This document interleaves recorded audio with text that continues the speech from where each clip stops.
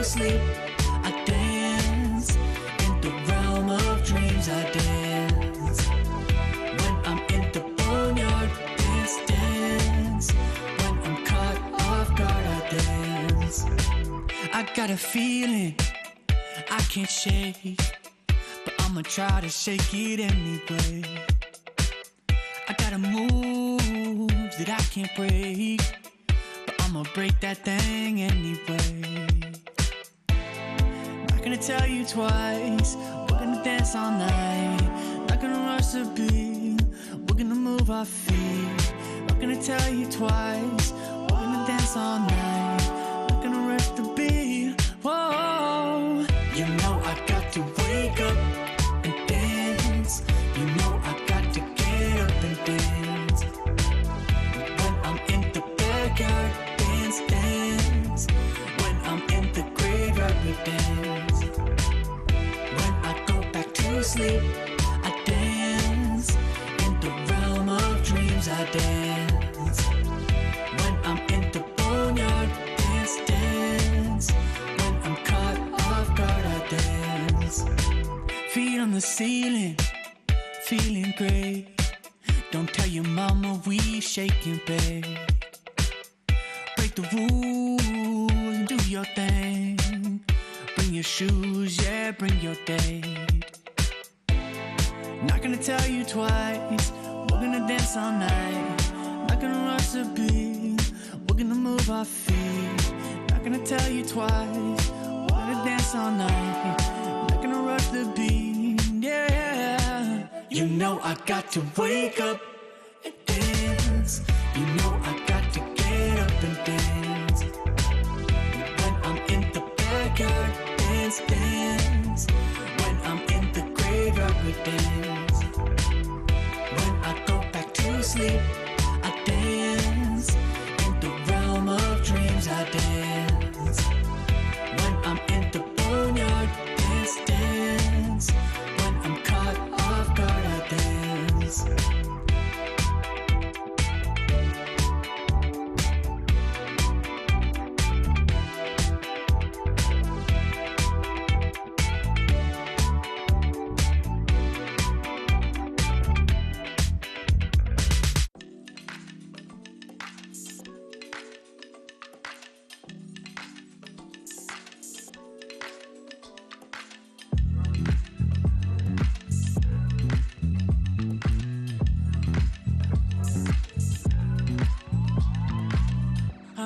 You're stressing right, you need some meditation. Don't let them ruin your vibe, no time for rumination. Let's leave it all behind, take a flight, aviation. Want you, girl, by my side, let me show my appreciation. I want you here with me, I miss your body, baby. No, I cannot believe that you're still single, lady. Wishing I could retreat.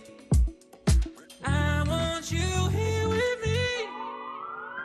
Be my lover, be my, be my, be my, be my trophy, be my, be my, be my, be my woman, be my lover, be my trophy, be my, be my, be my, the only one I want. Be my preliminary.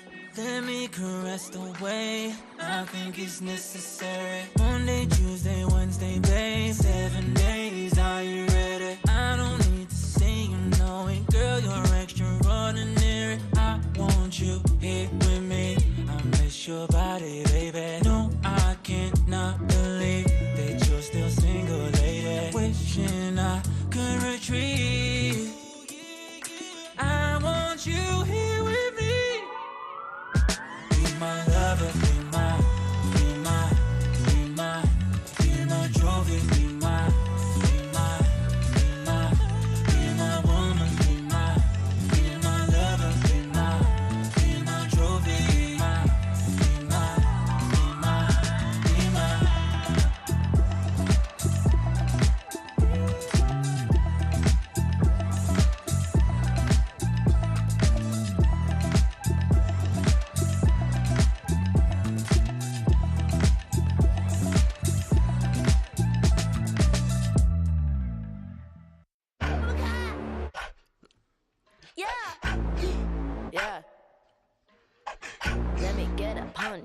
Let me get a punch. Let me just feel a punch. Let me get a punch. What a hook, don't sleep, oh yeah, yeah, oh. What a hook, don't sleep, oh yeah, yeah, oh. What a hook, don't sleep, oh yeah, yeah, oh. What a hook, don't sleep, don't punch me. Don't keep getting me pissed before I make you bleed. Pray for your rest in peace. It's the only peace that you need, even a punch. This is the purge. Everybody please your perk. Your perk, I'ma kick these people with my kitty pound.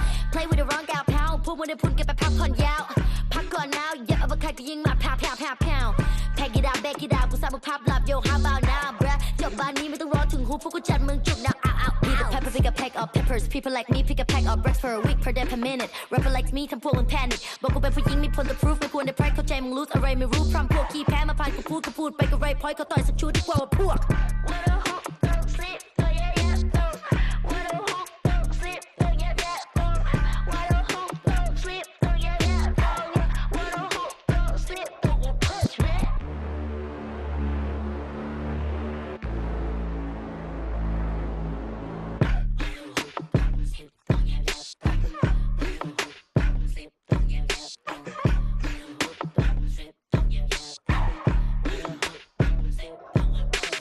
All problems are proved in one punch. All battles are beat in one punch. For you to sleep with this one punch. ไม่สะเทือนกูสักนิดกูขอสกิด one punch. ชีวิตที่กูโดนมามากกว่า one punch. วันนั้นที่กูเจอกูสักกับคนมา one punch. One day, one life, one dream, one punch. If you have one shot, better have one punch.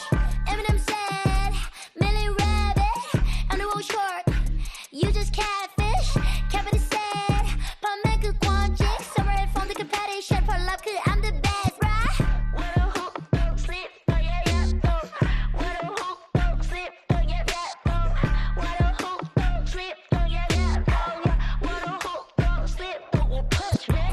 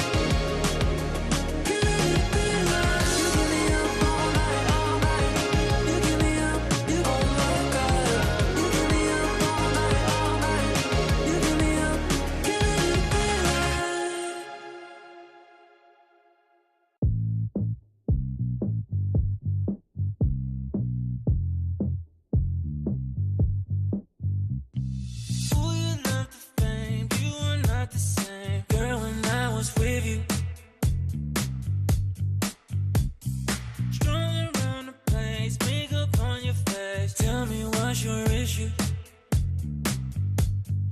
What did I do? What did I try to make you happy? Thought that I proved, thought that I you told me that you love me.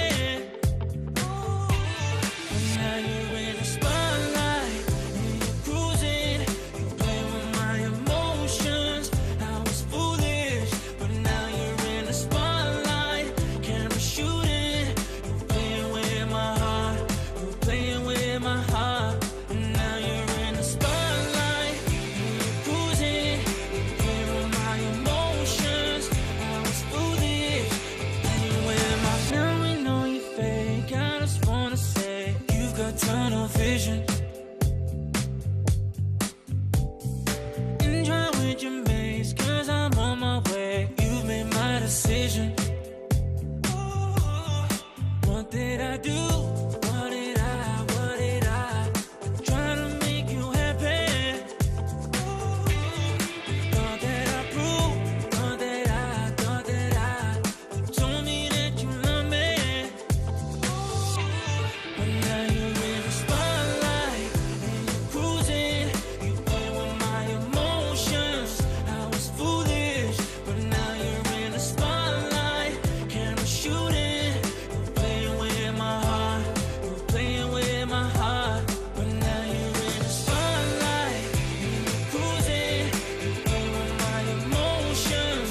I was foolish, but now you're in the spotlight, camera shooting, you're playing with my heart, you're playing with my heart.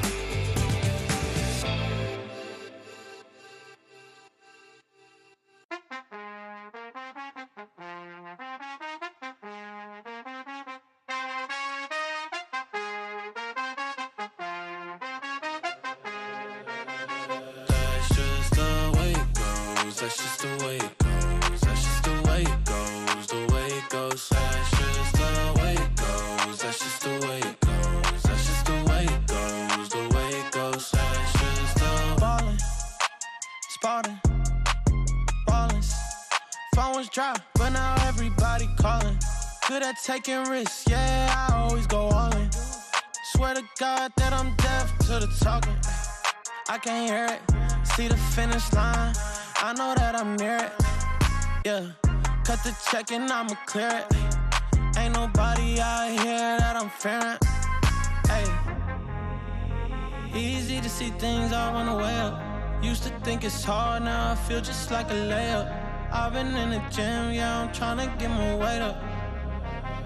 That's just the way it goes, that's just the way it goes. That's just the way it goes, the way it goes. That's just the way it goes, that's just the way it goes. That's just the way it goes, the way it goes. That's just the way it goes, that's just the way it goes. That's just the way it goes, the way it goes. That's just the way it goes, that's just the way it goes. That's just the way it goes, the way it goes. That's just the.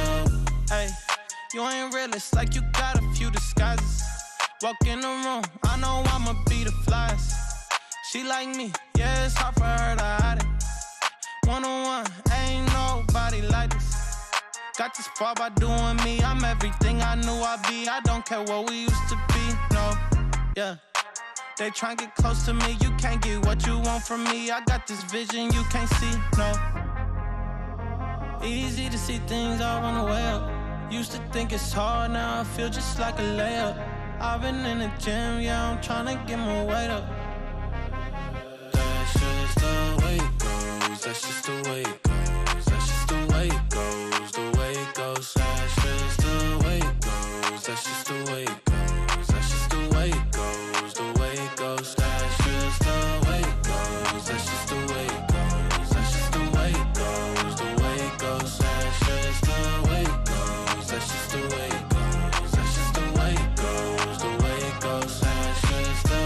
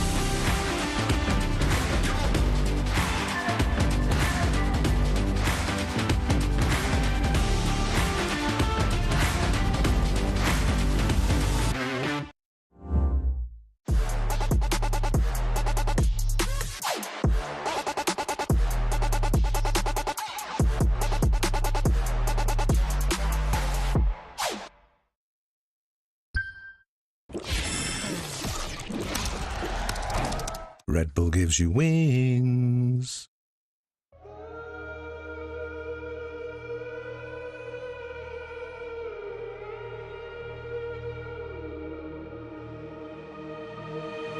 I'm out here in the cold night, running till I barely feel my feet. Wanna see it through my own eyes. There's no going back, and I'm not afraid anymore. Cause I know I'm gonna be the last one standing. Yeah, I'm not afraid anymore. Yeah, I don't wanna wait anymore. I'm ready to fall, I'm ready to rise up.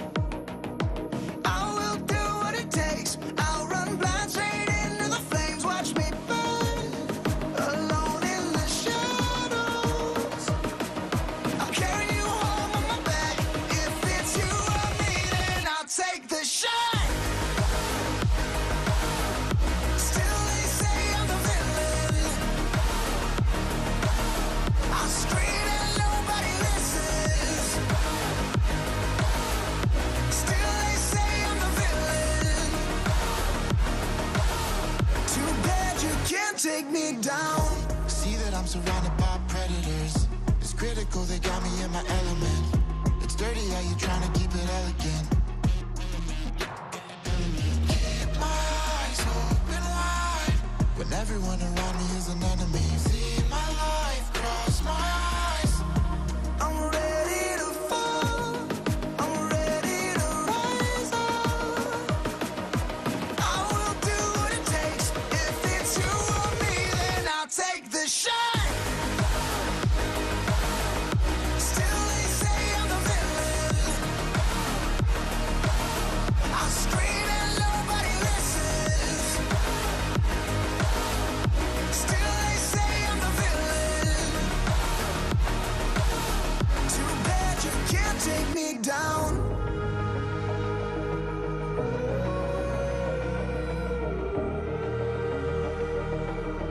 Too bad you can't take me down. You can't take me down. I'm ready to fall, I'm ready to rise up. I will do what it takes, I'll run blind straight into the flames. Watch me burn, alone in the shadows. I'll carry you home on my back. If it's you or me, then I'll take the shot. Still they say I'm the villain. I scream and nobody listens.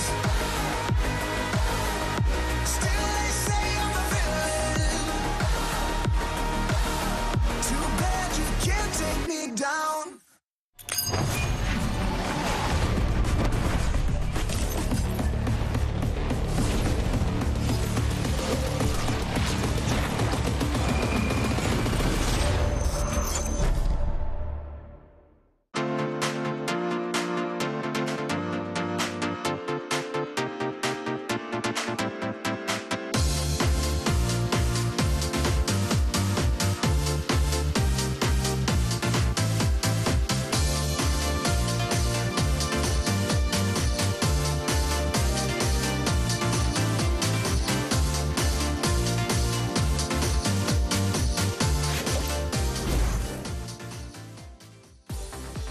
Hello everyone and welcome to the penultimate day of a regular season here at VCT EMEA, where the fight for the final spot at playoffs is on. I am your host Yingsu and I'm here in the Riot Games studio in Berlin, Germany, joined by Billy. How are you doing, Billy? I'm doing good, thank you. It's nice to be here. Of course, another sunny day in Berlin. It's almost too hot. It's most definitely too hot. And things might even get hotter because as we take a look at the standings, there is only one spot left. But there's a couple of ways that we could get there. So somehow mates could take Vitality down with them if they want to. And you spoke about things being poetic yesterday. Yeah. This is also quite poetic. It is quite poetic. And I think as well, like when we look at how yesterday went, you know, MKOI had to finish their year by being knocked out by Navi, which of course means that KC have made it through to playoffs. So we still have a French team on the road to champs, which is nice to see. But it's like you say, the Vitality mates race. It could be a chance that mates end up bringing Vitality down done with them, and KC is the only French organisation that we have on that road to champs. Would you rather having 2 French teams or 2 Turkish teams? Because that's what it kind of comes down to. That's a good question. I think, like, judging by the amount of talented Turkish players that we've had throughout the years, we probably have to go Turkish team. Well, we're going to Paris. But we're going to Paris. But KC, I believe. We'll talk about that tomorrow. But as you guys can see on the schedule here, the GX versus Heretics game will be the one that decides who's going to be seed 1. And then the one after is where things get a little bit mathy. Permutations are going to come in. We will explain everything to you. Do not worry. However, if you're having a nice day, we're about to make it better or worse, depending on how much you love British coaches. Minnie, take it away. Today, I am honored to be joined by my 2 favorite British coaches of all time, Nilzinho and Weber from Team Heretics. With their massive brains, we're going to be dissecting the absolute most important aspect of coaching, coach cam reactions. Welcome, guys. The question I had just before we start the game, is there a player that makes you mold the most? Domi. Miniboo. Yeah, Miniboo. No hesitation. Nah, they all have their moments, but Miniboo's like for sure up there, man.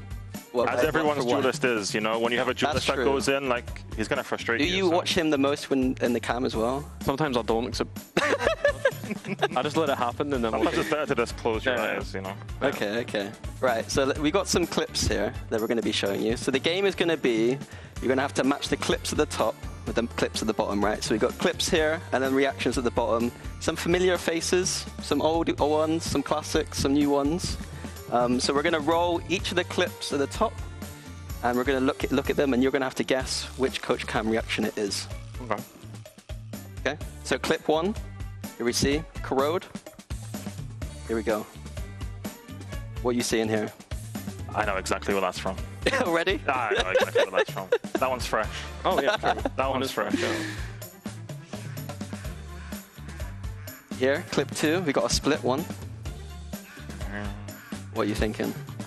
Have a look at the comp, actually, to be honest with you. Sky? Dude, that's got to be... some stinger kills. This is a while back, though. That's got to be when you played, no? Me? Yeah. Oh, chance. Yeah. Against when Giants. Weber played? Yeah, against Giants, no? Oh, this is me. Oh, okay, this is Weber. This is Weber. This is me. Yeah, Everyone knows the kill. Okay, yeah, this is Weber, for sure. Then yeah, that's someone's like, don't jump into the Molotov. You can tell by that aim. Yeah, don't jump into the Molotov. Don't jump. Oh, what is it called? The Summit 1G?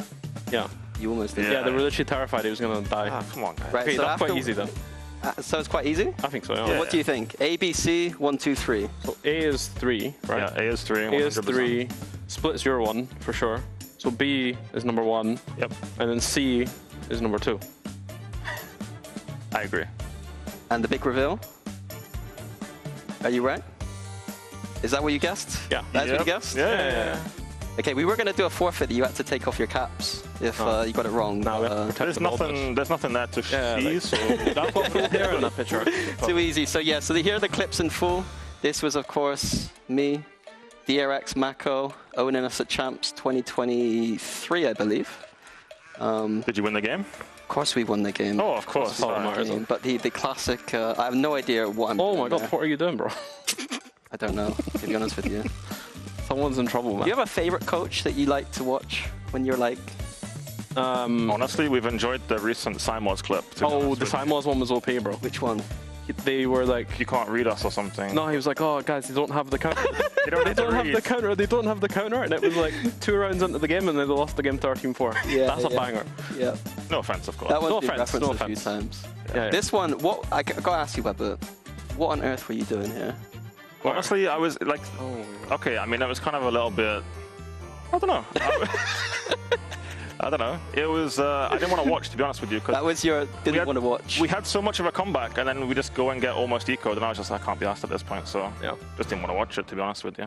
I quite like watching you guys, because like I know you quite well, so it's kind of fun to watch your friends and a little bit back sometimes. Yeah.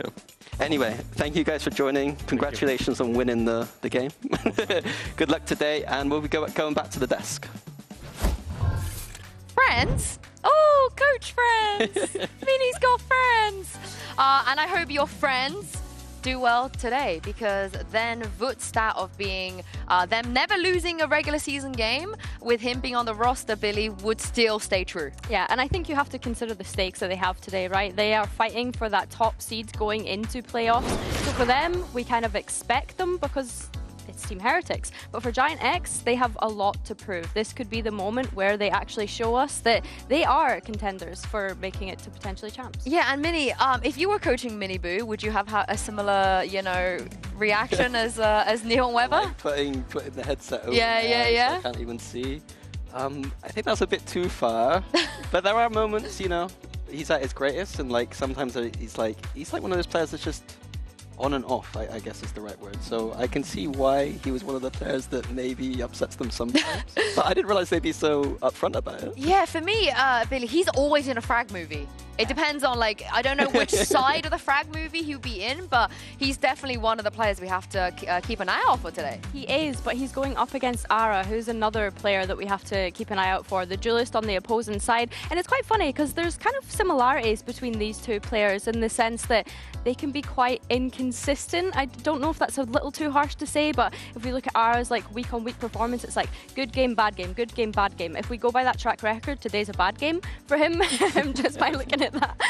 But Mini Boo as well, like, has been inconsistent throughout his career. So I think for these two, if they don't step up, they rely on the rest of their team to be able to step up. Yeah, and I think specifically for Giant X, Ara is a bigger win condition, in my opinion. I think Mini Boo has more, like Rians and Wu have been too good this stage, that even if Mini Boo's a little bit quiet today, like they can still pick up.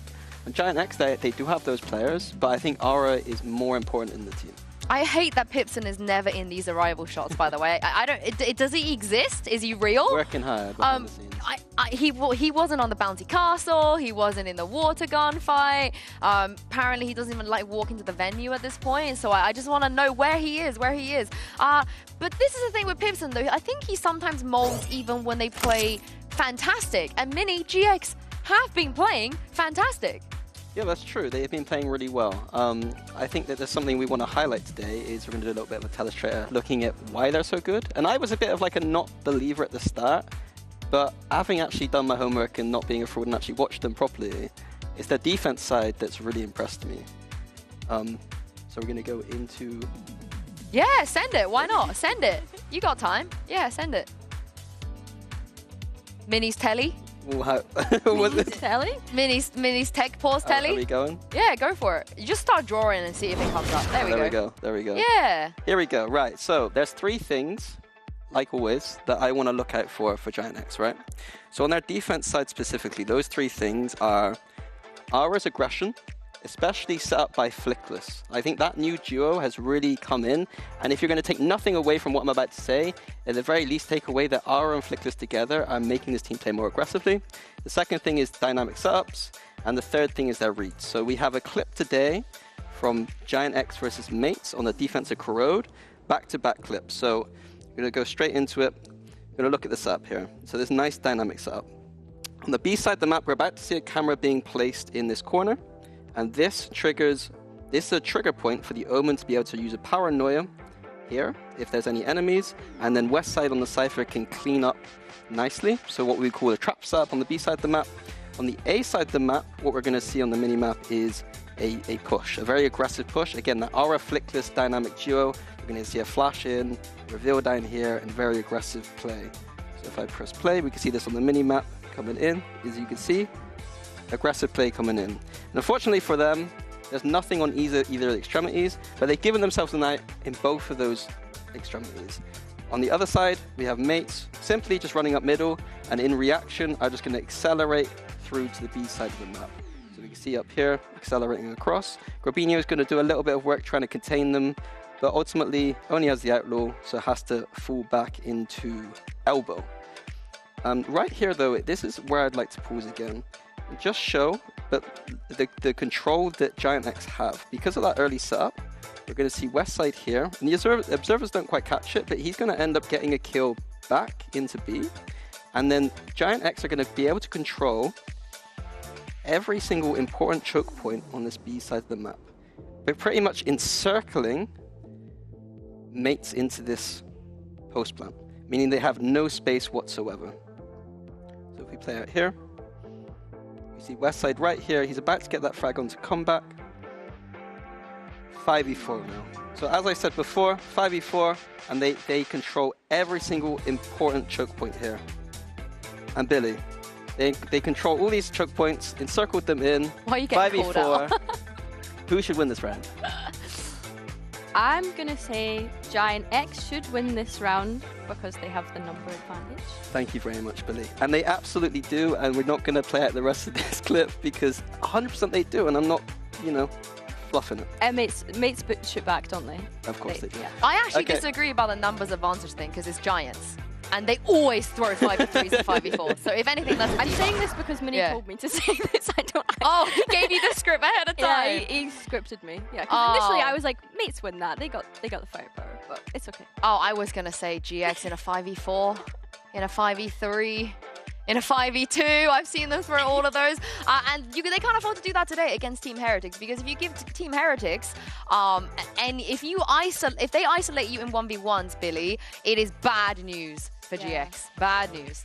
However, they do have Grabinho, who has been absolutely popping off recently, and he has been the one that's in a lot of these clutch situations recently. And do you know what? I've been really impressed. Like, I don't know if it's because on MCOY, like, I didn't really see too much from him. Like, he was trying to do his job, but he wasn't always being able to facilitate what he needed to do. But since joining this Giant X side, I've been really impressed. I feel like he's finally gotten back to that form that we saw from him back in 2024, and he's really just, helped elevate this Giant X roster. Yeah, I think he's also putting a good thing out there. We were talking about this quite a lot, about the difference controller players, like the flex controller player who's like new to the role, and someone like Robinho who literally knows the role really well. He's very comfortable in it, and I think he's one of the players that's kind of making us realize that maybe you need to be a more solid Omen main.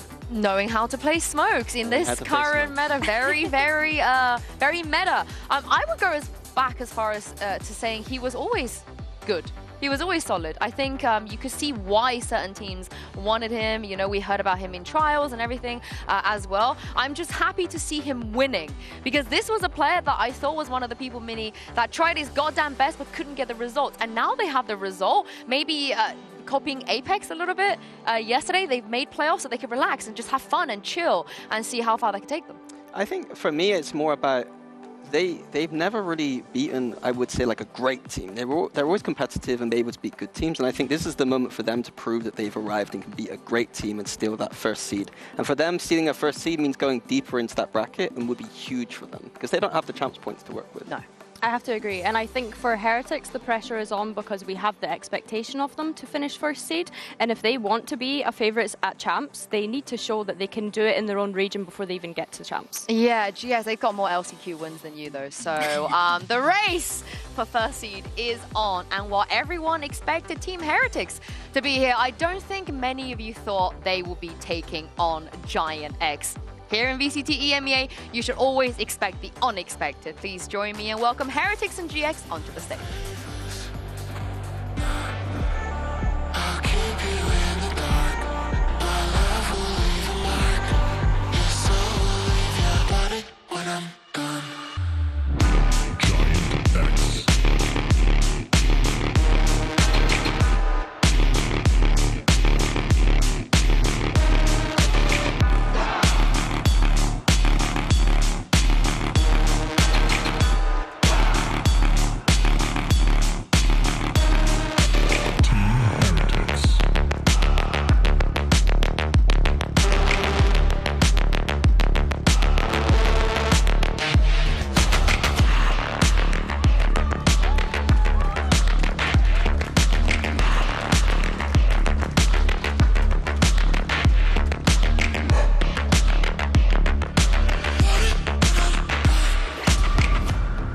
Expectations could be flipped on its head today if Giant X, of all teams, are the ones to make it to playoffs as Seed 1. But it is Team Heretics in the end of the day that they have to go up against. And we speak about map pool and comfortability and so on and so forth. And you gotta say, Heretics right now have a very nice Billy map pool. Yeah, they do. I mean, they've looked great all season, I would say. And for Giant X, I think it's kind of a case of pick your poison. So they have decided to select into Ascent, which, like I say, if you're going up against Team Heretics, they have only lost 2 maps this stage. So I think Ascent, it's not a bad pick for Giant X, but looking at the rest of the veto, if you're Team Heretics, you're over the moon with what you've been given. Yeah, I think historically this year, I know the Ascent recently was a bit of a fumble for them, but historically Heretics are very good at Ascent, and then Haven is the map where they just win every single game. Yeah, but I feel like historically doesn't apply to them that much because they perma-banned Ascent for like a whole year last year. But I guess recent. All I'm saying is, if you're talking about this year, Ascent, Haven, and Sunset is the kind of pool you're like thinking these are 3 of their best maps. Yeah, and but that's without bringing the other maps into conversation as well. So you got to be pretty happy if you're Mini's friends, Neil and Webber on the other side, that you were gifted Haven and Sunset. This for me is all like confidence from Giant X, saying that we are going to beat you on your maps and we're going to pick our comfort, which is a bold decision from an underdog. Yeah, and for me, GX, they can be quite catfish sometimes. Even in the recent times they played against Heretics, Billy, they get the one map. They get one map and you're like, oh my god, it's happening, and it just doesn't happen. Honestly, I've been really pleasantly surprised by GX's performance this stage. I think the turnaround from Stage 1 and Stage 2 has been amazing. I think as well, we already highlighted Ara and Flickless. They have been 2 of the great players to come across into Giant X. But looking ahead at Ascent, this is where I'm kind of like thinking, how do both teams look on the attack? Because both teams struggled on that attack each time that they played Gentlemates. For Giant X though, that was only a week ago. So I need to see how have they been able to turn that around with such a short space of time in being able to do so. For them to be able to select it though, it makes me think that they've been preparing that coming into this week. I mean, Cloud versus Boo is such a crazy matchup as well, because if, Millie, I told you in 2022 that Boo was going to win far more than Cloud can ever dream of, I don't think he would believe me in that aspect. But right now, I think for me, Cloud, probably the best EMEA player to haven't won anything, and this could be his best chance. Yeah. Right. Yeah. Surely, eventually, he's got to win a trophy. And this team has what it takes, question mark? I think they can. I wasn't a believer at the start, and as I said, like looking into their VODs, their defense side's really, really strong. There is a definite cohesion and team play there. They did drop a game against Foot, which is obviously not the kind of team that if you're gonna go for a trophy, that you want to drop in the stage. But yeah, I'm hot on Giant X. Yeah, but that's the only game they dropped. Yeah. Like they looked flawless, and Foot had to have a bounce back, so it was no wonder that it was going to be a bit more of a difficult game. But going into this, I don't think that we're going to see any composition changes whatsoever, just obviously waiting on Gravino, locking in that Omen. But yeah, no changes here for Heretics at least. I really want to see some Na'Vi-esque things come out of GX, because, you know, we saw some beautiful Ascent play from them yesterday, and the GX have the wheelhouse to replicate that. Yeah, Giant X, Pipson's always been a coach that's liked Ascent, I feel like, and him and Cloud worked together for a long time. Cloud, Sova, Ascent is a kind of classic staple at this point. Standard comp versus the double duelist. It's going to be interesting to see how that matches up. Yeah, I think the double duelist has been really strong for Heretics. I know that they kind of previewed a little bit of it when they were at Masters Toronto, and they've continued that on into this stage, and I've really enjoyed watching it. I think for me, Voot has always been a highlight on Ascent, especially now that he's on this jet, and I think Rien's as well. That Sova head-to-head is going to be nice to watch. And I want you guys to look out for Voot's off. I know that sounds very strange, words coming out of my mouth, but when he's on the jet, he whips it out sometimes and it's strong. Yeah, and the only thing is Heretics the only team that statistically beat Giant X on defense. So starting on an Ascent defense is pretty big for them here. It will be indeed. And I was going to say something so inappropriate, but never mind. Let's just jump into game and bring out Mitchman and Zombies. Well, now I'm curious, but I'm also curious to see how this is going to end up. The group top seed is what we're looking for here today. Heretics versus GX. Tom, we start out this season, you tell me GX are going to be vying for top seed in the last week. I'd call you crazy. Yeah, it's always been a squad that, like, even going back to sort of beginning of franchise, they had very good players, but never really managed to do much with them. But it seems like the new additions have sort of brought new life. Even some players we've seen in other teams in the league, like Rubinho, seems to be hitting new heights as well. So a team I'm definitely excited for. I do agree with the desk that I think if you're Heretics and somebody offers you a map pool of Ascent, Haven, and Sunset, you're not going to question that. You're not going to try and change anything about that. But I also respect the fact that that gives GX as much data as possible to try and pick their opponents apart. And when you have someone like Pipson known for that sort of analysis of opponents, I think it could be a good sign for them. Well, let's see how Heretics fare here today. They come in as favorites. They haven't taken a loss recently in memory at all, really, when it comes to these group stage games. They are untouchable for the most part. GX look to course correct that. Teach them what it is to lose these early games, find top seed. The pistol round underway. Lots of Sheriffs in play, and already one drawing blood. Nade in, and that is going to stop them capitalizing on the back of the paranoia. Incredibly late flank coming, though. I think they may have just had a rough idea. You can see it being watched by Boo, but doing something about it might be a little bit tougher. Westside needs to get in there, though, because already Benji has dealt another blow to Grabinho. That time ticking, but Westside has an opportunity, and he will find both! A flying start and a Red Bull clutch for Westside. Well, you said it, Tom. Seeing him come up that late on short, it's always dangerous. But once Benji rips the side open like that so quickly, it feels like he's missed his window, he's missed his timing, and he's now locked out of the round with it inevitably falling into Heretic's hands. You see the pistol win rates on the screen. We did going into it as well, and it was not looking good. Heretics were on 50%, GX below 38, but now, well, that statistic gets a little bit better. And Westside with a 4-0 start. He has got some wind in his sails early on here on Ascent. A map that certainly, listening to the conversation on the desk, and I think we very much agree with it, having Haven and Sunset coming up next, GX will need to secure this map. Yeah, I think you even look at it and go like, what? They have to secure this because Haven seems unstoppable. Yeah. It's only been Gen G in the last 12 results that have managed to beat them. Also an excellent Haven team, but even Ascent, I think last few months is 6-1 for the side of Heretics. So they are playing into their opponent's strengths, but I think also just feeling their own. And I would much rather see a team do that. Like, go for your own strengths rather than trying to pinpoint a big team's weaknesses, because I think you're a lot less likely to win that way. Westside's still flying, and I think as well, like, you started to really see the best of some of these players. Westside coming into the league, obviously, in the last stage, and not looking... Like, he looked decent in flashes, but there wasn't any consistency. And that's kind of what we're looking for, especially heading towards the playoffs. How consistent can some of these players be? Definitely was a flashy start for Westside. 4-0, and looking at a 2-0 scoreline for GX.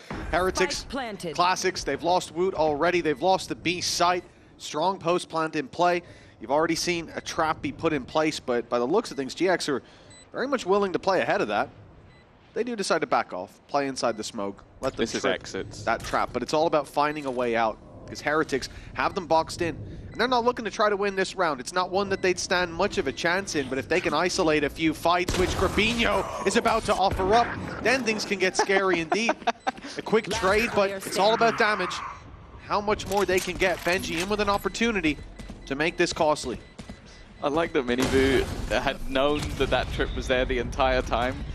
Gets the kill, goes, I need that gun, and just runs straight into the trip and immediately dies. It's a little bit funny, but in the end, it's going to be the result we expected. 2-0, gun picked back up next. A man that we really are still sort of coming to know a lot more in the league is Flickless, and Mitch, I'm sure there's one fun fact on there that I think really resonates with you as a listen, person. I probably am not the biggest fan of nature in most people's mind, but if trees could grow chicken nuggets, Flickless, I'd be right there with you. We'd be strolling in the park every damn weekend. But it's also worth mentioning the bottom thing there was that he used to play against Benji Fishing down to Tier 2. And now, well, he's looking to face off against him. He's been waiting for this moment, for this opportunity. I even saw a video they put out earlier where he said, I'm coming for you, Benji. I'll be here for you, just like I was before. Let's see how that battle plays out. Flickless is in the ground. Rienz with a nasty double, and that's 3 in the round for him. Yeah, he got the first one just fighting Westside in main in the first couple of seconds of the round. Blink and you miss it, and oh, this round is already looking over. And that's one of the things that I find is really difficult for teams to deal with when it comes to this composition. If I was going to pick where each player over on this Heretics roster was comfortable, I'm picking the agents they're on. I think Woot's Jet has been sublime. Sure, I think you could throw an ISO in there. Rian's on the Sova is a no-brainer. Miniboo on that Yoru as well. Like, it's just a very comfortable map, so you're going to see players like Rian's just popping off. Well, it's almost flawless up until Cloud turns up. Yeah, the man looking for a trophy. He's managing to find himself a good bit of damage. And I was already going to say, like, the damage can be the question in a round like this, as long as you can do a dent, but it didn't look like there was going to be anything in terms of positives for GX to fall back on. But Cloud's giving them a spark. 14 seconds now. I don't know how much you know about the rotation, but he's not quite going to make it to the A site, nor is he going to try. He is just saving this weapon into the next. He's taken a few weapons out of Team Heretic's hands, and carrying this forward gives him that little boost of credits. Worthwhile, and well played by him, considering he should have been dead to rights at Twitch. 2-1. Of course, like, if you're going off the majority of data going into this matchup, you'd expect this to be quite defensive-sided. Obviously, a 3-9 versus mates to start on the attack, and then a big comeback to take it to OT. Yeah, okay, nice. And then on the other side, up until their last match, I was going to be talking about the fact that it's very similar for the side of Heretics. 8 to 10 rounds in their last couple of matches, and then they got a 9-1 attack. After being quite far down. So, yeah, they kind of break the mold when they fancy it to the Heretics team. Yeah, that attack side still, I'm sure, keeps many others as well as myself awake at night, thinking about how you can replicate that. And, well, maybe they'll show us here today. 2-1. A good start from GX.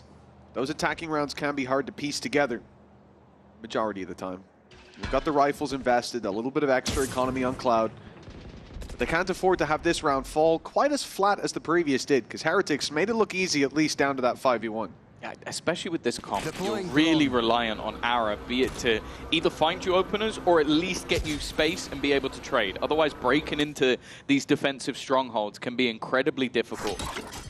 You can already see some of the aggressive positioning building up towards that A side of the map as they again look to pressure, but their own flash has kind of dealt them a bit more of a problem as they're not going to be able to get as much info as they'd like. I think that TP was supposed to go a little bit further. It's being caught on the wall.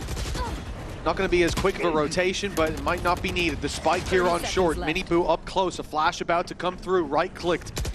Gonna have to react quickly, but he does! It's 2 for Miniboo! It's the spike drop, all the info, and 20 seconds left. GX, even as they recover this, they will need Ara to run through this B site, and there's still 2 players waiting. They're hastening, they're looking to push into this site. They get past the first piece of utility, they get past Rien's, they might even get past Benji, but he stops them in their tracks. Grabinho left with no other choice but to save the weapon.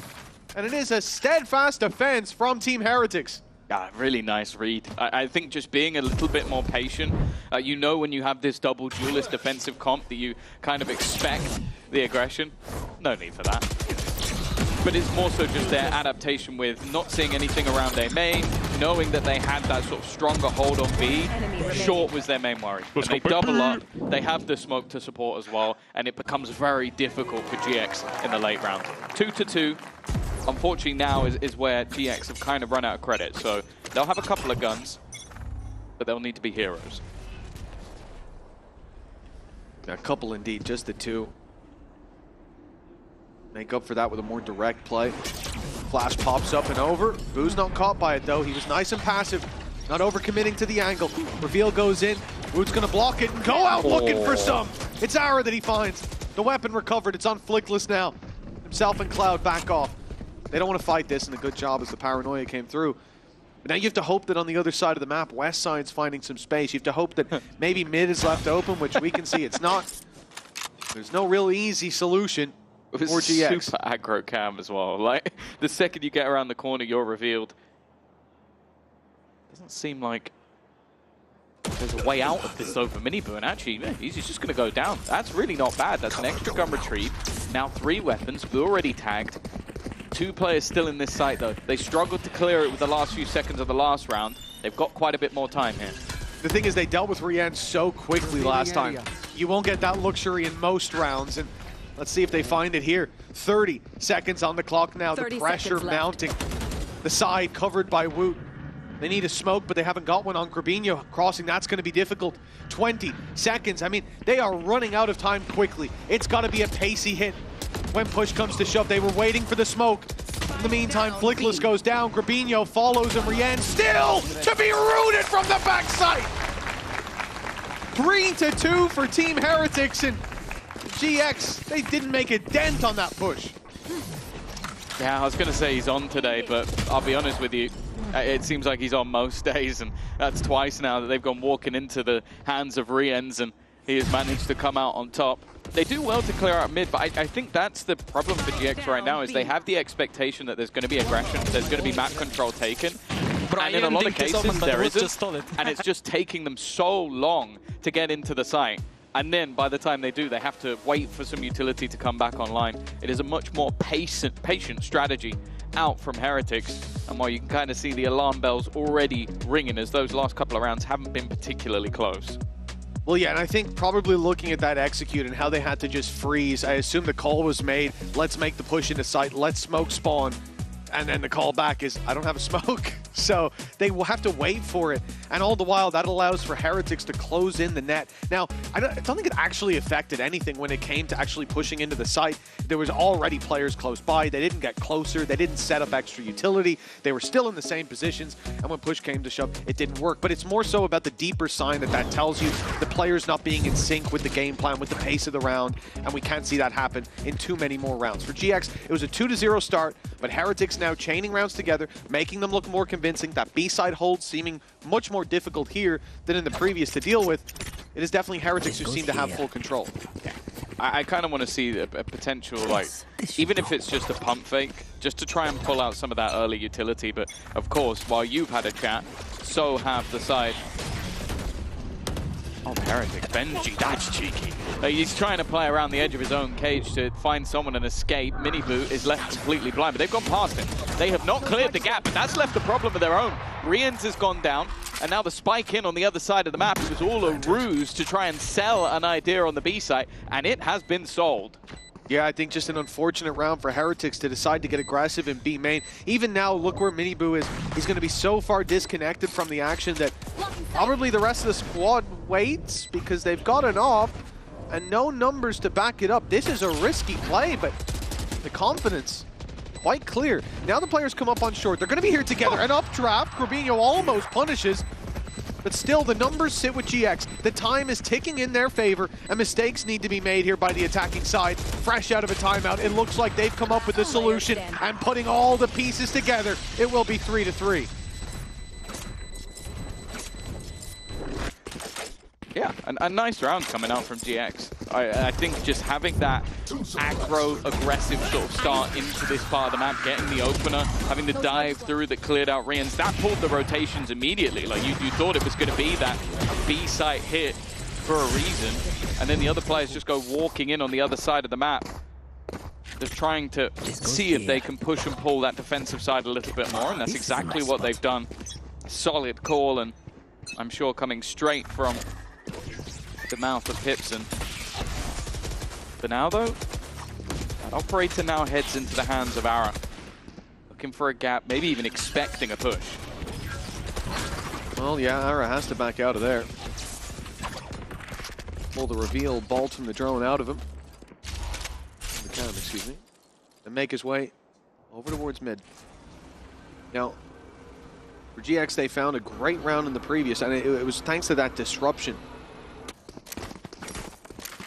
Getting into the B side, selling the fake, having the numbers, and having Heretics out of whack. Seeing that happen does strike me as something that will also be rare, just like Rien's going down when you push his site.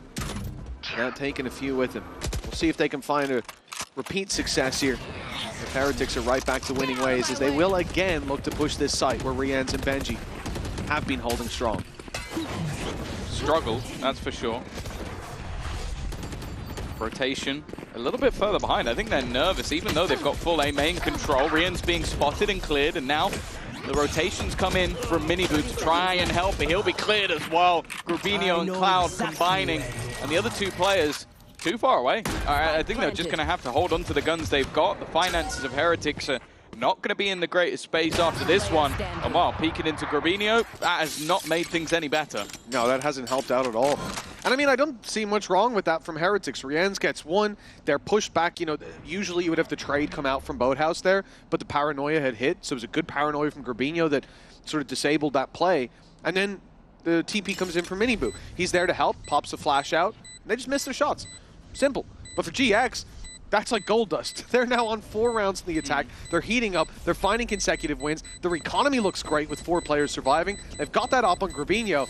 This couldn't be going any better for them. What I will say, though, is I do think that the fake in the last round from GX was a little bit in the back of the Heretics' mind, because you see where Miniboo ends up and where he is at the end. That's where Rians is already dead.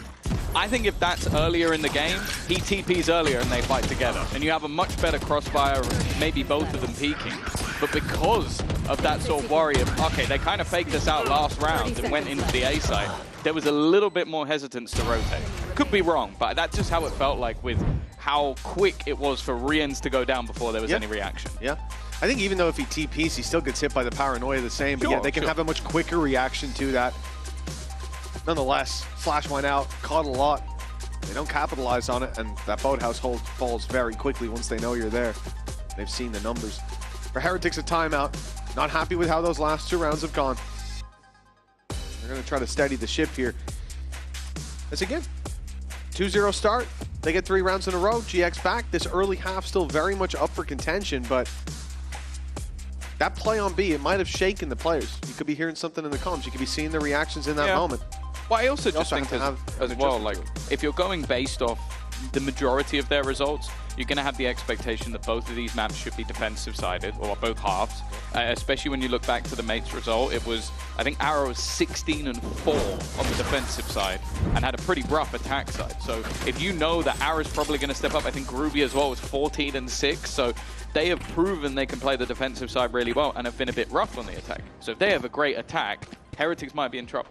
Oh man, Niels Dino and Pipson, only 2 head coaches to have remained with the same team since the start of the partnership era back in 2023. Really feels like we made that one just to rub it in Mini's face. Yeah. But, yeah, you know what? I approve this message. 4-3. 1 round gap, but it's GX in the lead. Team that comes in, not as favorites, but to be honest, in this group, I didn't favor them to make it to playoffs. Now they're fighting for top seed. They've surprised a lot of people out there. Defeating Heretics would do just the same. It would lock them in #1. It definitely looked like it was going to be an incredibly competitive group, but other than their singular defeat, they managed to look very comfortable indeed. Benji will start things off. Of course, a few weaknesses in this round, but they are being padded by the Bladestorm. A little bit more of a stack up in pressure to mid, but this leaves an opening on A. Only 1 man here in the form of Boo. It does seem like this will be an attempted retake, and while Westside left behind, it's the spams that have definitely helped out a little bit, but Cloud is still standing, and it may opt to fall back to a passive position for that Hunter's Fury. I mean, Cloud's got to be fuming. The fact is that wasn't aimed for him. It was aimed for Flickless, but he ends up getting caught in the crossfire. TP through. It's gone super deep, and they're not watching it. At least not for now. Information coming through, but that's on Team Heretics' side. Taking it from the corpse of Arrow. Now that's an easy pickup. It is going to be Cloud taken out by that flank we were talking about as the dash comes out from Miniboo. He just goes jumping through a nade. Sure, he gets dealt with in the end, but it's all about finding the space and capitalizing on it. And that's exactly what Heretics do. 4-4 locked in. Yeah, the unfortunate truth is Cloud was doing exactly what I mentioned. He was going into the spawn because, what, it was like 8 HP, has a Hunter's Fury, he can still have impact from afar. But with that sort of passive position, the second he ends up in this fight, even though it's not really a fight, it's an execution, it all becomes too easy for Heretics from then onwards. A good response, a good recovery. You got me a free kill, baby, with the drone tag, you sexy. Nobody knows possibly what he could have said there. Yeah, just cut out a little bit too early for me to know what he was going for. We'll never know. 4-4. Team Heretics back in the saddle. It's a defuse round. It's a solid retake. It's Miniboo now in the back of their heads with that deep TP that came through on B. He's been tagged. But Arrow wants to get fastly into this side. Already dashed up and in. But he only gets 1. Now Benji Fishy's on the scene, and he's holding strong for a double. He's put them back to square footing. They've used the Hunter's Fury already on the attack to get them in. Caused a nice distraction, but does mean it's unavailable. And you could already see Cloud is now watching for that flank. Maybe nervous, and his teammates in the meantime are having to fight Flickless. Doesn't quite manage to clear out Rians, and that will be to his demise. Now all that remains is Cloud, and they know exactly where he's fighting from. The defusal already begun, and the firing squad stepping up just to wait for him, and by the time that ping even comes through, it will be defused. A nice attempt in the end, taking down a couple, but there just wasn't enough time for that fight. Yeah, maybe there would have been if Rienz was down. That's got to be a frustrating fight for Flickless, who really had him dead to rights. No. It's awkward. I mean, it's a tough angle. You've got a pixel. Yeah. You're shooting at a shoulder. Then he comes back out and fights right back. Fires a few bullets at the other side. Right? It's like, I could, like, even though it is just a little bit of luck along with the spam, it's like, if you get that kill, you know you're not dead, and that's going to be in your head. You have a 1v1, and then later, even if everything else goes the way it did, that's 2 players with the defuse, not 3. Yeah. 1 less player, 1 extra second, and that could save the round. But Heretics walk out of there with the lead. 1 round to the good, climbing their way back up, and like we said, defense, we expect to see a solid performance, and now we're very much getting that. Once upon a time, you couldn't stand there getting revealed. The good old days.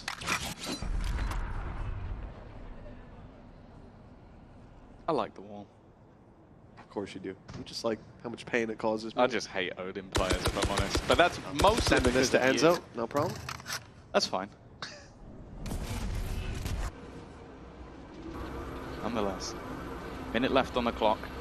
I feel like these slower rounds have ended up biting GX.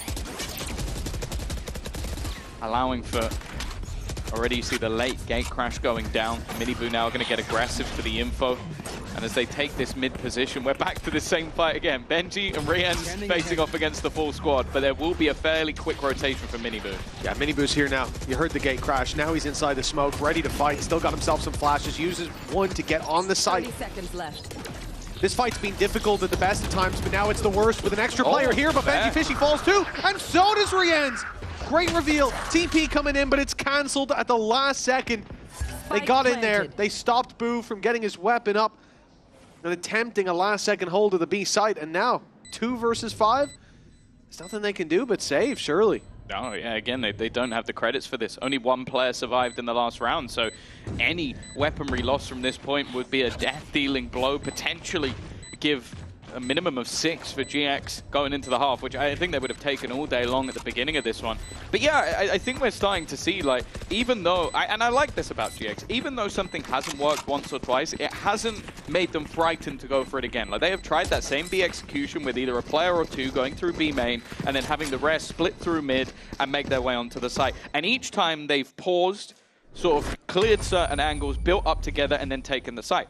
First couple of times, it didn't work. They got wrecked by Benji or they got wrecked by Rienz. This time, they are patient and it pays off massively. And as you said, a solid reveal, a solid flash, which sort of forced some of the fights a little bit earlier than they would have liked. Well, it did. It forced Miniboo to run into a smoke where someone's already waiting. Either that or stand on the other side and get shot through it.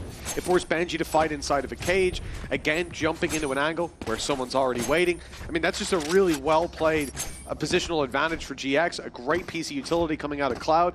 Well-timed, and that gets them 5-5. 2 more rounds to fight for. The Team Heretics, they can't really afford to break the bank here. Credits are going to be saved over on most players. Those rifles saved, but the rest, Sheriffs and a Stinger, there are weaknesses here. And a real chance for GX to at least guarantee neck and neck at the half. And yeah, we saw that attack side from Heretics. It looked unbelievable. Yeah. But for the most part, we expect Heretics to be leaving this half with the lead. Yeah, for sure. I will say, it feel it more with Heretics than maybe any other team. Somehow you just feel like they can win these rounds. All right, Rienz with a Sheriff, 1 away from ult. Woot and Miniboo granted the rifles. It's never going to be an easy take, but I like what we're seeing. They're grouping up together to try and take this one as a squad, but they're already 2 kills coming through. Benji has managed to even retrieve a rifle, and this is exactly what I'm talking about. I don't know how it happens, but it always seems to happen. One of the cleanest rounds we've seen from Heretics so far. There you go, Mitch. Explain that one. It's all about the beat hold, Tom. You know, we've said it's been difficult to break through. You have a dash go in, and Benji stood up close, Sheriff in hand, not blinded. Well, the jet is. That's a freebie. Where's the rest of the kills, I'm not sure what happened. We got this reveal as well. That's going to give a lot of opportunities, and yeah, Woot was able to capitalize on it. And this is what we saw from the perspective of Ara, and as we can see, he couldn't see a damn thing. And a flash out from Miniboo, the fact that it's 2 there, so unlucky. Player caught mid TP, 6-5. That's a disaster of a round for GX, and it might scare them away from the B push in this final round. I would say an unexpected victory, but it wasn't. Yeah, most people would say an unexpected victory. You don't have that luxury. No. Sometimes I dream of the caster curse.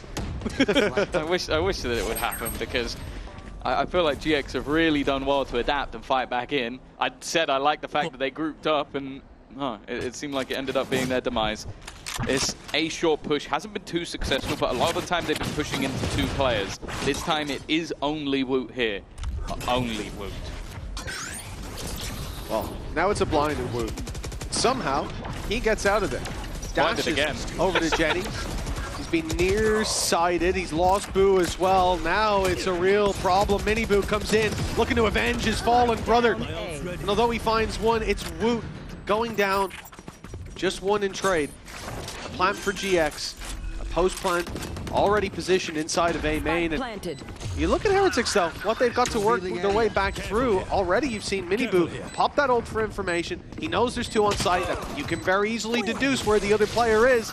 Well, you can now. Might have even seen it. And they certainly will with this reveal. This should be huge. GX caught in the open. At least Grabinho is. He's behind the Jenny, being pushed from all sides, but both players incredibly low. One spray could end this, and it's Mini Boo's to do the dirty work.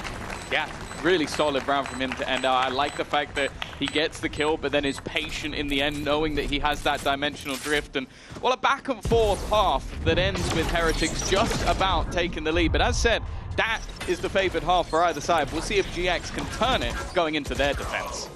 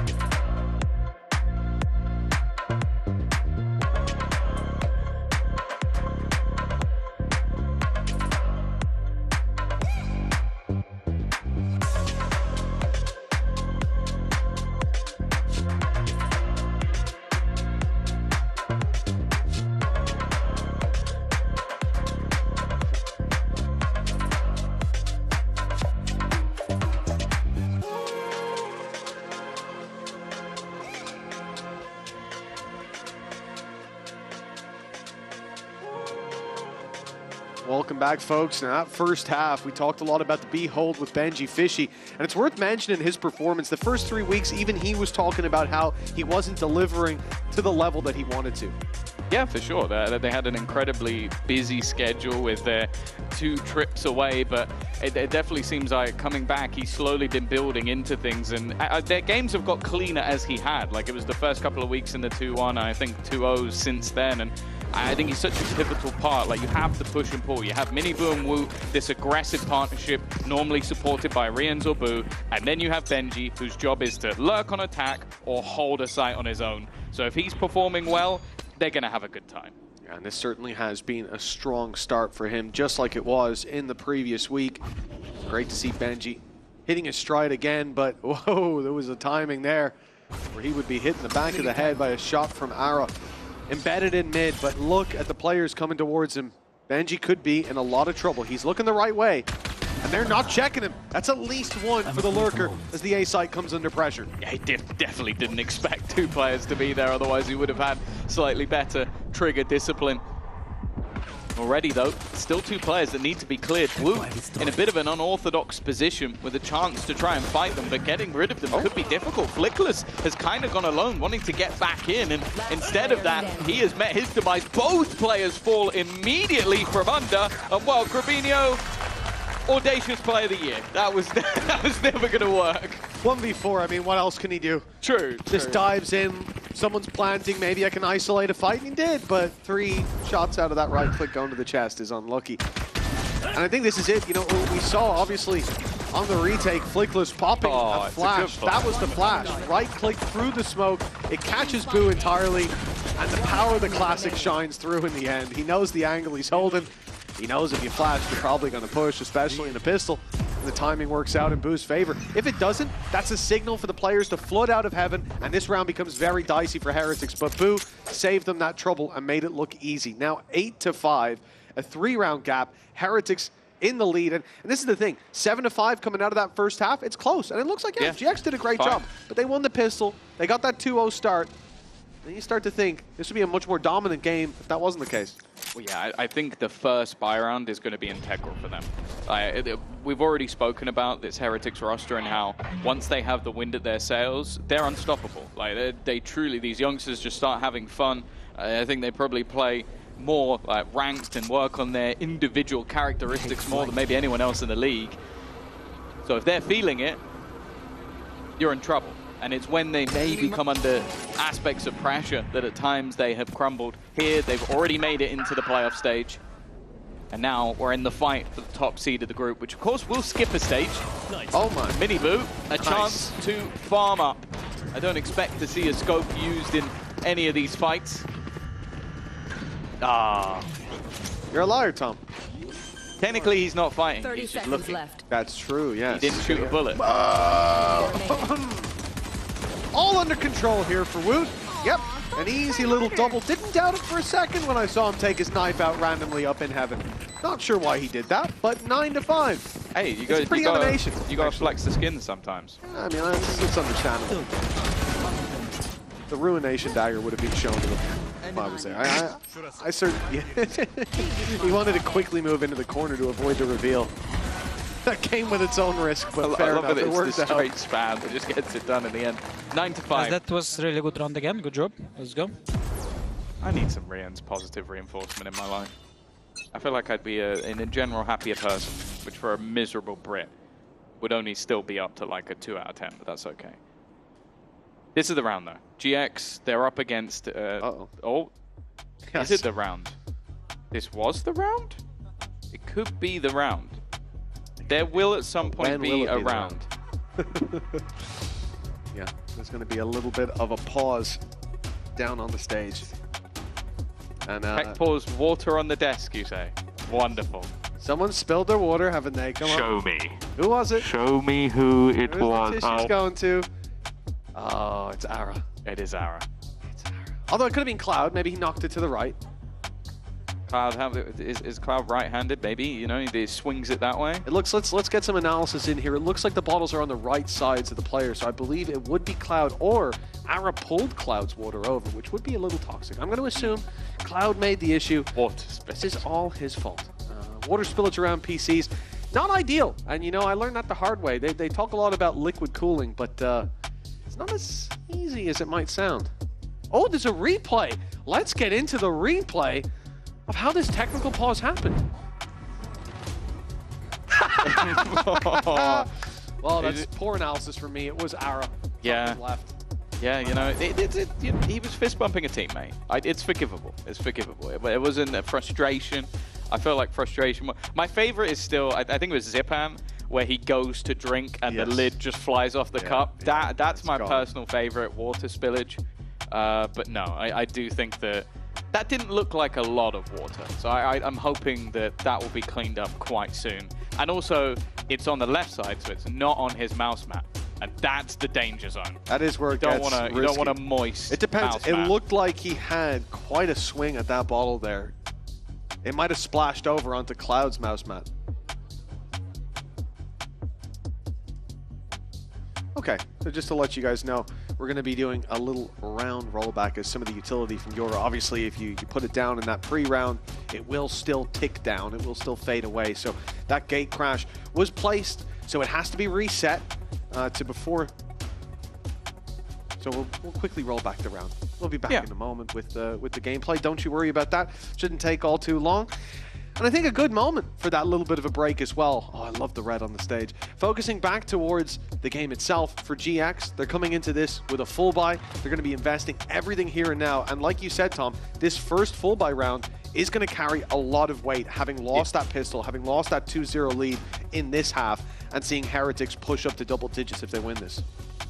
Yeah, I think it's like a scenario where they really do need to pull this out, because otherwise you are just going to be giving all of that momentum over. You're going to put Heretics in a great position, and you have to bear in mind the next map is Haven, which realistically I think that they're not going to win Haven. Like, they had an impressive showing versus Mates, but to me that doesn't mean too much.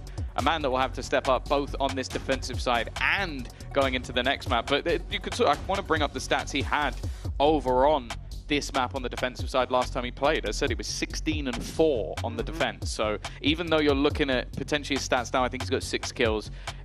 There's a big chance for a turnaround for Ara if he can get rolling. But if they never really get the economy going or they get shut down early, it might be a very different story. And I actually have another stat Captain Cows forwarded to me. They've run the numbers in the background. Numbers of bottles of water spilled, 1 as well. So we can add that up. We'll have that on the next stat card for Ara. He is leading the league so far in that, which is an impressive feat. Is that true? Or is at least tied.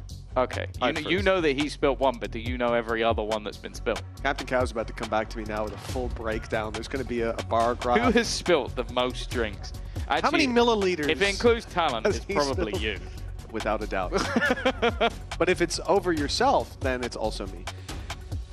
But the good news is we'll be getting back into the game shortly. And seeing GX, I do know that, Tom. I don't speak unless I'm 100% certain of what I'm saying.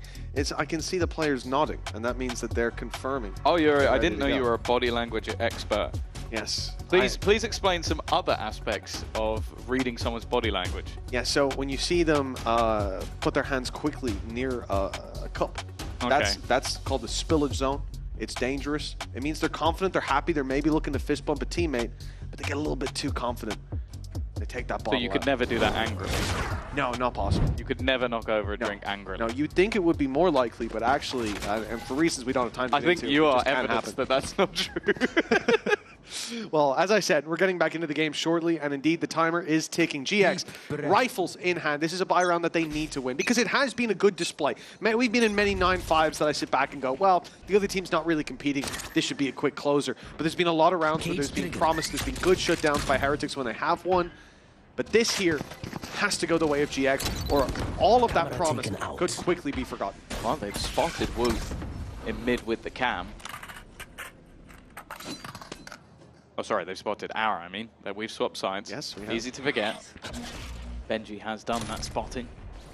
But it's very patient stuff. Of course, when you have some weaker weaponry, you're going to want to try and work the picks as much as possible. Have those potential upgrades if somebody makes a mistake or gets aggressive. But GX, for that reason, are not doing that. They're playing very passively. No control of A main, B main. They've given all of that up and are going to try and wait for whatever execute is dealt.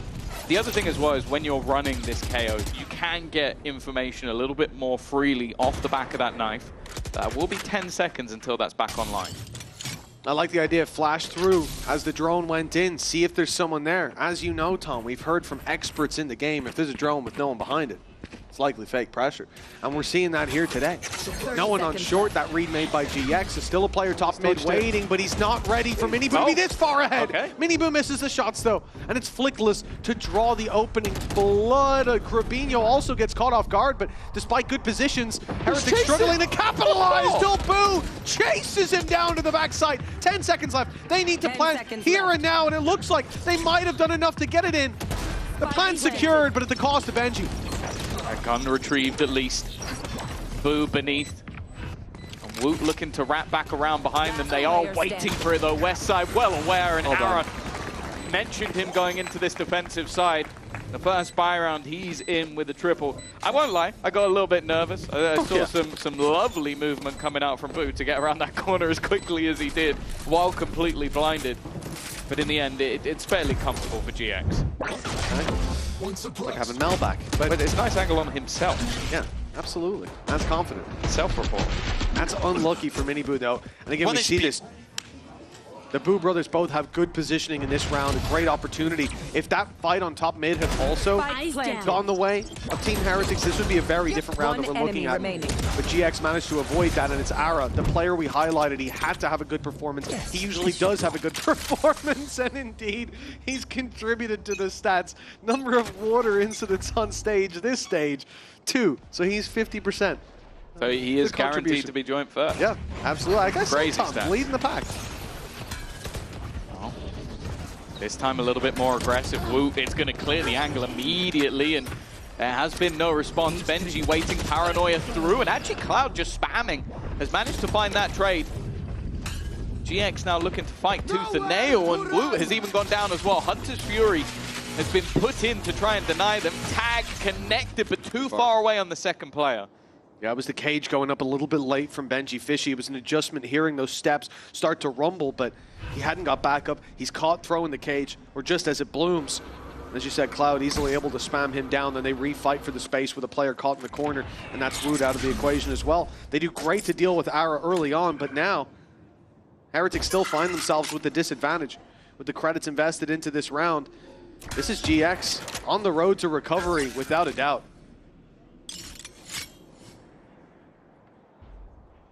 35 seconds. No real ground either. 30 seconds left. A very passive position from these remaining defenders. The jump spot in for Gravino, it would just be played for info. It looks a little bit mental on the screen, but with how much time is left, that info could be enough for the round. Rubinho starting off strong, but Rians is still alive. Vu is still alive. The plant should be coming in flickless. If he goes for this, he's a little bit late, and that could be a problem. It was either go in early to deny or wait for the team. Instead, he went in a little late, and because of that, it will be their demise.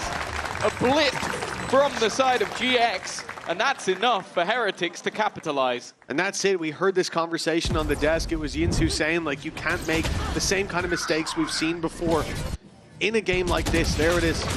It's just a tiny bit too late. But you can't make those mistakes against Team Heretics because they will punish you when it comes down to those 1v1 fights. That's what Sue said. Well, he gave him a 2v1 fight. Oh my god, I even lifted him worse. so hard, but I one-tap him later. Indeed, and the one-tap closes it out with Team Heretics 10-6 now in the lead. The economy of GX unable to keep pace with the game and how it's going. They're now down on pistols, and they try to make up for that with an early aggressive play, trying to pincer outside of B-Main, but it's Benji Fishy, cage to fall back to isolate the angle, and he'll go down in the end, but the dirty work's being done. Now it's the A side under threat with not much defending it. Seemed very ready for that Vision Strikers-esque execute. And while Westside was hoping to get something a little bit cheeky off of the reveal, but now it's a bit more problematic. TwitchTwitch has got a tiny gap. We're going to be able to deny this plant a little bit longer, allowing the rotation of Ara to get that little bit closer.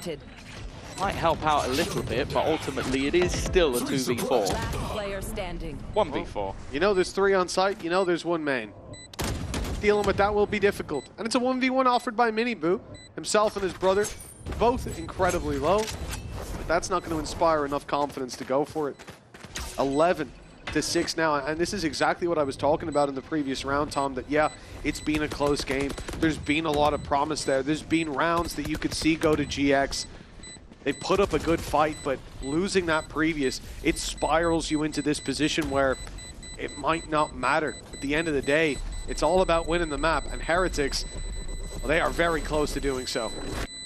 Yeah, for sure. I think a lot of this round felt like it ended with Benji Fishy, and I think it's just the fact that he was so aware, like using his own cage, like that's where you're most likely to be pressured, is okay, I've managed to fall back away from screens, but then I need somewhere safe to stand, and he created that for himself. You're all so kind. I think it's easy to be kind when you're playing this well. Like, if you had 2 kills, we'll see if they're as kind. Even Boo, he's got 5 kills, 6 stats, 10 assists. He also doesn't care. Like, but, I mean, if they're winning and Boo has 1 kill, I don't think he gives a That's damn. what I'm saying. He hasn't been involved in a lot of the fights. He's actually only died the same amount of times as they've lost rounds. You kill Boo, maybe you win the round. That's about the only way. Scanning ahead. Potentially the last ditch buy. Reveal will clear the back. And the ults are building up. The combo you definitely don't want to see if you're on that defensive side is that dimensional drift alongside the Hunter's Fury. A chance for a potential easy pick. Take flight. I like the fact that in B main they've got aggressive because of that. Like you don't want to get picked off on the site when you're revealed, so maybe try and get that a little bit closer, but Cloud already being revealed, and now off the back of it, they're just going to try executing. First kill comes easy. West side does have a little bit of support. They've already lost underneath, and it seems like they have a very good idea of where they are. Spams are doing damage. Flickless down to 50 HP. Lost 2/3 of his health. The flash through, still feeling confident. TP in as well. Grabinho's here to back him up. And it's a 2v2. Spike down. Still needs to be planted. Late play by Benji. Won't get them anything. At short angle. Well, it won't get them anything if he goes to sight, but moving up to heaven, perhaps. He can sneak his way through, catch one off guard, but no. GX stands strong. 11-7. A 4-round gap. It's doable. Yeah, and that round, I'll be honest, with the way that it started and the ults that were used, I thought it was very unlikely. Like the drone reveal, which got a free kill for Woot just with the spam. Then you had that combo of the Hunter's Fury, but it's Grabinho just making this play individually into the site and closing out the round in the end. Fantastic work from him.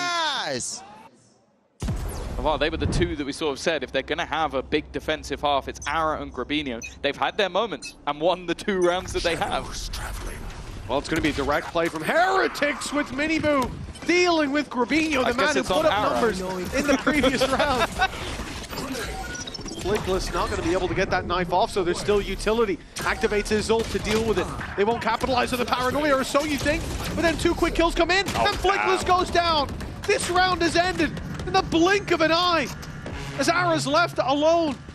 Sure, Flickless is holding on, clutching to the edge of a cliff, but soon to come plummeting down, as Ara will be the only man standing with that operator in hand, up against 5. You know it's a save, and oh, that one really surprises me. You see how quickly they flipped this on its head after a real struggle in the previous round. Yeah, I think this is always, again, just an aspect of, I would say, a great team, is that you can have these slow, layered attack sides where you're using all your util, your ults, you're throwing different pieces in to make it awkward, and then the next round you go, okay, well, they might be getting used to that, so win or lose, let's just run it down. Let's just full sprint in. A couple of nice shots from Ara, but ultimately it means nothing. In fact, it's far more painful to lose that operator than it is to get those 2 kills. Oh yeah, there were 2 more players running up through mid as well as the one in spawn. I mean, all 5 were hot on his heels. That's just ridiculous. Just reactions. The smoke goes up. We saw it primed at the start of the round, and you know, I saw 4 players outside. Thought, well, they're going to be stalled at least for a moment, but no, just a swing. The worst thing is that 1 kill ends up giving all of the information because of Benji's ult.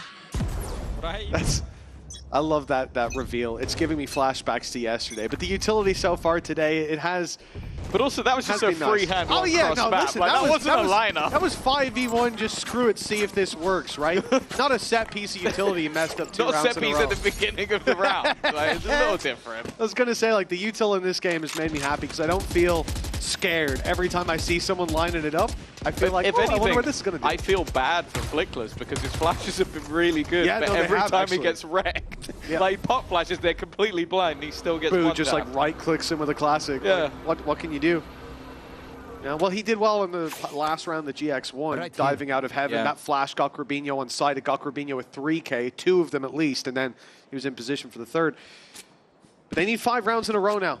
A very big task, one they haven't managed so far in this game. And their buy's not good. Like, even with the Blade Storm, you still have 2 stingers thrown into the mix. Very situational. May not be a rifle, but they've got a big bow and arrow. That could help out. One suppressed. Also only 1. And that 1 doesn't really tell much because we've already seen that at times Rians will go in and just throw the drone from deep just to sell a ruse. It's very late into the round though, 25 seconds. Bladestorm of Ara is ready and waiting for this one, but he's left full blind immediately. Cloud's done well, but Miniboo immediately trading. Flickless runs into the site, but is also left completely blind. The battles have been close. But the man advantage still sticks with Heretics. I'm guessing that was Mini-Boo that blinded him, not his own flashes. He's been on point so far. But a 3 versus 2 retake, Cloud and Westside, no utility to work with. Mini-Boo and Rienz, they were lined up for a moment. The problem is oh, they're gonna swing in! And it's Westside and Cloud lined up for Rienz. A collateral for him, and a 13-7 scoreline. A dominant victory on the map that coming in, we said GX needed to take. Yeah, for sure. And with Haven coming up next, it has been a map that over the last few months, 11-1 for Team Heretics. Let's see if they have figured out what their opponents are doing after the break.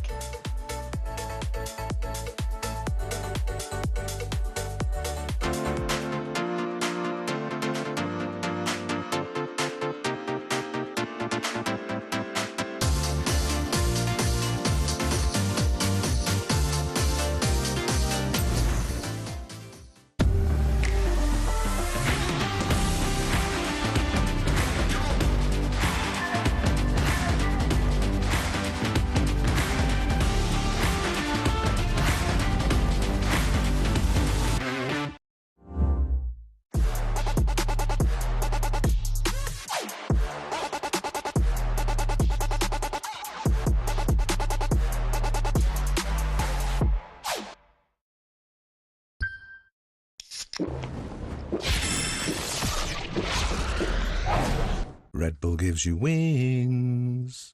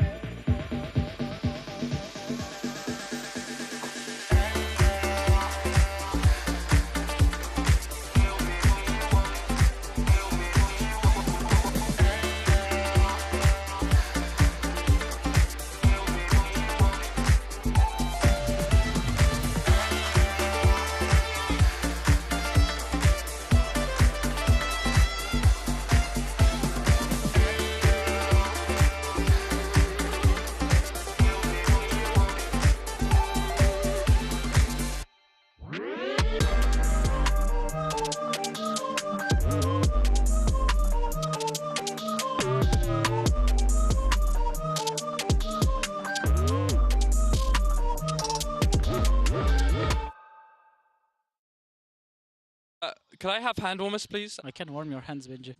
Yeah? Yeah. We can do it later, bro. Bro, did you see any of them? Only one I saw. And you killed 3? And then you got me a free kill, baby, with the drone tag? You sexy mother... Let's go. Nice, Benji. Nice. Good job, bro. Thank you, guys. You're all so kind.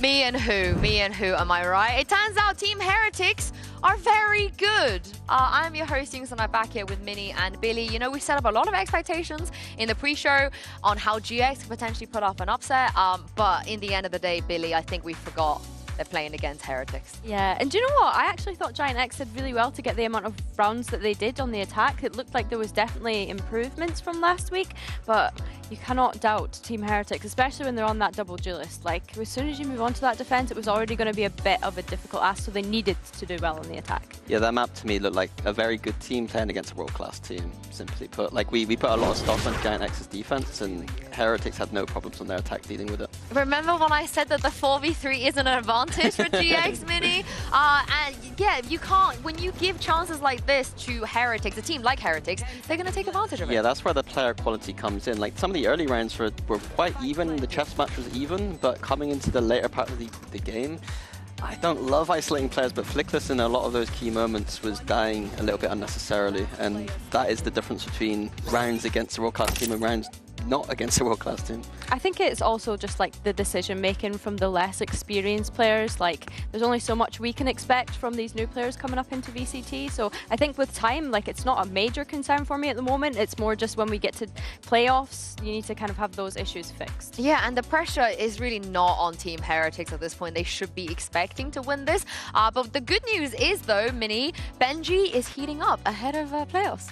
Yeah, something that I was looking at statistically was like, playoff seems to be where he shines. Like this year, I think that people would say in general that he was a little bit slow to start, not having the same impact maybe as last year. But this stage so far, he's had a lot of big games. And today, like, I mean, Rion's popped off, but Benji was right up there with him as we saw the dynamic duo, a little bit of flirtatious things going on. You and who, Mini? No one. Who's your Rians? Who's the Rians to your Benji? VALORANT is my Rians. Wow. Interesting. Yeah, self-report there. And what about you, Billy? What about you? Who's the Rians to your Benji? The Hog. Oh, that's very sweet. Shout out the Hog. That is very sweet. But this has to be a good thing, right, Billy, for Benji to be finding his form and bringing the vibes before playoffs? Exactly. Going into playoffs specifically, I think, is the key point here. That if he is able to continue performing this way, we want to see him back at Champs. We want to see him making it to a grand finals potentially again at Champs, you know? And I think that Team Heretics, they definitely have the star quality within the players to be able to do so. And it's like you say, the vibes as well. The vibes and energy that Benji brings to this team, second to none. Yeah, and this, sorry. That was something that I didn't see last year as much. Like, they had good vibes, but Benji almost seems to be actively doing that a lot more this year, which is great to see. And if he's able to perform and do that, then his impact is phenomenal. Yeah, when's the L dance coming? When's the L dance? But the bad news, if you are a GX fan, is Mini Haven is the next map. Yeah, and Heretics just don't lose this map. Honestly, in the map veto, I wouldn't have been surprised if Giant X even just banned this map out, because it's one of those maps where it's like, if I think of like the maps in the pool, Haven, I just think of Team Heretics almost straight away. They don't lose this map, so Giant X need to do their homework and hope that, you know, some of those little mistakes they made just can't come through on this map. Otherwise, it's going to be an easy victory for Heretics. Yeah, I think definitely strongest map for them this year, this stage. They've looked so good on it. It's another map where they do play that double duelist. I think something I'm keeping an eye out on is those Sova and ISO plays that they get away with time and time again with them starting on that defensive side. Giant X, I don't want you to be getting caught off guard by things like that. We've seen them play it so many times. They need to be able to be prepared coming into this. I mean, what do you prefer, the Sova ISO plays or the Breach Neon tech? Oh, I know what Mini's answer to this is. I think that Breach Neon Tech, that's actually a good point, because honestly, the Breach Neon Tech, a team like Heretics, they're going to know like those things happen. They're going to be disciplined around it. And that's like, those plays are better against teams that don't expect it or don't have that preparation. And that is a bit of a worry for me, is that Heretics are the kind of team that do their homework and know that those trap plays or aggressive plays are going to be coming. That is if GX keep to the same comp, and yeah, they will. Yeah. I think for me to answer that question though, like, I think that Woot and Rienz make those kind of micro plays look easy just because they've been together for such a long period of time. But then you could also say that about Ara and Flickless, of course, having time on UCAM this year and now joining Giant X together. But I will say there was a couple of times Flickless did team flash Ara during that ascent, so I think for this one he needs to be really careful as to the timings of his utility and when Ara can play around that. He can stun him as well and kaboom him. He can full BM him here. Do they have a chance, GX? It's a big ask. It's a really big ask. On Haven, a very small chance. How small? On the scale of Mini to Elmer Putty? Mini. Oh, no, that's small? that, also Heretics should 2-0, right? We've never cursed anything. I mean, even if it does go to Sunset as well, I believe Heretics take Sunset. Like, it's too strong for them. And I think, yeah, allowing Heretics to play into Haven, it's just... Yeah, Giant X have to have a game plan up their sleeves. They have to show us something why they've decided to let Heretics Cup do this, and not just because they didn't want to play bind. It needs to be bigger than that. What's their prep been this week? Yeah, and of course, remind you guys, it is for Seed 1, for the bye going into playoffs, and this is going to be huge opportunity for GX. Heretics, they always look favored at this point of the season, and with Fnatic having secured champs already, the points will come into play eventually a little bit, but we want to keep the win streak going, right? We want to make sure he gets 100% win rate again in the regular season. He was so proud when he displayed that stat to us in that post-plant a couple of weeks ago, and I just thought it was so iconic that players kind of track their own stats like that. So yeah, of course he wants to keep that. Yeah, and how dire is this? Because on the other group, right, if whoever loses this game will be playing Seed 3 from the other side, and I believe that is Na'Vi. Right? Is it Na'Vi? I could be capping, but isn't it Na'Vi or KC? Yeah, the loser of this would be playing Na'Vi or KC. I think even going up against Na'Vi, like if you're Giant X specifically here, that's still going to be a difficult opponent to go up against. So if you can guarantee yourself that first seed and give yourself a little bit of a lead going into playoffs, then you're going to try and fight for it. Yeah, I wouldn't want to face Na'Vi right now. No, Na'Vi are looking pretty decent. Yeah, I think they're Seed 3. Somebody will correct me if I'm wrong. But yeah, I think the disparity advantage you get if you're Seed 1 or not, it's just so big for GX. I think it's both big for both teams, really. I mean, it's a bit bigger for Giant X, but because they can avoid matchups which they might lose. When the Heretics, you would expect them to beat whoever that first opponent would be. But at the time between means that coaches like Pipson or Neil Weber can cook up stuff to try and get to champs, you know? Oh, need to catch a train. Well, let's hope they do bring this home for you. I don't want you to miss your train. And I want to ask Mitch and Tom, just how much of a chance do you think GX have to bring this back? About as much of a chance, about as likely as me losing a game with my duo, the Hog. It's not going to happen. It's time to get into this matchup and see if GX can make it work, though. Haven and Sunset, that's what really makes me think this is going to be too difficult of a situation. Haven, Tom, you said it going out of the last map, but remind viewers or those that weren't here, who do you think and why are they favored on this map? Well, yeah, I think since about April, it's 11-1 in terms of their record for Heretics on this map, and that one was versus Genji, so who are very good. Genji are alright, actually. Yeah, they're a very good Haven team. So they have a guy called Texture. I heard he's quite good. Yeah, this map is heavily favored. The only victory that has been had throughout this stage was versus Mates for GX, and they also got battered by Foot. So yeah, it's really not a great display from them so far. But they knew this map was coming. They've had the time to prep, potentially tried to find the weaknesses that nobody else has managed to do other than Genji. Maybe they called up Genji. That could have worked, but they're not running the same comp. Yeah, so it's hard to tell what they might have gotten out of that conversation. Team Heretics, well, they're on the retake already. For GX, they've claimed ground early and look to hold on to it deep, fighting in towards the spawn. 3 players there, and actually quite a bit of a shift moving in that direction. The flash from Flickless and the paranoia sent through, but it's very passive from Heretics. They were still just posturing, so they're not caught by the utility, and they're ready for the fight instead. Miniboo, the one to pick up 2, and Benji comes in immediately. It's flawless until Flickless and Westside get their way, but it's only 2 kills. They got the site so early. They set themselves up for success. They picked their target. They fought for their ground, and they fell flat in the end. It's Team Heretics winning out the pistol. And that was it looks so comfortable. That's what's terrifying about them on this map. It's just like, it feels like it's everyone on the team's favorite map at the same time. Like, Miniboo was so comfortable. Rien's that ending 2K. I think Billy mentioned it for other micro stuff he does. It's easier than it, or it looks a lot easier when it's him doing it. Yeah. And it just, that pistol probably should have been more competitive, but it wasn't. Yes. 1-0. Not going to be much invested. Miniboo's got himself the sniper as well, a chance for some no-scopes. See if maybe Westside can do some damage. He is very good with the shower. Yeah, he can be, for sure. Problem is, on the other side, Miniboo's pretty good with the Marshal. Boo Benji, pretty good with the bulldog. Is Woot pretty good with the judge? That's not something I feel like has ever been said. No, I think the judge is just pretty good in general with whoever. Hard gun to use incorrectly. Especially in this position. Unless they go somewhere else. That's the only way.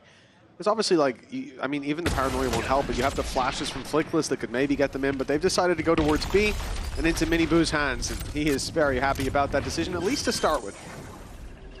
Still have another player at the back of the site as well that hasn't been cleared just yet. They're actually going to get aggressive onto Mini Boo being support. There you go. Another case of Rien's making things look easy, and well, Team Heretics in general making things look very easy.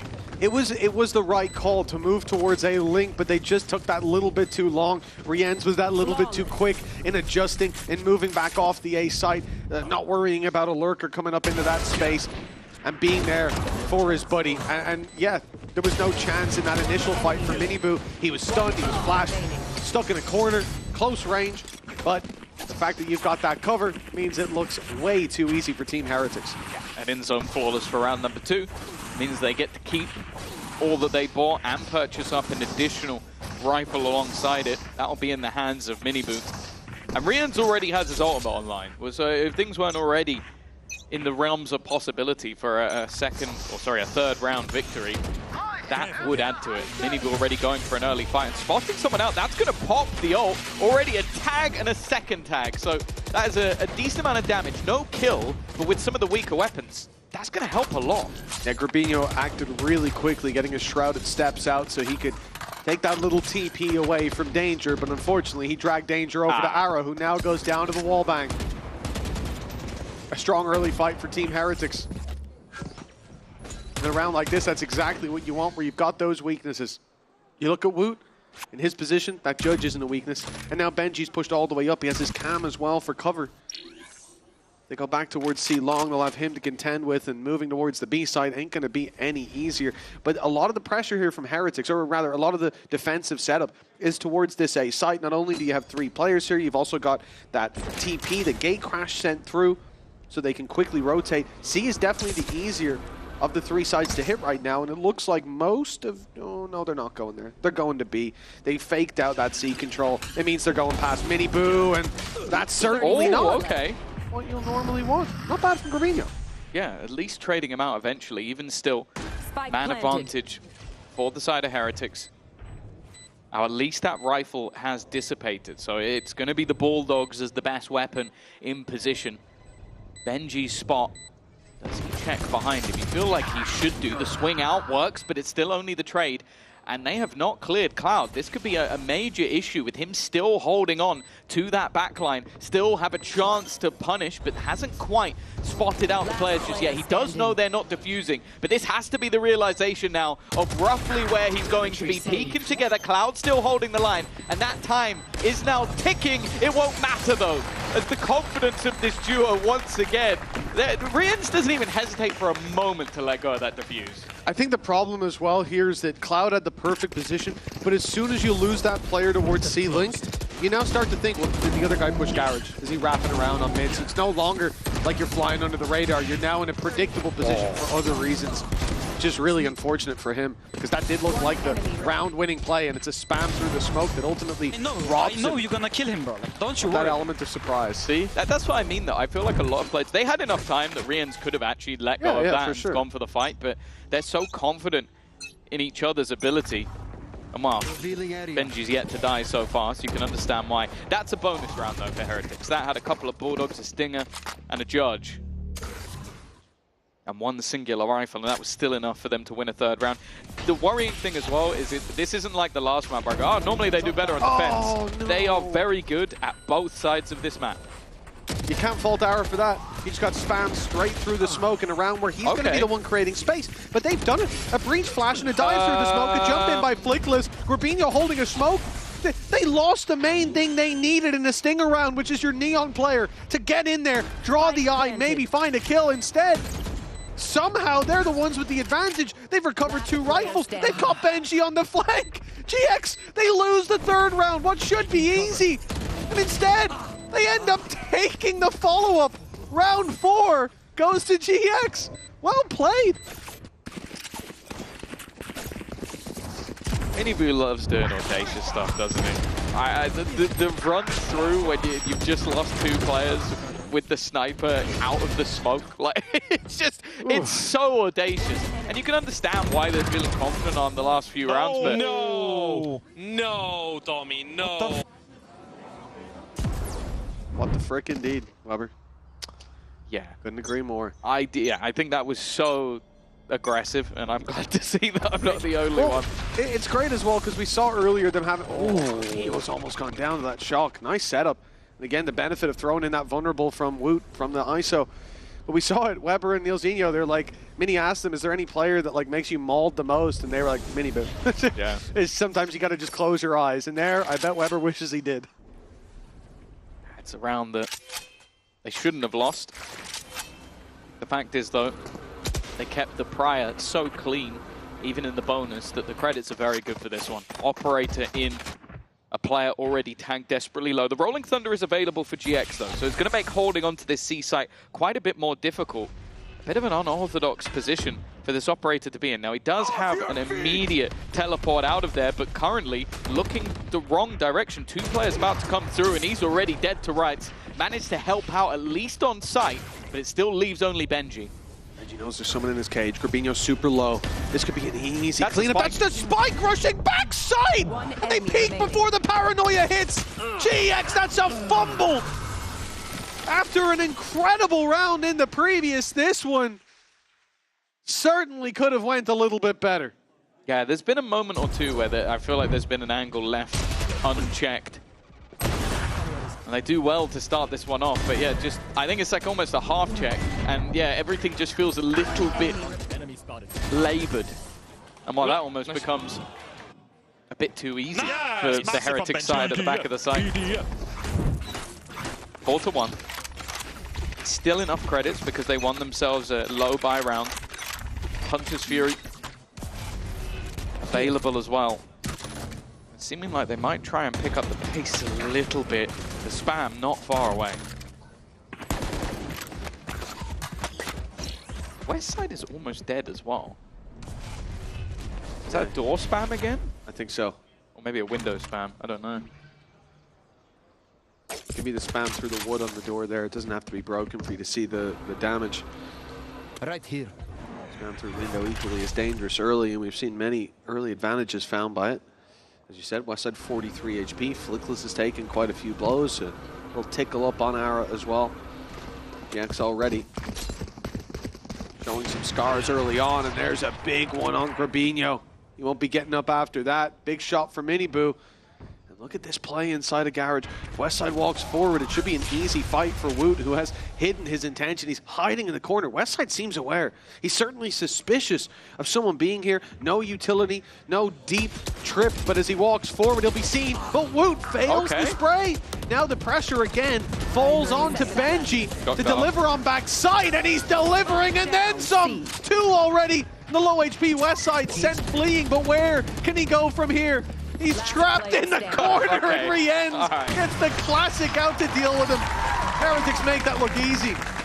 Yeah, they're so comfortable. And this is exactly what I was talking about in the last map with Benji fishing. Like, when this guy is in form, everything works. Because you're allowed to go for aggression. Yeah, there you go. It was a spam through the wall in mid, by window. Just a few shots put through. But it allows, Minibu can take a risk. Like, you can have a player go down in garage. It doesn't matter because when this guy is on, he is going to make it impossible for you to enter the site he's in. And even if it's just him getting one and delaying, at times that's enough. But if he's doing more than that, sometimes it even feels like it's game over. Well, they had that kill multiple ways as well. Onto, I think it was Cloud coming out of garage. He ran into a trap that revealed him. There was a shot, or no, it would have been Westside. No, it would have been Cloud. He was tagged up. Yeah, Westside ended up going down in garage. But there was a trip he ran into. Then there was a shock dart about to eliminate him. Then they spam him through the smoke as well. I mean, he's not having any way out of there. 5-1 start for Heretics, and this is very much what we warned about. You know, when it comes to Haven, this is a map that you're going to need to see GX reach heights that barely anyone on a global scale has been able to hit up against Team Heretics.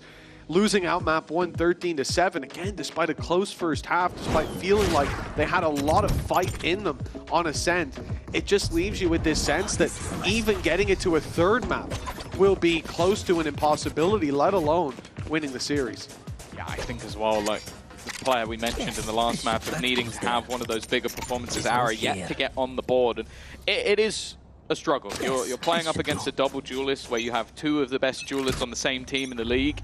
Those early fights are never going to be easy.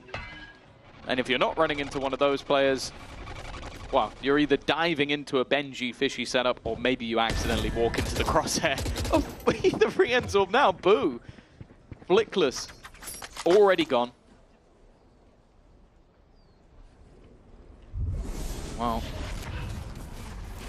Looking to group up into Garage. A lot of positions they'll want to try and clear because there's been some cheeky spots thus far. The drone, however, will spot one around middle. Shock Dart might be a risk, but Woot's got his back. It's good control. GX have to hope there's a major misplay here. Uh-oh. Well, there's not. There's two players grouped up ready for that with two others very close by. They were really hoping that was going to be the gap, but it was certainly not. All the info to play with for Team Heretics. You know, even a pick here looks to be impossible for GX. You find some space towards A, you're walking right into that operator. You move towards the B site, 3 players ready to pounce. Cypher utility holding down C on that closer angle.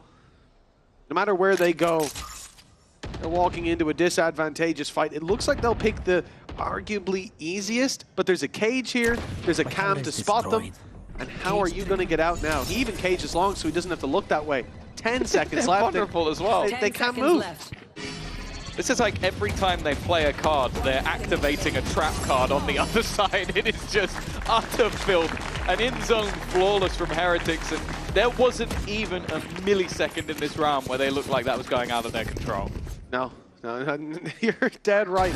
Maybe at the very start of the round, you know, it looked like there was a chance, only because it hadn't gone so terribly wrong. And from there, that chance disappeared entirely. Those low-buy rounds can be dangerous, but for Team Heretics, easy to work with. An in-zone flawless, and coming into round 8, basically full ultimates online, except for Benji's. It was used for safety just to grab that extra information in the last. Good luck to Giant X. This one, yeah, they've at least got rifles. But the only round they've won was a fast-paced hit into A. And it was, over-aggressive fight being taken by Miniboo. Other than that, I don't even think any of these rounds have been close. Like, there's a lot of games you come out of them and go, oh, well, if this had gone the other way. I don't feel like that's even remotely been the case. Heretics have looked like they outclassed their opponents. Well, they know the operator's there. He doesn't have any fear in terms of moving. The stun's not landed. It's not connected at all. It's Woot to find the kill. And, well, now, a 2-man disadvantage already, and they're walking into the 4 players.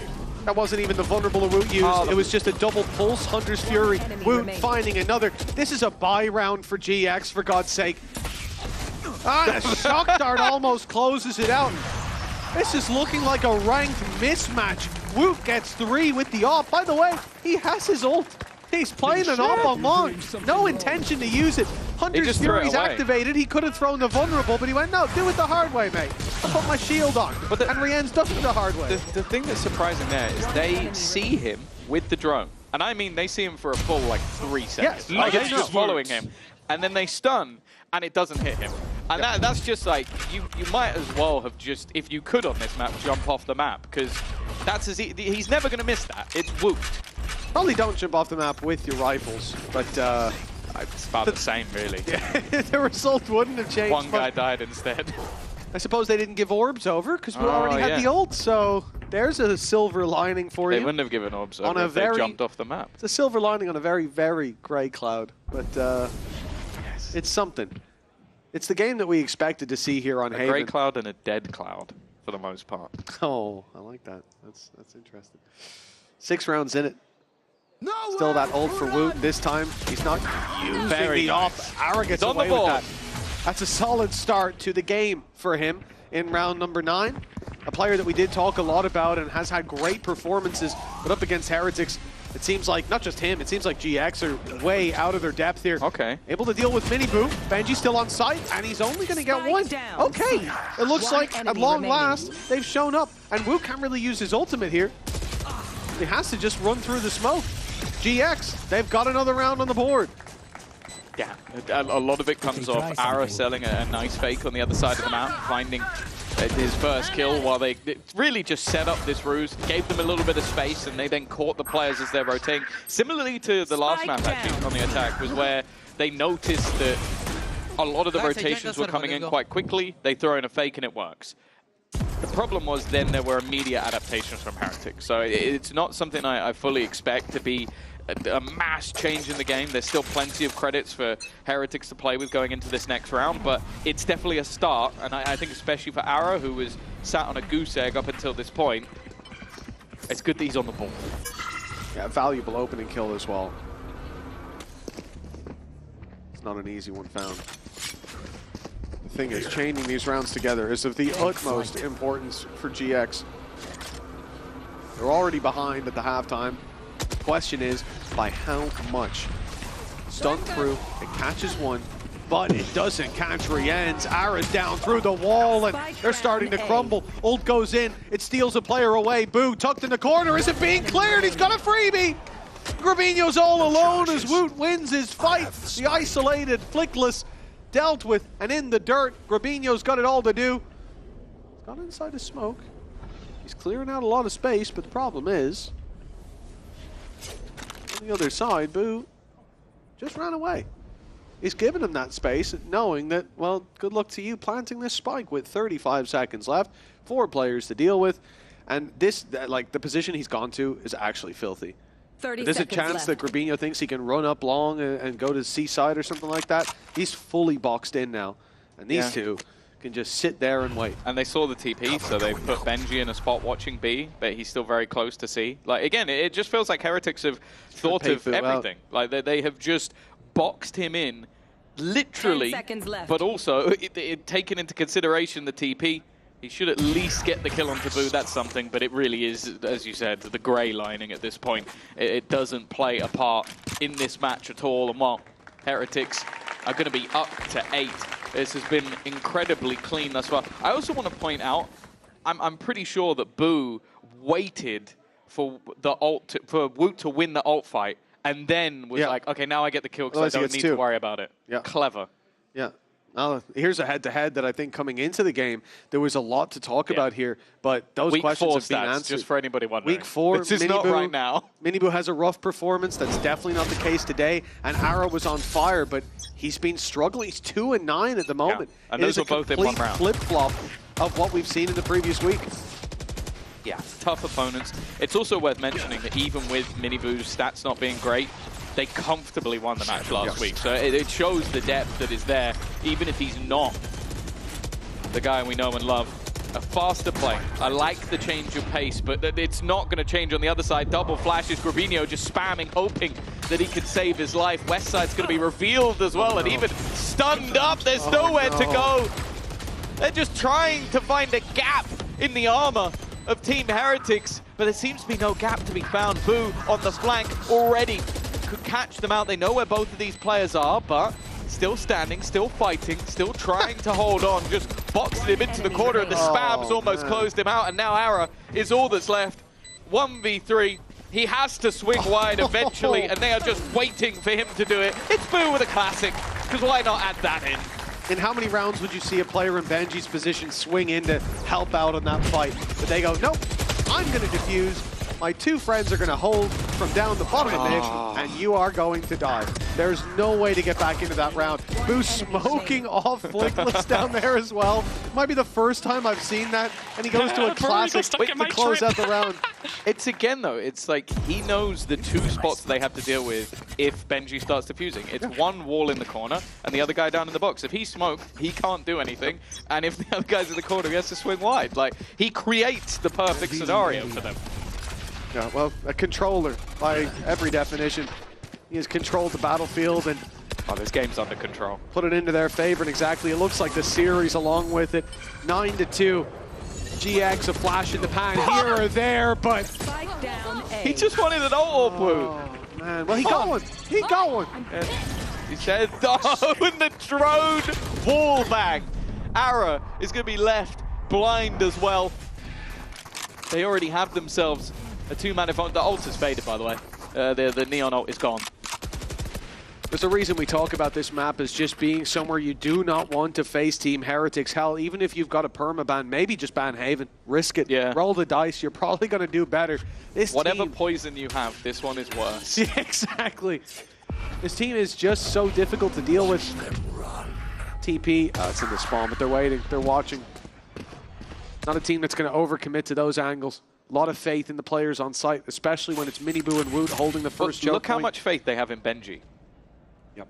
Look at this side of the map. Those players have been able to fall back on shore, and because of his trips and camp, there's no utility that's been destroyed. So even now, the TP's gone as well. They couldn't rotate if they wanted to, but they absolutely do not need to. The crossfire, perfect. And while there is absolutely nowhere for them to go, an utterly dominant half from the side of Team Heretics. And while GX, they got to show something special if they're going to turn this around. Yeah, it very much looks like a masterclass for Team Heretics, but let's see if there's been learnings from GX as they move over to the second half. It has to be a sensational performance to match up to what Heretics are putting down. Top seed up for grabs after the break.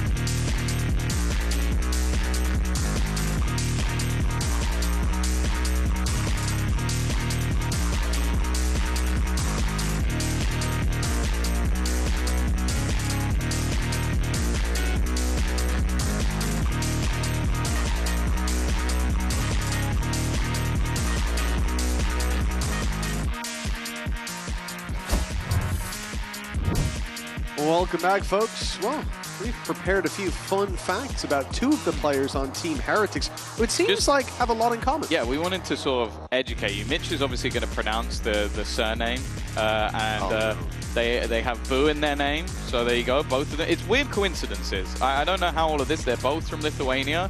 They both have a brother that also plays VALORANT. They both played for a Spanish org.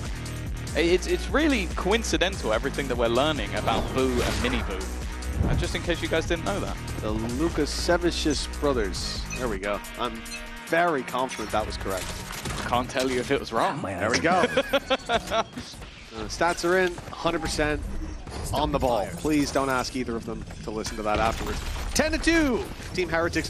They have looked unbelievable in that first half. In fact, I lied. They looked believable. They looked exactly as we expected to see them. This is what Team Heretics are on Haven, a dominant team and one that only the best of the best can sometimes deal with, and usually even that is too much of an ask. For GX, it's been a difficult map. They had a performance on the first that inspired some faith, but here, well, this pistol could be the beginning of the end. Plant will be coming in. Benji as well, just waiting so far back for any sort of rotation to come in, but they have all split through together, but they've walked past Miniboo. A little Boo left in the corner, and it's created a big boo-boo for the side of GX, a chance of turning this back, seeming unlikely, but Cloud in with a chance. If there's anyone to rely on, it could be him. He's had a slow map indeed, but everyone has. A one-way smoke being set up, and it's already halfway diffused. Now Cloud has a major difficulty. A reveal in play, but even the time to use it, not looking like it's there. A tap at his feet are visible as he steps around. This just being toyed with. Still has no idea where Benji is. He can stick him! And the shot gets in for Benji Fishy just on time. That did get a little bit spooky. That had to be instant. Not close enough. That had to be instant for him. Like, because he's in the cam and it's already half. So that was a lot closer than you might have thought. But hey, he's clean with it. One bullet. Don't worry, That's all he needed.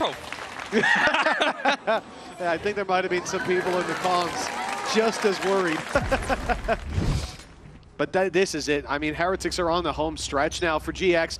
Do you play for 10 rounds in a row against maybe the best Haven team in the world? Or do you force up here and... They already picked the wrong poison when we ended up on Haven. What poison they pick at this point is completely irrelevant. They're going in with the Stingers. I don't mind it. You got to give yourself a chance. But realistically, I don't think anybody believes that this is going to go back. All right? It would be nice. It'd be cool. It'd make the series a little bit more exciting. You have to ask, where's the pause from Pipson at 11 too? I mean, surely he has some inspiring words for the troops. I don't want to see that coach cam right now. It would be like the taco speech on Nuke back in the day, and it might just be the same result. Paranoia, well, there goes your first man. It's not a Stinger, it's a Sheriff that's now fallen to the floor. Didn't even get the chance to hand in his weapon. And it looks like a repeat from Ara will have the exact same result. 5v3, falling like dominoes. This is the follow-up to Cloudy with a Chance of Meatballs. It's called Cloudy with a Chance of Death. It's a gothic horror version. 30 seconds left. So they're going to be having nightmares about for a while. I don't know if we're going to see too much Haven once again, but the Stingers have been the savior. They have 2 rounds. One of them was based off Stingers. Woo. Is he about to walk into a smoke? No, but Benji's been spotted. Rians, though, still there to save the day. Westside with a chance. Spike dropped on the deck. It's down to him versus Woo, and they will have a 3rd round. A Red Bull clutch for Westside. Let's see if this is the start of something.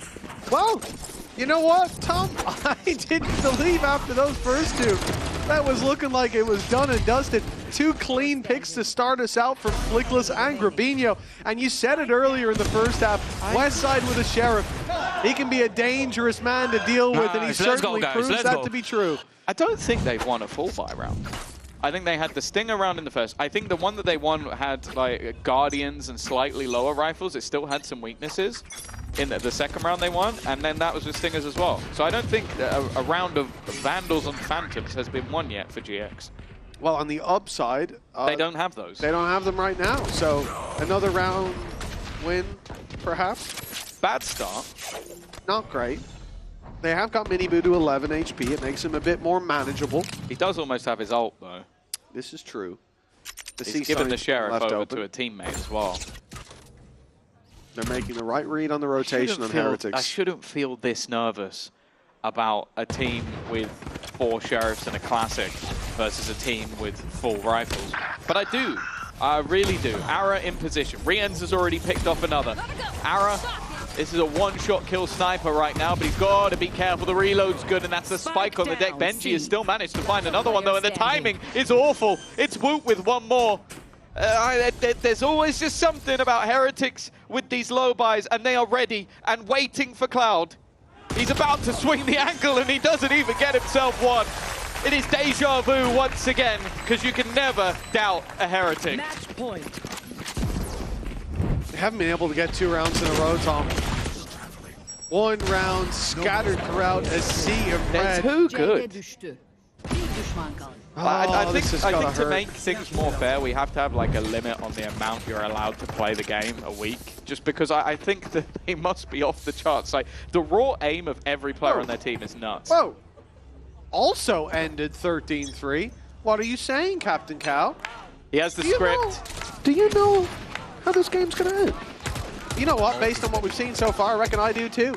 Heretics, they got rifles in their hand. They don't let these slip too often. GX, it's not going to be quite the full eco from them. It's not going to be the Sheriff round. They've got 1 rifle to play with, and maybe that's pointing towards defeat. But also just look at ults. Like, Dimensional Drift, online. You've got yourself the kill contract as well for Woot. You can basically find a fight for Woot, and the majority of fights, they're not going to be fair fights. And I'm not just talking about the shield, I'm talking about the weapons. There's the one player. There's the one player grab. Flickless has a stinger. If he wins this, I'll be impressed. He's got to go forward. Yeah. And it's not a bad effort, but he's lost it. Push back in for the rest of the team. And while Miniboo just still flying high, those stats that we showed earlier are completely irrelevant now. Absolutely. Nice shock dart. Bit of damage done. Captain Rihan's Cow ult, by the saw way. Miniboo and Wood have got ults. This is over. He knew the 13-3 was coming in. Well, he might have rubbed Tom's head. The crystal ball somewhere gave him the answer. It's Miniboo with 3 as Rihan's and Woot. Hunter's Fury online. They've retreated to long. They're going to play this one safe by the looks of it. The Vulnerable not even sent through just yet. Woot concealing his position. There it is in the end. But Cloud dodged. He's got a chance, but he has to find these kills as soon as they peak, and they're buying time, bit by bit, peak by peak. The clock's already gone. Cloud, he doesn't have time, and he's taken out. It's a repeat of history. 13-3 for Team Heretics, and a dominant scoreline, 2-0 in the series. Top seed is theirs, and rightfully so. Yeah, they've deserved it. They've been impressive all the way through this season so far. You go back to the first couple of weeks where things were maybe a little bit more shaky, but as they go, they've got better and better and better. And while a dominant map of Haven once again, a map where they have looked incredible. As I said, I think that now makes them 12-1 over the last few months. So I don't think they have too much to worry about on that map. For GX, they've still managed to make it into the playoffs. They're still, I believe, in that second seed spot as well, which for them is going to be the main thing going forward, putting them in a great position. But a team that, again, remains in the group stage unbeatable is Team Heretics. Now they're happy to see it. Weber even did a little spin. We saw that. Take a bow. Well deserved. They're not the best Haven team in the world. I can't wait to see who is, because that was a masterclass.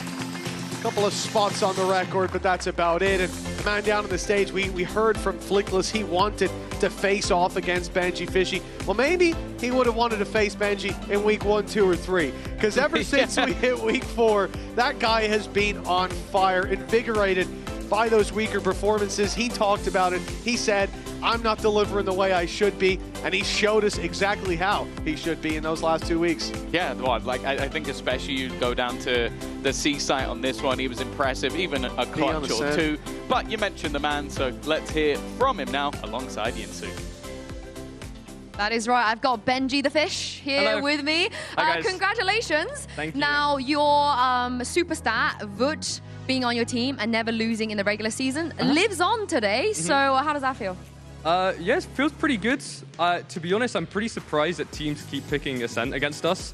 It's been like a theme this group stage, and they keep doing it, but yeah, we keep beating people. So, I mean, hopefully people learn for playoffs, and yeah, but it feels very good. Surely they don't learn, right? You want to play Ascent. I mean, yeah, I would love more Ascent, but I'm just giving a tip, you know, but, you know. Oh, you're handing out freebies now. I'm handing out freebies, yes, indeed. Handing out freebies. I am so glad you mentioned Ascent, because I'm not sure if you're familiar with him. JT, the Gentlemate analyst, I know him, yeah. He tweeted, and he specifically wanted to know when you were on the attack side, here's the picture you can see, were you playing anti-flash? Were you staring down that alleyway because you were playing anti-flash? Or was that intentional? Yeah, that's for, I mean, there's a popular play, like, it's called Vision Strikers, I mean, from when DRX did it. So, yeah, I just play anti-flash for KO flashing, mid-link, and dashing. Yeah, I mean, I feel like most people do it, or maybe I'm just special. I don't really know, but yeah, I do that quite a lot. Is that a you thing? You feel like you have the read, or are the coaches like, Benji, do this? No, I feel like I just do it. I've kind of learned just from people doing it so much. It's such a common play now that you kind of got to be ready for it, especially with being Cypher. Like, people just want to bully me. So yeah, I kind of just, I know it now. Yeah, they're comp too, right? It's very popular with the comp that they Exactly. Now, you and Rians were loving the bromance on stage. Could you tell us what is your duo name? A duo name? I haven't thought of one. I'm going to put you on the spot and give us one, so then the fans can, you know, the fan arts, the tweets, we can start hashtagging. I think NS Fishy. NS Fishy. NS Fishy, yeah, I think that's a good one. That's the best I can come up with. If someone else can come up with a better one, then feel free, but on the spot, NS Fishy. Do you guys like this, Heretics fans in the venue right now? NS Fishy? Any NS Fishy fans? Nice. Oh, Thank you guys. it's approved. Okay, thank you guys. It's approved. We're also loving the vibes you're bringing right now, Benji, on the stage. You know, you were always good with the vibes, I think, but now I think the how great, how positive you all are. When's the L dance coming out? That's very on brand. The thing is, the last time I did an L dance, it was against Fnatic in the finals. I forgot, was it stage 1? I think it was stage 1. Wait, you did? I did, but they didn't get it on the camera. I did like a little heart, and then I did a take the L, but they didn't get it on camera, and then we got stomped. So I probably won't be doing it again. Maybe I'll put out a different Fortnite dance, but yeah, no more take the L. Any other emotes that maybe you I'll have to practice. Orange Justice? Could you whip out an Orange Justice? That's quite hard for me. Maybe if I put in some time, I could maybe pull out a good one, because I wouldn't want to like half-ass it. I'd want to have it a good one, you know? So maybe I'll give it a go. You have time because you have made playoffs as seed 1, so you get a bye as well. But as you know, the last time you guys made playoffs, maybe things kind of dwindled a little bit. It wasn't as hot as you would have liked it. So how do you prevent the drop in form this time? I think we had some problems like during that playoffs, but I think it wasn't really our fault. Oh no, to be honest, I think there's nothing that can really stop us apart from ourselves. As long as we keep grinding and keep practicing as hard as we have been, then I think everything's going to be fine. Okay, we should have faith in you. Yes, I believe so. We have faith in you. And a very last question, Weber is joining us on the desk. Got any questions you want me to grill him on? I'll do it for you. When was the time I annoyed him the most? Okay, I'm going to write this down on my card. I thank you very much, Benji, for joining me. And we'll see you at playoffs. Yes, thank you. You heard it here. Weber on the desk right after this break.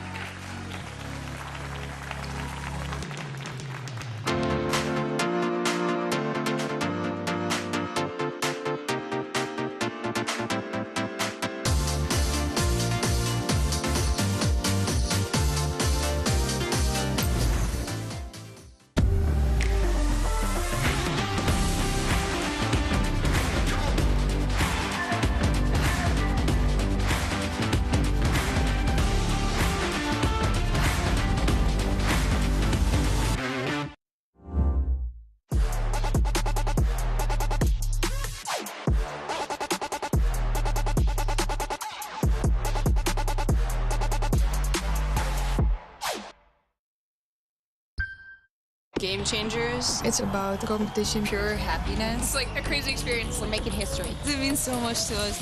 It's good to be back. I guess you know what I've been looking for, success. The beauty of gaming is it doesn't matter who you are. And as long as I'm good enough, Everybody's getting a 4K. I can go as far as I want. That's what I like to see, baby. 全世界都会知道我们的厉害。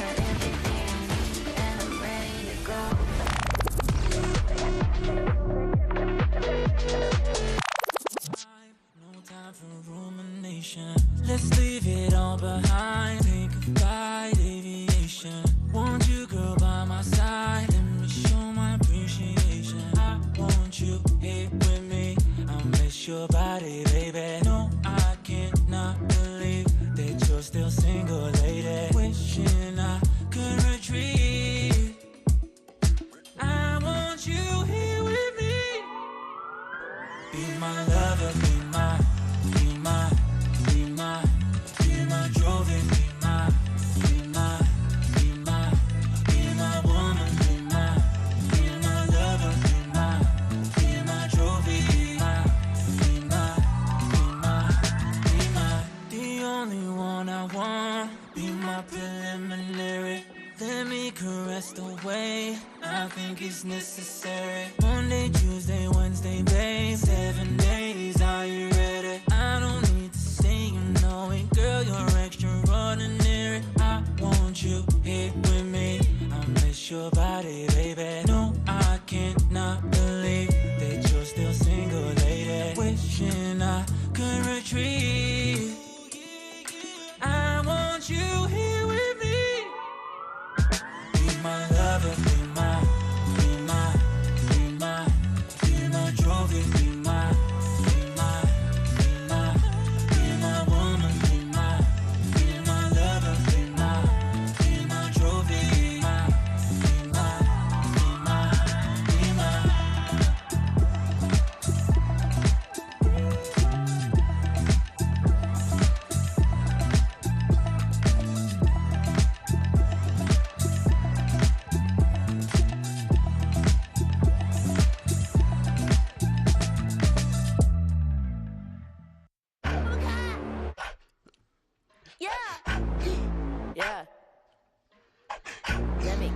punch. Let me get a punch. Let you feel the punch. Let me get a punch. What a hook, don't sleep, oh yeah, yeah, oh. What a hook, don't sleep, oh yeah, yeah, oh. What a hook, don't sleep, oh yeah, yeah, oh. What a hook, don't sleep, don't punch me. Don't keep getting me pissed before I make you bleed. Pray for your rest in peace. It's the only peace that you need, even a punch. This is the purge. Everybody please your perk. Your perk, I'ma kick these people with my kitty pound.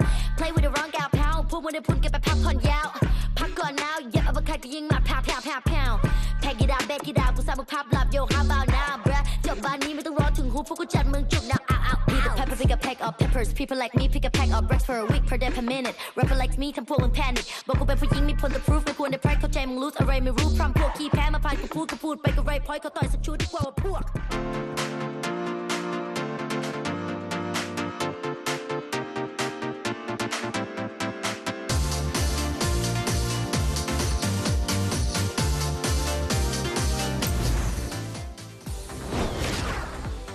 Guys, Yeah, I know as you- exactly where he is, by the way. Okay, I didn't know you was there. Yeah, I know. But if you would have waited 1 more second, I would have told you. He's defusing. Got you. You are giving me heart attack. Don't worry, I've got it under control. I'm playing now, bro, okay? I want to get the kill. Bro, you. Welcome back, everybody. As you heard before the break, we are joined by Weber from... Probably exists, to be honest with you. Like, I mean, no, he's a lovely chap. He doesn't actually frustrate me in the slightest. Like, he's probably the nicest person to coach, so yeah, nothing really bad to say about him, to be honest. I was going to say, like, there's a lot of Benji fans out there. You don't want to be... For a good reason. They will fight you if you say something bad about him. And second of all, how excited are you for the new Taylor Swift album that's coming out? I've seen... Why are you laughing? He's a Swiftie. Calm down here. Relax for me. No, I am... Honestly, I'm more of a fan of the older stuff, but I'll give it a butcher's and we'll have a look. Yeah, it comes out, I think, 2 days before Champs Final. So it's like a nice little way to warm yourself into that. Yeah. I mean, maybe like pre-match sort of Taylor Swift, yeah? Yeah. I can get behind it. We'll have a little listening party because Patman was tweeting about how he's very excited for it. Yeah. We'll have a little group. Lovely. Yeah, Minnie, you're invited if you want to be there. Doesn't sound like me, to be honest. But You're invited, But though. it could be. But yeah. That's true. Like, I'm surprised. What do you mean? Just because you look at me and you think I'm not a Taylor... Oh, come on. He's a you well Swiftie. enough. Whoa, relax. He's a Swiftie, so's Neil. Yeah, that's why we love Team Heretics. Is that what I need to do? To be loved? Honestly, we can work on it. We don't have enough time for that conversation. Okay. But yes, Minnie, we reunited you with Weber once again. We saw you on the pre-show as well. Any questions you have for him? Yeah, I wanted to ask about the map vetoes specifically today. Teams, like Benji said, picking Ascent into you. Did you expect the veto in general, and was that Ascent a surprise as well for you? It was a big surprise, to be honest. I'm still not sure why teams are picking Ascent into us. I don't know what they see that they think they can counter, especially since Giants were notoriously not the best on Ascent. They obviously picked it last week, but that was also like a super shock for us. We were expecting them to ban it, so they picked it. We had a little bit of a giggle, to be honest, backstage.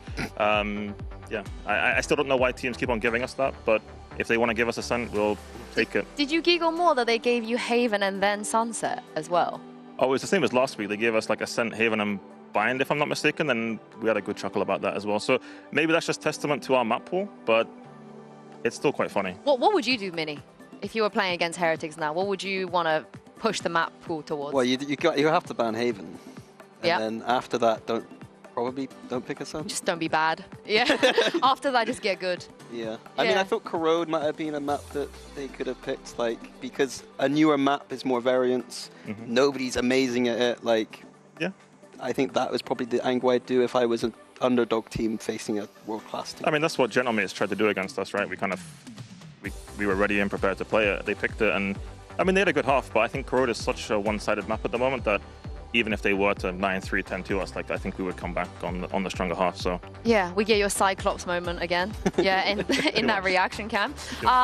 One thing that Team Liquid were talking about, because obviously they're doing incredibly well in the other group, is that their success also has something to do with the rest of EMEA being a little bit weak. You're flawless at this stage of the game. Do you agree with that? Is that why you guys are doing so well? Because you haven't dropped a map in 3 games.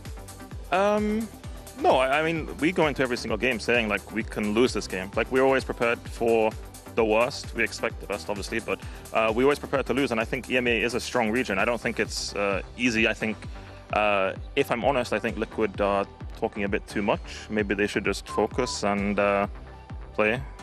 I hope you guys face each other at playoffs. I hope so too, because last time we played them was... Anyway, what was your next question? Oh, you lost, no? No, we 3-0'd them. Oh. Oh, sorry. I'm thinking of kickoff. I'm thinking all the way back to Oh, we forget about that one. Don't worry. Yeah, We forget about that one. Unfortunately, we are running out of time, but I mean, let's catch up. I feel like we got to go to the pub at some point because there's so much to talk about. But okay. A small gift for you. Oh, just for me, not for Mini. Just for you. We don't have a mini size, I'm afraid. So, we'll have to work on it. Violation. Okay, I'm going to put this on and jump into the hot tub like Uri did. What do you think about his commitment to you guys? I respect it, honestly. I mean, it's good Spanish support. Wait, finally, Mini so. does get one, right? Otherwise, I feel bad now. Okay. I have sat on it, unfortunately, but you'll... It is an XL, though. It is an XL. We are going to go to a break, but Mini and I will put this on and jump in a hot tub. So see you after that. Ooh.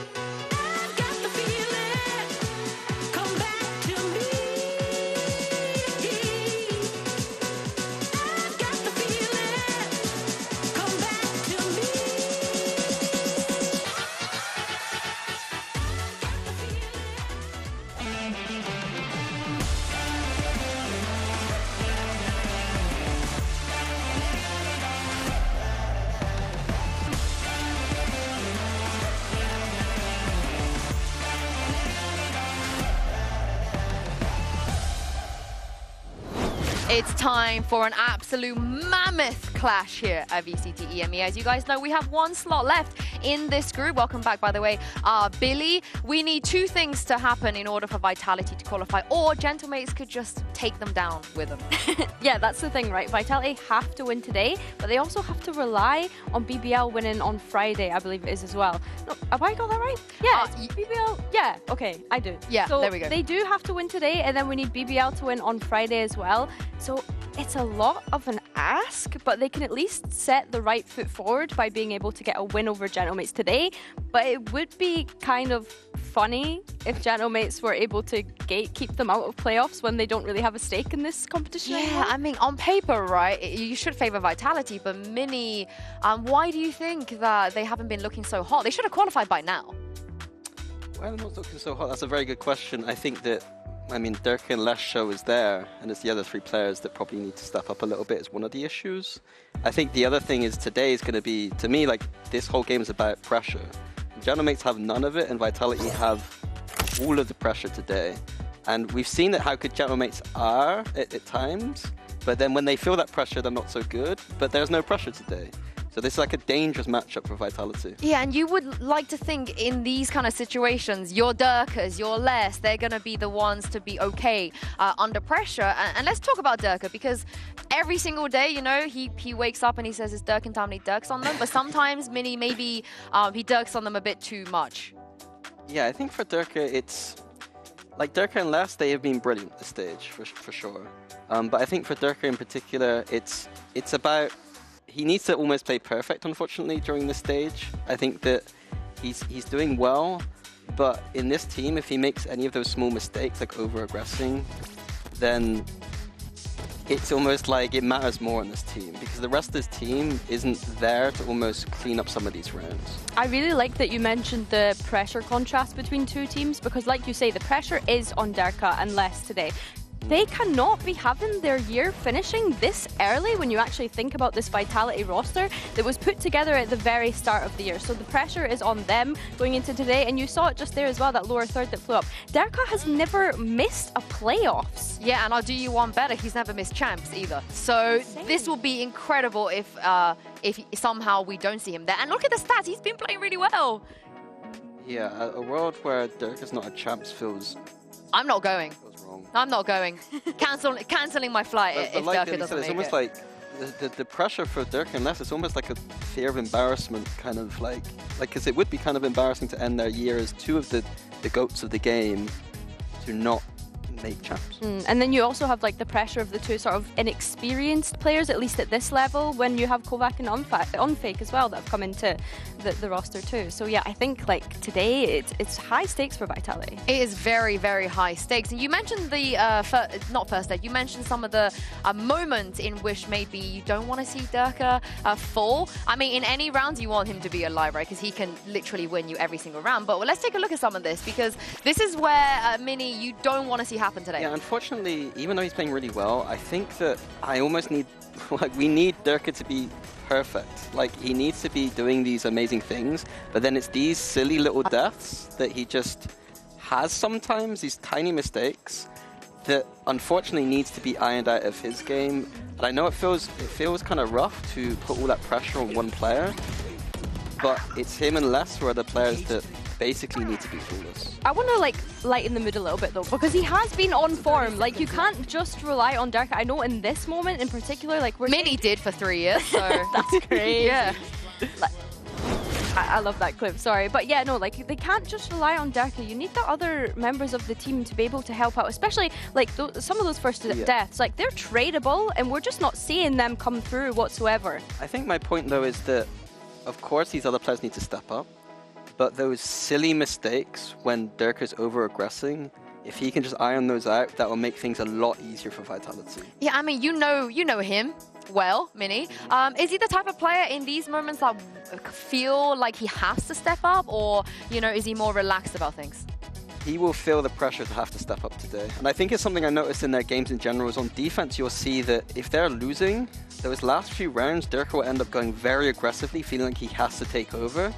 I don't think they sometimes read exactly the correct solution, and then they end up over-aggressing a little bit. So I'm hoping that he needs to be fired up, but not to the point where he's making mistakes. Is basically rein him in a little bit, rein him in. But also, Billy, maybe don't run this comp again. This really frustrated me because kicks on Harbor, when you're expecting someone to jump onto that smoke show who hasn't played smokes for a very long time in their career, and expecting them to play someone like a Harbor, who's quite a complex agent as far as controllers go. I mean, only using the Cove 4 times in 20 runs on Icebox. Like, he is having to rely on those aim duels because the experience of being able to use the kit that Harbor has, like, it's just not quite there. He doesn't have the reps on it. So I think this also feeds into a kind of wider identity issue that Vitality have had throughout the whole year, where they've struggled to find a player that actually fulfills that smokes role. I think for me, the highlight here is sometimes Vitality don't understand their comp strengths on the map. So Icebox is traditionally a retake style map, Harbor plays into that. And if you're dying all the time before the retake, I don't think that's just a Kicks issue. That's a team-wide not fully understanding the win conditions of your comp and the map in general. Hey, you can't have a Cove incident if you don't use the Cove. Hey, freebie. I'm high on our freebies as well. But it is not all doom and gloom, because it is still Vitality playing up against Gentlemates that are no longer going to be here next year. You know, they're not going to have a chance to fight their way back in as well. What I will say, though, even though they have been losing, they should have been 3-1 at this point. Something crazy like that if they weren't giving away those advantages. And as we saw yesterday, Billy, sometimes when you have nothing to lose, when Batu's IGLing, so I guess looking at this roster where Comeback is IGLing, things might be right. Oh my goodness, no, I can't even imagine that. Come on, give him a break. He just got up here in tier 1. He can practice his English by IGLing. That's crazy. I think the way I kind of framed it for Apex yesterday was they're putting themselves in the shop window for next year.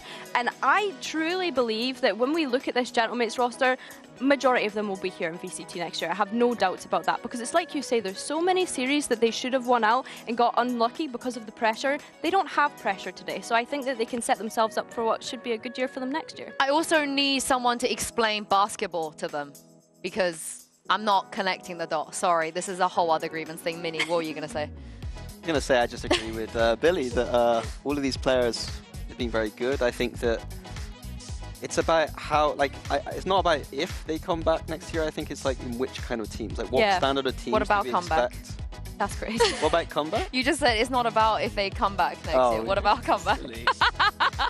Sorry, carry on. It's almost like I'm trying to already, in my head, kind of figure out, is this player going to this team, this player to this team? And I think today is just a good showcase to see what they're all about. Yeah, and they have been very, very strong despite the result, which is a crazy thing to say. It is a French derby. Gentlemates do have a chance to potentially do the funniest thing ever, but Vitality, they will be looking for a win and looking to lock playoffs today. So without further ado, let's bring them out onto the stage.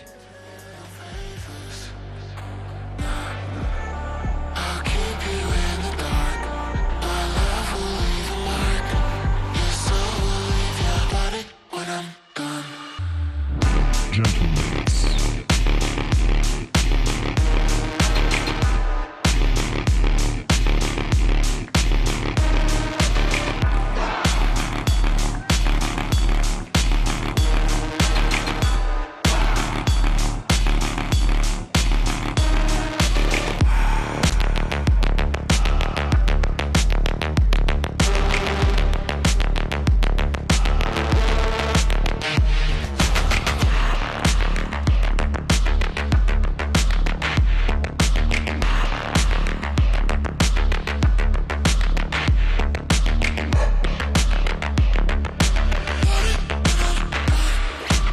It is do or die for the players on the side of Team Vitality. Gentlemates, no pressure, everything off the pedal, and sometimes that is the scariest way you can face a team. This map veto is going to be incredibly important, especially for Vitality. They have to win here if we want to see Durka and Les and co at playoffs and at champs.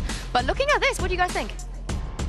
Yeah, Haven and Icebox being banned. I mean, for Gentlemates, Giant X dominated them on Haven last week, so it's kind of fair enough, especially because it's been a decent-ish map for Vitality, but Vitality choosing to ban out that Icebox didn't really feel like it was a threat, considering that mates haven't played it this stage. You reckon, Minnie, they just didn't want to think about it this week and I just think get rid of it? highlighting what we saw. Yeah.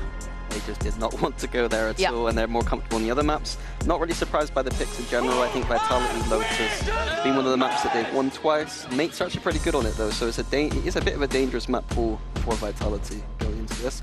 We haven't seen their corrode, get to see what they've cooked up there too. Yeah, I have to agree. I think Vitality picking into that Lotus is actually a little worrying for them, in my opinion. I think that Gentlemates have looked decent from what we've seen of them. Just the way that they play Lotus, like, I've actually been pretty impressed, and I think again it comes down to the firepower that Gentlemates have as a roster. They've always been such a great team to actually be able to shoot back throughout this stage. And I love how locked in the boys on Vitality look. You saw Faded out there, not even a smile on stage in coming out. Durka, of course, the one to watch. He always is. He has been performing tremendously, and this is going to be very, very big for them. And even if they win today, of course, they still have to rely a little bit on what happens tomorrow. And if you're a Foot fan, of course, it matters for you as well. Mitch, I know you're watching, because they're going to be praying for the downfall of Vitality here. Yeah, and it's difficult because they need to win today, but then they're also relying on a BBL win tomorrow. So yeah, I think for them, they don't really have fate in their own hands when it comes to that game tomorrow, which is difficult. But thinking ahead to Corrode, I just want to know what Vitality are playing. They've got Durka Chamber, give it to me. But this is the thing, like, they have a new IGL coming into this stage. It's a new map. Like, how do we see how that's implemented? Like, what do they... For a team that doesn't really have an identity and has struggled with that this stage and this year, what does that look like? Durka Chamber, mid, pew pew TP, A, pew pew TP, B, pew pew TP, win. No duelist?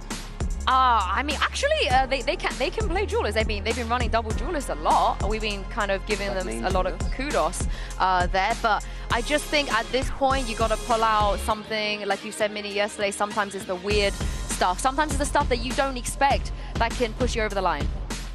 I think anything they pull out for Corrode is going to be new and fresh. So I think that it is on them to have these new rounds, you know, set up. Ah! We're going to get a chamber, but it's on less! It's on less! We set them up. The Euro chamber is less than Durka as the players God. who need to kind of frag out, and they're on the agents to do it on this map. Yeah. Why are you guys not screaming? That's... I mean, I don't remember ever seeing that on chamber. He did run it. Yeah, he's run it. It's not his like iconic. You know what I mean? He's not. It's not Durka, but he still has played it a bit. I'm very intrigued. Yeah, I'm more interested to see like. How are they gonna, like, who's the anchor, really? Yeah, tell me the intrigue. Go on, give it to me. We don't have a lot of time. Yeah, it's more difficult to look at who's the anchor on this. Like, are you solely relying on Les and Kicks as your anchors here? I don't think that there's super strong anchors for Corrode, in my opinion. And I think as well, looking at Gentlemates, ever since they've switched over to that deadlock and come off the Vise, it's helped their attack tremendously. Mini looks so great on that deadlock, and it's what's allowed them to be able to close out that map. But yeah, I don't know how I feel about Vitality. They're going to need to get picks before the XX, basically. Well, you guys are not screaming. Surely these two people are going to scream with me. Pansy and Hypok, over to you. No, honestly, I was actually pretty excited. One, seeing Corrode, because we get to then kind of theorycraft how do they approach this, right? Because you don't really want your Durka on Neon. So then, how does that shuffle everything? I mean, personally, for me, I'm happy to see the Yoru. I've kind of liked some of the instances we've seen of it, but... Yep. Now, let's go down the line. Straight down the list? Yeah, I mean... Next is less. Yeah, how do you feel about that one? I mean, I don't feel... It's definitely a roll of the dice, right? Yep. And again, coming down to the agent itself, it's not necessarily a comfort discussion, but it's the manner in which Les plays, right? He's more often than not last alive. He's not often picking up early kills in rounds in terms of controlling the extremities. So that's my initial concern. Yeah, I'm with you. Whether or not they've had a lot of time to kind of really drill down those sorts of aspects, because it doesn't play into Les's play style. That's the issue. And it feels like it's a very solo endeavor at times. You have to be very self-serving in this. Maybe that could work for him here. Should have had some audio cues. They are on the defending side, so it will be a lot of eyes early on for me on this man. Beautiful start and follow-up. Finding Mini there was just the bonus. Nice support coming in through middle from Unfake. And now everything pretty much sewn up here. This was a brilliant start and a little lazy, I feel. If you're going to be running in with that, I guess, Neon there, I want to see you prepared to clear these corners. We've seen, oh, that's a lovely setup there. One for the books. But again, I want to see them going through that diligence. Maybe Gentlemate's just a little call off guard, not quite in that mindset yet of how to handle that chamber on these corners. But they need to get that protocol list tight now. And it's kind of on the fade here as well. Got to make sure that util is clearing this with intent. Again, the reveal actually came so late. And contact being taken that almost a freebie or a guaranteed clear that should be on the way in if there's no information. I guess there's the response. Less 2 in the first round to kick things off. So looking sharp here. Start of Corrode. And when we look at Gentlemates, again, I don't want to get tunnel visioned on Vitality, but obviously with what they're bringing in here, it will be a little bit more dominant in conversation. But I've liked comeback on the Neon as well. I think it's actually a very nice role for him. So I'd like to see how that sort of unfolds throughout this. But this will be one of the first times we get to see Vitality here on Corrode full stop. Barrier deployed. From the other perspective here, but again, the timing of the reveal, it comes over and it re-pings so late on. Nice. Let's go. After a couple of players already through the choke point as well. Whether they're just relying on maybe Mini's utility cutting off some of the crucial sight lines, and that's the reason for not using on that first wave. But you see here, the last time Les played Chamber was in the grand finals in Istanbul against Optic. So it's been a minute. A throwback, to say the least. I'm kind of looking how Vitality are clearing through this map, very proactive. They took a little bit of look towards A, down towards middle, but we can see the Gentlemates are heavily focused on taking that CT fight. Deeper line to be taken, and Durka doing very well here. Shouldn't get overwhelmed. He really sticks on that corner. That's a Bulldog. That's 2 Bulldogs recoverable. I feel like he didn't have to give so much, and now Those opportunities beckoning for Gentlemates. Les tucks back into the same corner. And not going to be expected here at all. Les playing the time perfectly. Finds the first, the second as well. Kamek can't even get the plant down. And a second round on the board here for Vitality. Beautifully played by Les, yeah. Yeah, I mean, thank God for Les there. But this, I get it from Durka, but again, pop flashing this and then swinging it. A little risky, but I guess you wanted to fight maybe to keep that weapon in hand. I mean, there's reasons. I didn't even catch it there. Les actually comes back from connector, so he's actually wrapped all the way back through side to get to that position. Early operator in hand here for Les. Didn't get anything early on in the round, but we'll try and set up here alongside the wall. The drone will actually reveal some information for him. Comebacks down. Yeah, this is nice. Good trade, but Unfake got left alone in the corner. Is able to punish on this, but this is super just high octane brawly. And he does get revealed. Oh, damage too. Don't know if he's going to be able to survive this. No, absolutely not. And Kamek couldn't get there quickly enough. Two players stacked up in the corner. Could get one with the trade. You've got. Hello. Well, Durka on the fadeaway TP. Looking to join forces here alongside Kix, who has picked up the operator. So he's going to sit on this angle now. Obviously, Spike still cross top mid here. Kamek just waiting on the Toxin potentially, but almost just faking a little bit here.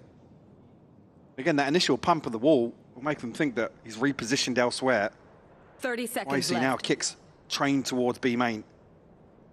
Putting the faith in Durka to hold this still. It is.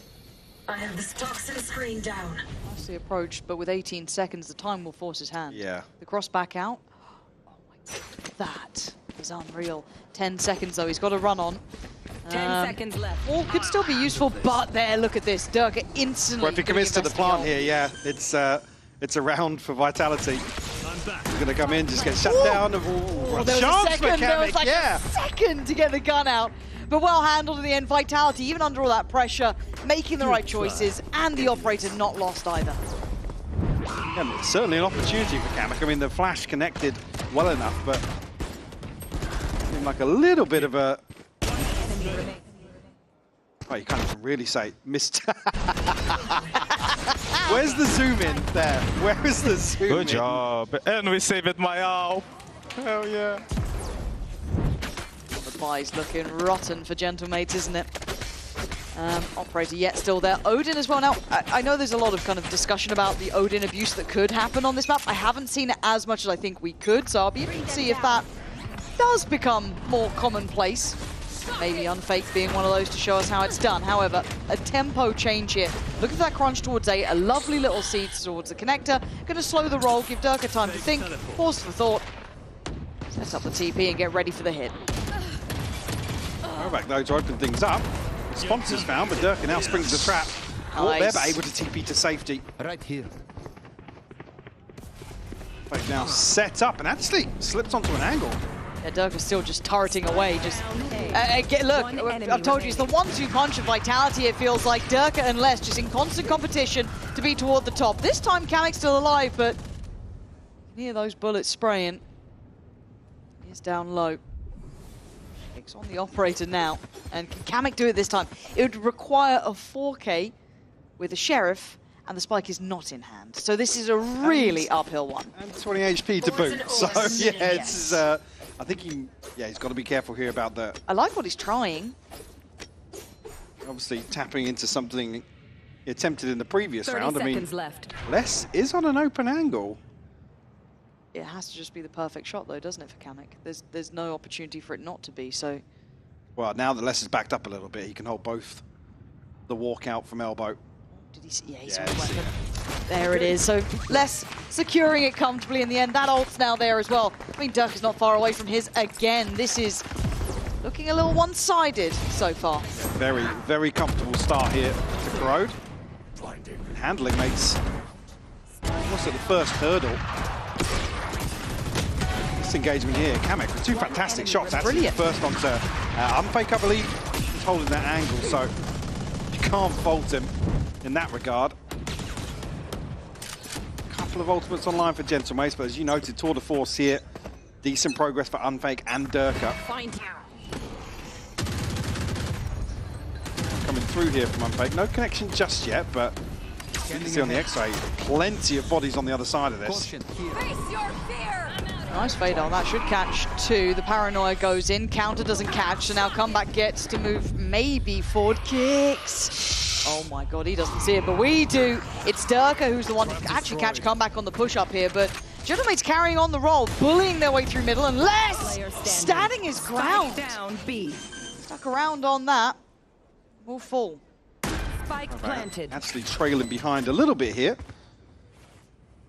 He finds himself in a 1v3. Still got util to work with, but I expect mates to give up round 5 here. A beautiful opportunity in this post plant.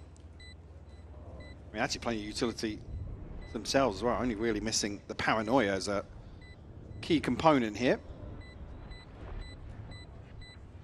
Just conscious that probably going to hold on to the weapon. Actually, operator retrieved here from Mini, so try and make that work on the attack. Kovacs the only one really financially struggling for Vitality, and the tour de force there. There is an opportunity.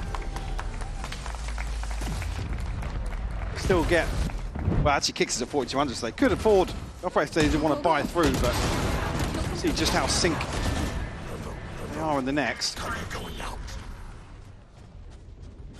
I'd like to see some repetition to this, though. This does just look like really good trading. Don't be afraid to jump for your teammates. Yeah. I think that's the situation, yeah, explaining inside the smoke there. It's only Kicks on the other side. Yep. You can see Kicks thinking, I'm going to get my one here eventually, and he hangs around. Yeah. No, it's one of those where you... Ooh, this would be double nice up, fight. actually. There we go. Yeah, you're right. Durka's got one. Yeah. We've got the tour de force with Les. Oh, dear. Durka doing really well. They're disrespecting that early utility and the counter swing from Connector. I've got to say, Vitality's layers in some of this is actually very nice. Little push and pull of attention. And now as long as they play patient, it's going to be very hard to pick them apart. But Durka fancied another look. So yeah, mates have, I don't want to say feeding into, but certainly playing into Vitality early on in these rounds and kind of getting knocked about in some of these gunfights. See already though, look at the deep position that Kicks has taken up. Be a nice little off angle. They hadn't been so switched on before, and that is beautiful from Kicks. Nicely controlled, and as said, little deep off angle to play on, just lovely. And noting obviously the operator early on in the round from Comeback. He's going to be either considering the save or playing very deep. He's already making his way into small. Going to try and hold on to this. I mean, Les could go forwards for this. It's probably going to be more, yeah, I was going to say retrieve the operator of their own. Allow Comeback to, yes, hold on to his. I'm quite liking this from Vitality, you know? Yeah, like I said, I mean, seconds with left. Les coming onto the chamber, like I said, it requires him kind of doing something uncharacteristic, but he's certainly delivering in these early fights. Yeah.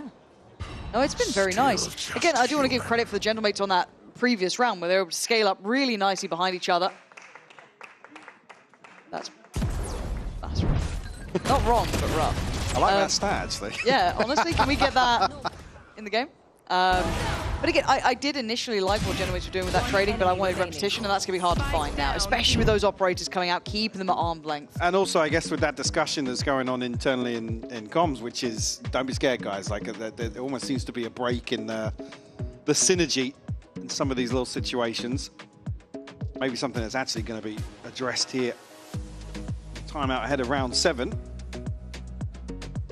It's normally, I do look towards Comeback for being a bit of a highlight player for me. He's explosive. He's probably one of the players that I was looking forward to seeing how well he fares in Tier 1. And I think until this point, he has been very, very, very good. So, in my eyes, I want to see him get a little looser with this, try and take those fights well, open up those chances, get those trades off the back. I guess the issue being for comeback here in this matchup, you're going against Durka and Les. Correct. Those are going to be your two first points of contact in the majority of these rounds, and that's a tall order for some seasoned veterans of the game. So, especially here when they're firing on all cylinders, 10-4 for Durka, 8-3 for Les. Looking pretty comfortable in terms of the finances as well come round 7. Durka and Unfake ultimates available here. Gentlemen, still got a pit and a TP to work with, but Ox is actually down on a Bulldog. So forcing up around the operator that was saved. Like it's potentially going to be all in here. Durka actually considering a flash out. Actually, yeah, the swing on the Hunter's Fury from the backlines will come through. It's quite nice. Unfake gonna find Mini. Another 2 tags. This is really nice. Loved the intention behind it. Seeing that crunch come in. A couple of teams have been showing their different variations of this, but that was a really nice look on it. Now it looks like Proxy are going to take the emergency ripcord out of there, right? Try and get a plant, do something to get it on their side. But liking what I'm seeing from Vitality, it's showing they put some real work in. Issue being Les and Kovac are actually grouped towards main here. So going to be revealed here. Has to deal with that utility. Oh, man. Yes. Well, deal with the utility now. You've got to sponge it. Oh, he's in the trenches, man. That is rough as anything. Nice try. There was so little to be done. You had so much thrown against you. But rolling it back to the start there, Mike, I liked what we saw. Yeah, the set piece is beautiful from Vitality. And I don't know, there's actually a condition met here on the back of... Because Durka initially tries to flash out here, but unfortunately, mates are so stacked up. And they slide off to the right here to avoid Durka's flash. Yeah. Try and break sight lines. And that sets the Hunter's Fury in motion. The first tag comes through. Everybody then has to drift back into the sight lines. Beautifully done. I think the only counter utility that came through there, I didn't note the paranoia going, but certainly saw the stun from comeback. But that's so off-putting though. Kind of running a little set play after a timeout the Gentlemates would have called. Super off-putting if they had something in mind, because now the buy, oh, it's absolutely broken. And Unfake rewarded, spraying down middle and the reveal on top. This is a slaughter. They haven't been able to leave middle. And I do want to look at Vitality's attention to middle too. They've been willing to scrap on this one. And it's a big reward here. Vitality firmly in control. Well, there's the value of buying a second Odin to have 2 angles to spam. But again, a ton of information on the 2 freebies. Like I said, mates have been... I can't lie. Do you guys want to play double Odin? And if they come mid, I ult and you spam on me. Wow. Well, there you go. Didn't make it that far. Yeah. And the tag here from the recon. I also quite like that. Durka willing to put, options out there, offer up an idea or two. Why not? Ran it. Didn't need it in the end, but lovely to see that experience, not just in the mechanics in the game, but a pace change and a kick up of gear. Using the ult to clear the corner, and that's about all it will do. We still have pressure coming in.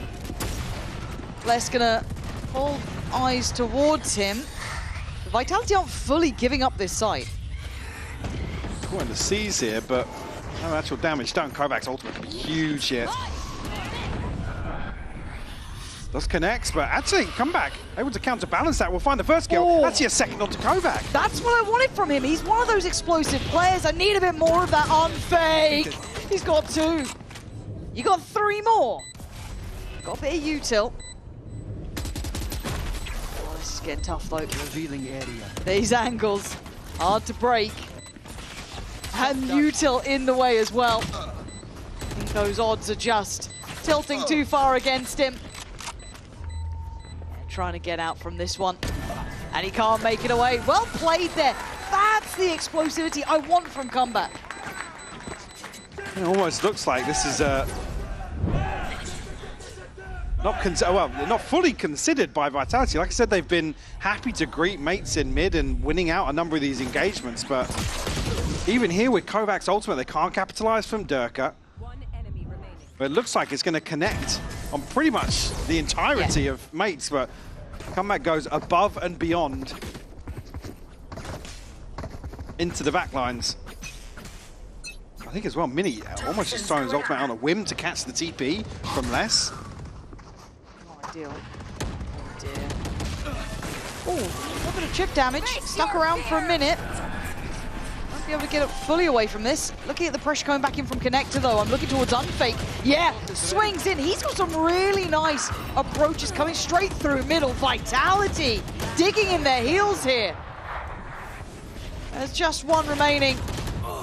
Okay, 2 more, not going to happen. The push and pull here, so much attention towards that CT. Missed the lineup again, yeah.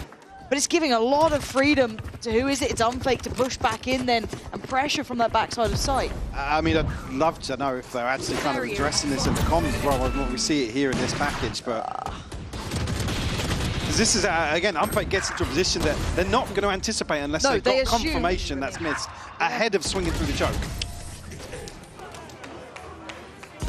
So another rough scenario.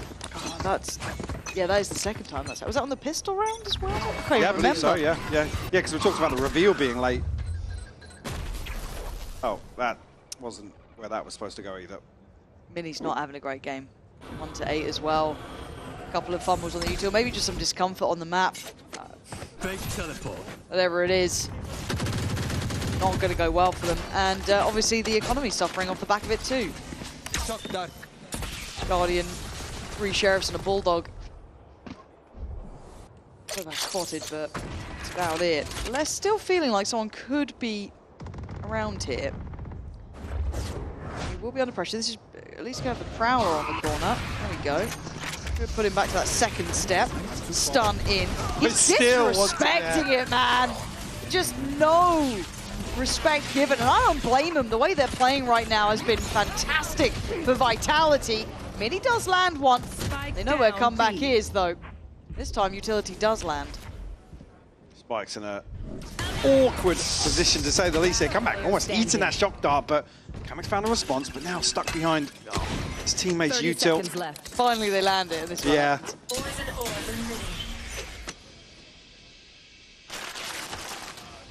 Super swings out here, going to be found. Kicks to clean up round 11 here. 9-2 the scoreline. And Mates just unable to break through in some of these brawly rounds where they're happy to go toe-to-toe with Vitality. And we see it less, like you said, disrespecting the amount of pressure coming through. Yeah, I mean, because previously looking really comfortable on the deadlock. I mean, they started last time on the defense, I believe, and that was what led to the 10-2 half. But certainly here, not able to replicate that performance. Sitting at 3-9 currently here, entering the final round of the half. Pit and a TP to work with. Vitality, only the TP for Kicks, but an opportunity for Durka maybe. Find his, and finally, looks like Mates are going to spread a little thin across the map. Not looking for these off-rip engagements towards mid or either of the extremities. Please, if we're POV for this, please let this go over. You know the observing team is sitting there grinning. Yes. He's done it. He's done it. They are ahead of it, though. Still have Durka. I don't know if you're trapped in there with him or if he's in there with you. At this point, they're getting slaughtered, though. Bit of a trade out, though. Kamek nicely played in this Proxer as well. Now, Plant should be up next. Yeah, this is pretty awkward, though, because Kamek's down at 2 HP, so he can't really sit in a corner. Actually, a chance to be spammed here if he tucks himself into default, and actually the pit will fall. What's going on? One enemy remaining.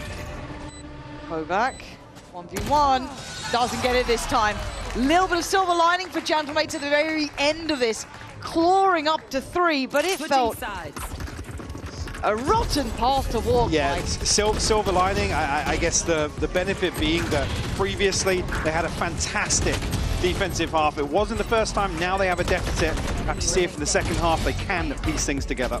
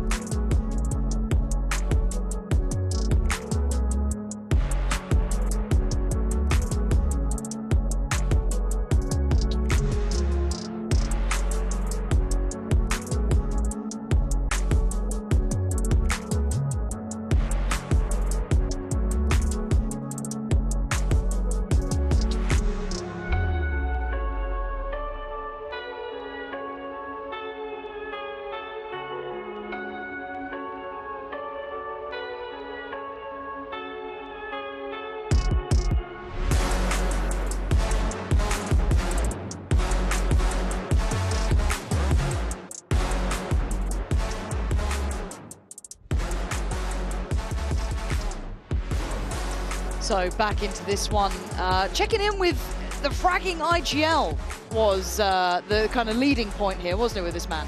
Yeah, for sure, and certainly an impressive half from him, but you can see historically some of the stats see pivotal in terms of some of the early round success that we were crediting Vitality for, and I guess certainly stepping into this team, there were a ton of questions about, I guess, the step up to tier 1 and actual ability in terms of picking up the role for Vitality, because, I mean, big shoes to fill and certainly a lot of pressure to deliver for such an organization. So we've all been fairly impressed with Unfake.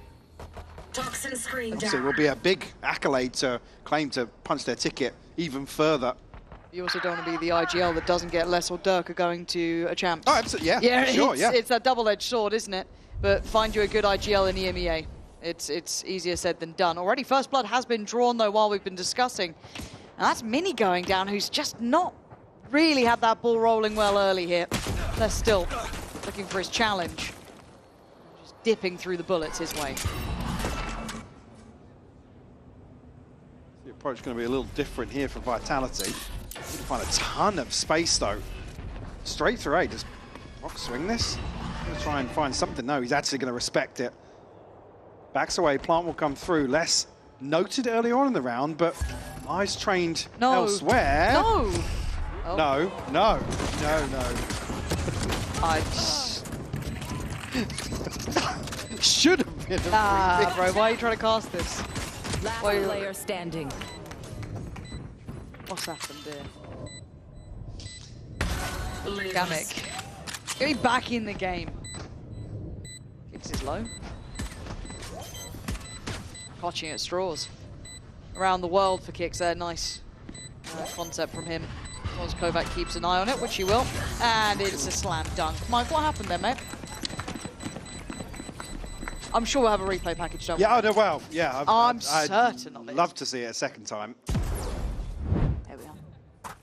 Some of the hardest people to hit, usually are the ones not looking at you. I guess that's it happens to the best of us. Less showing he is human. Actually, I'm very surprised we didn't see it. It's also the fact that they'd seen him there earlier and they just didn't consider that he might still be there. I don't know.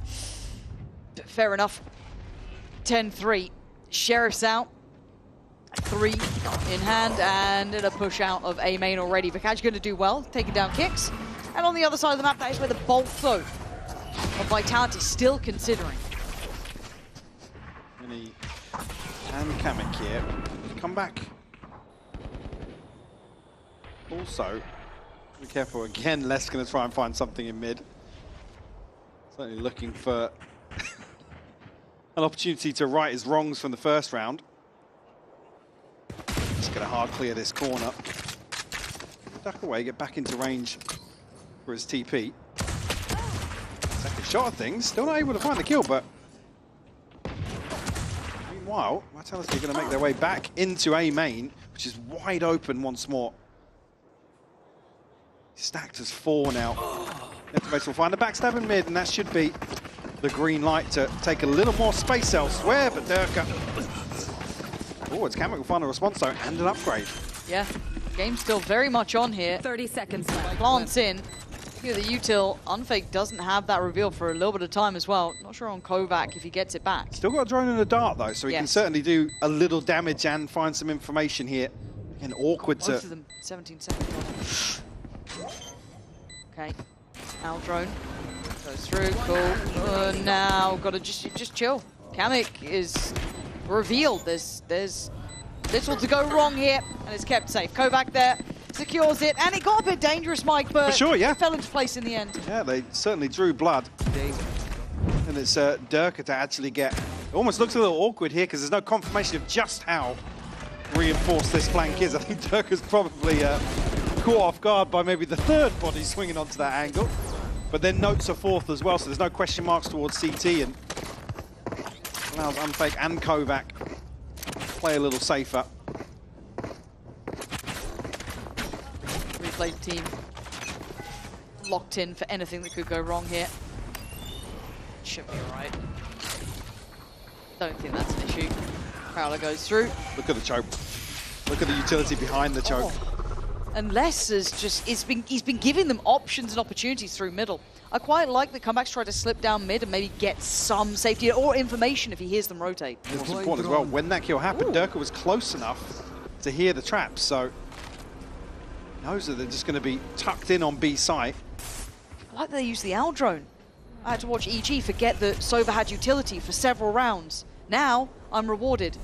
But is Comeback rewarded? He's taken this space again. Instantly fell away from the owl drone. Now, I'm back to it, but there's a lot of bodies here. Your pop flash. Just waiting it out. Prowler going to go in first, and a little bit of a re-hit from Mini. Better counter swing from Comeback, getting a bit dangerous now, but does well. Comeback on the bailout and a man to the good. The timing on the wall coming up certainly played mates in here. Fox with a deep position. Unfake actually did jump spot, but didn't catch him. 30 seconds. Spike down, kicks a chance to find a response, but Fox will close things out here. 4 on the board for mates. It won't break the bank of Vitality. More of those. I like this though, the kind of willingness to refight as well from Comeback there. Again, yeah, crediting the drone, but still, I like that. The issue being though is once this wall goes up, you either need Link or top mid smoke so that you can kind of take the space and the wall isn't a threat. Fortunately, it was an awkwardly placed smoke, and I think Mini still found a kill either alongside it or through it. I didn't actually catch it, but the cycling of utility here in mid playing to their favor, and that's now once more disrespecting. Durka doubles down on it. And they've just gone, just have a biff, have a fight. Yeah, I mean, similar to what we saw in the first half, where actually mates now, almost you have to discredit them for it. Yeah. I mean, they've got 2 players to the good. They could pause for a second here, but they want that pace kept pretty high, it looks like. Aren't going to be coming in as well. Durka on bodyguard duty, controlling on the corner as Comeback gets closer. Not going to win that fight, but Mini does get the trade. You're not going to ignore this positioning. Oh my god, the leg. It's... Oh, Kamix! He lives! Hello. Mini! Where's this come from? It's a 2v2. They've just turned into gunners all of a sudden. Everything looked right. Now, all even. Coming down at 30 though. Mini also tagged up. Try and give him time to work, but kicks ready and waiting for that. He's still got the haunt as well. Just sent in the paranoia. Not today. And Mini knows it that time. Just slipping away. Unfortunate, because there was a bit of a fight there. They started to look a little bit more deadly. The leg shot coming in, a fight one towards the site. It was all looking like maybe we're back on, but it is going to be 12 for Vitality now. Durka's here so quickly, but you can see Prox just cresting the corner. Such awkward timing. For Les, unfortunately punished here. 1 HP. Oh. He's quite slippery actually watching Les. The way he's playing this, I quite like it. I wasn't expecting to, I didn't know how to really put him in that role and how I'd feel about it. I'm quite liking it so far. He's never an aggressive sentinel, so to see him now actually being the one to kind of take space early on in the round as opposed to later, certainly has an opportunity to shine here. Durka going to clear a lot of space here, and Hunter's Fury should reinforce that as well. Yeah, this is big. Unfake's been doing much better as well. I have to give credit because he was looking quiet before in the past, but now go back taking those lights away. Come back on to take the plant away, does it? Hit and run, doesn't get out just yet. 30 HP! That's the man we were waiting for. Word. Fiery under pressure. But Unfake, he's had a great map so far, and I think you just saw him. Yeah, Prox has got a judge as well, so he can't even commit to that. I have the spike. Be a plant here, but actually Prox close enough. Spike planted. Was considering what to do here. Himself almost paranoid. Do you think that landed? I think it would have, but the recon would have tagged Prox, making early progress. He's jumped over the top. Oh, I thought there was so much more to be done. Unfake will close out map 1 in great fashion. Gotta say for me, a big upswing for him.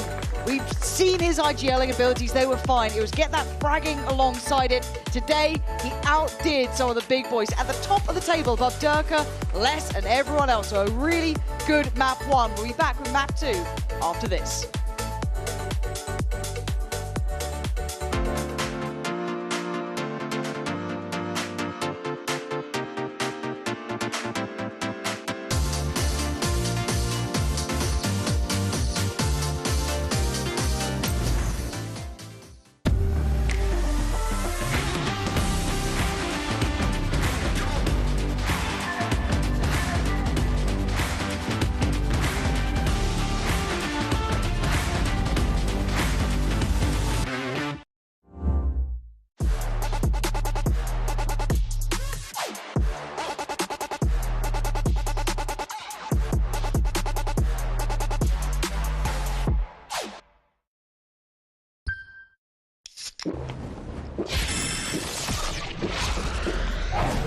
Red Bull gives you wings.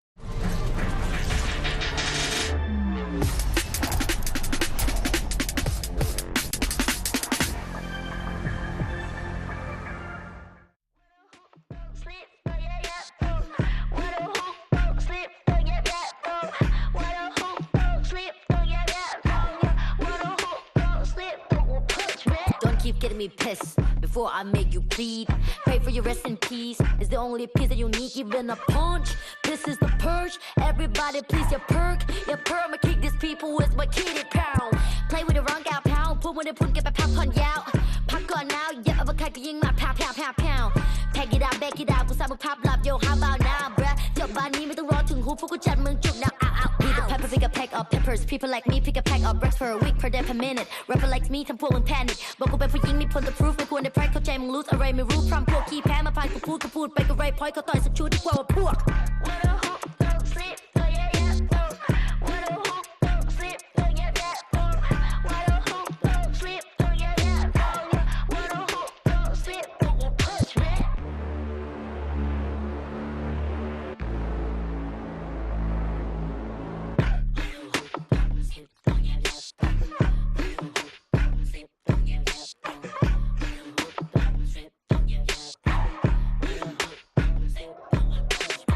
Problems are proved in one punch. All battles are beat in one punch. Put you to sleep with this one punch. ไม่สะเทือนกูสักนิดกูขอสกิลด้วย one punch. You wait ที่กูโดนกูโดนมามากกว่า one punch. วันนั้นที่กูเจอกูสักกับคนมา one punch. One day, one life, one dream, one punch. If you have one shot, better have one punch. Eminem said, Millie Rabbit, I'm the world short. You just catfish. Kevin said, พ่อแม่คือความจริง Separate from the competition. ผลลัพธ์คือ I'm the best, right? When the hook don't sleep, don't yeah yeah don't. When the hook don't sleep, don't yeah yeah.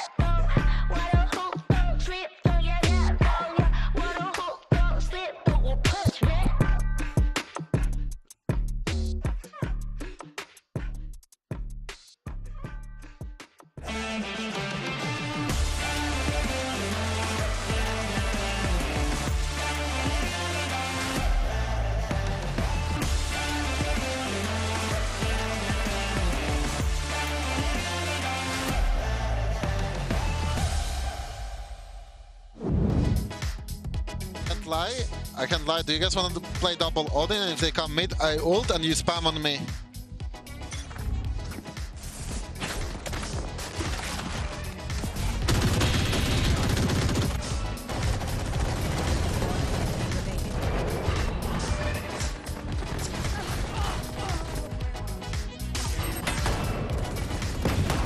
One enemy remaining.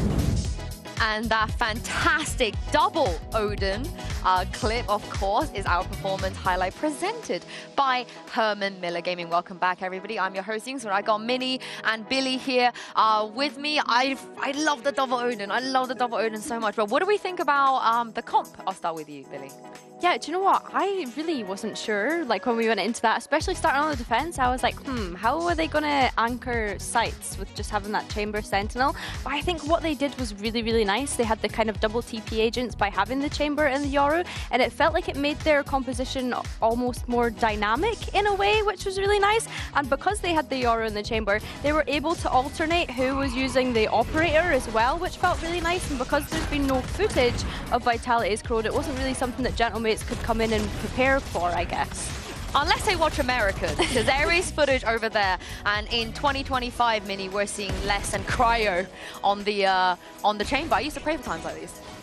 Yeah, I think as we went back to before, like Dirk and Les being big win cons for them and putting less on chamber. Like I know historically he's more of that traditional sentinel, but it feels like a nice win condition. But I have to give praise to the whole team here. Like it looks, I am almost like annoyed that we haven't seen Vitality on this map before because they were looking pretty good on it. But yeah, why have we not? What are the reasons you feel like they've saved it until this late? It's one of those things with the new map, you can't be fully sure where you lie. And so I think they were leaving it open quite a lot, but they just didn't opt to pick for it. Yeah, and I love this conversation about, we've had so many conversations about stealing and copying. Only 100 Thieves play this outside of Team Vitality right now, so be good to know, their inspiration. But let's talk about Les a little bit more, because when I saw the agent select, I was kind of thinking, Ducker could play the chamber, but no notes. He won champs on this agent. What can I say, Billy? Like, I shouldn't even have any doubts about the Les chamber. You're valid in having doubts, because this goes against what his usual play style would be. So, like, I'm with you, because I was the same, but then as soon as that pistol round started, as soon as we got into game and he got those 2 shots with the headhunter, I was very quickly shut up after that point, and I was like, I don't know why I even doubted in the first place. I think that he looked great on the chamber. Yeah, I think he was able to anchor positions like you said before, and then the double recon initiators were able to get information or just do the double Odin spams on middle. Like the double Odin was good, but it worked well with their composition with the double reveal too. Honestly, for me, I love Odin. I never thought of 2 Odins. 3, let's do 3 next. Maybe 5 Odins. But of course, I was talking a little bit about Les's chamber. We last saw it at Champs. And speaking of Champs, Vitality, they still have a chance. So tickets are on sale now. Do not miss out. Of course, Fnatic have already qualified over in Americas. We have Sen, G2. They are guaranteed teams that's going to be there. The dates will be September 12th to October 5th in Paris. Have you guys been to Paris before? No. I heard it's the city of love, though. Neither of you have ever been to Paris? No. Oh, get your tickets. You too. I want to see you get your tickets as well. I've been to Paris. Yeah, it was a good time. Yeah, it was nice. I'm happy for you. Would recommend going there to watch Esports, because I went there to watch FPX G2 in the other game that happens to take place in the studio. But before we get ahead of ourselves, let's take a look at what we can expect from the next map, because Billy, it will be Lotus, and you were not a fan of this choice. No, I wasn't a fan from Vitality, because I feel like it still, not that it favors Gentlemates, but I don't think Gentlemates can be counted out on Lotus, just because I know they've lost it, but like if we actually look at the map scores from when they have lost it, like it's gone to overtime each time. So it's been a 14-16, it's been a 12-14, like it's not been catastrophic losses on it. So I think for me, the main thing that I'm looking out for Gentlemates coming into Lotus in saying that is how do they cope with the Vise, because that's not something that they've had to come across whenever they've played this Lotus. So I want to see how they interact with that, considering they're playing this Neon Breach composition. And of course, Kovac was looking really good on the Vise as well from Vitality's side. Would you not count the BBL loss as catastrophic though? Because they shouldn't have lost. I don't think we should even talk about how catastrophic some of their losses actually, have been. For me, I feel the opposite. I don't know how you feel, Minnie, that the fact that they lost the 10-2 is kind of catastrophic. Yeah, pretty bad. I think I have to disagree a bit with Billy, because Vitality haven't won on any other map available in the pool. I think that Lotus is fine for Vitality to go to. They don't have Haven open. They literally haven't won a map on any other map. So yeah, but that's the point. This is Vitality's only good map this stage until they pulled out Corrode today as well. Yeah, that's why they picked get it. Too good. Yeah, but like, I still think that Gentlemates are in with the chance here. No, I agree. But I just. You just said that you disagree. I disagree that they need to pick them up. Okay. Yeah. Because what else are they gonna pick? Yeah, what else? No, that's fair. That is fair. Yeah, and into Agent Select, I mean, this is what we expected, and Gentlemates will be starting on the attack. My God. No more shenanigans, no more to the 10-2. And they can run 5 Odins here. possible. It is a good Odin, that. Yeah, it's possible. Is this a 2-0? For me, I just really don't like Breach on this map. Gentlemates are gonna have to come out strong on the attack side. Breach, Neon, this is the attack side comp, and they need to just dominate on that side of the map. Yeah, it is going to be difficult for Gentlemates to actually be able to get into this one. But I don't know. Maybe I'm just coping a little bit. Like, I genuinely think they are in with a shot. No, I agree. Yeah, they just need more than 10 rounds on the attack to be in for a shot. Yeah, and on that note, over to Fancy and Hybog. Well, the bar's been set. A flawless half has to be achieved for us to have faith. Yeah. But I think they outlined it well in the fact of this composition is looking quite attacker-sided for Gentlemates, so let's see how it lands. Haven't seen it against the Vice much, and Kovac's been pretty solid in these sort of roles, so we'll see how he fares as well. Couple of upswings from map 1, but now into map 2. Does Vitality keep this up, or do we have a map 3 on the card? Yeah, I'd kind of maybe agree with the desk if we didn't see map 1 go the way it did. In terms of actual gunfights, didn't really see mates actually winning out on that front. So to make a comp like this work, which I agree with me that the Breach is a gamble, right? You can make it work with the Neon, sure. But yeah, they have to come out swinging here and create a huge opportunity in their attacking half. No delay on the paint shell, but come back. Look at the position. I couldn't quite control it in the end. I thought he was in for a fair shot following that up, but in reality, Proxy's just got to get out of there now. Obviously, Minnie's taking a lot of space for this, but he still needs to find impact in reality. I've got to assume with this sort of setup, Vitality would have considered the possibility, but with just how deep Minnie is, and not spotting anything. That's got to be big info at this point. Like, where else are you searching? And I think less now, considering the possibility somebody slipped the net, but they are disconnected here, and there's going to be 2 members of Vitality approaching from Mound. Is he planted as well? Okay, so it is open plant for kind of CT side, so that's at least something, but... This is timing. This is timing. And Minnie stays on the line, but this then puts Proxer against 2, right? So they speed up on this. They want to try and get this one sorted. Trades there, and now all the pressure falls back towards Minnie. Who's revealed as well? I didn't even notice that at the time. He looked so uncomfortable. Couldn't find a corner to play from, and nowhere else to backpedal to. Les just making him sweat enough to back away from this engagement. Down to just 19 HP, but unable to close out that kill. And I hate to say it, I mean, round 1 feels like an example of exactly what I was talking about from map 1. This is fully invested here from mates, and Vitality are able to just sit on this first line of contact and win out, what, 3 for 2? Doing further damage as well. Able to clean up comfortably. So 1 Sheriff. Oh, no. Swapping out to a Ghost here for Minnie. Well invested here from Vitality. Less missing a main weapon here, but a Sheriff in hand nonetheless.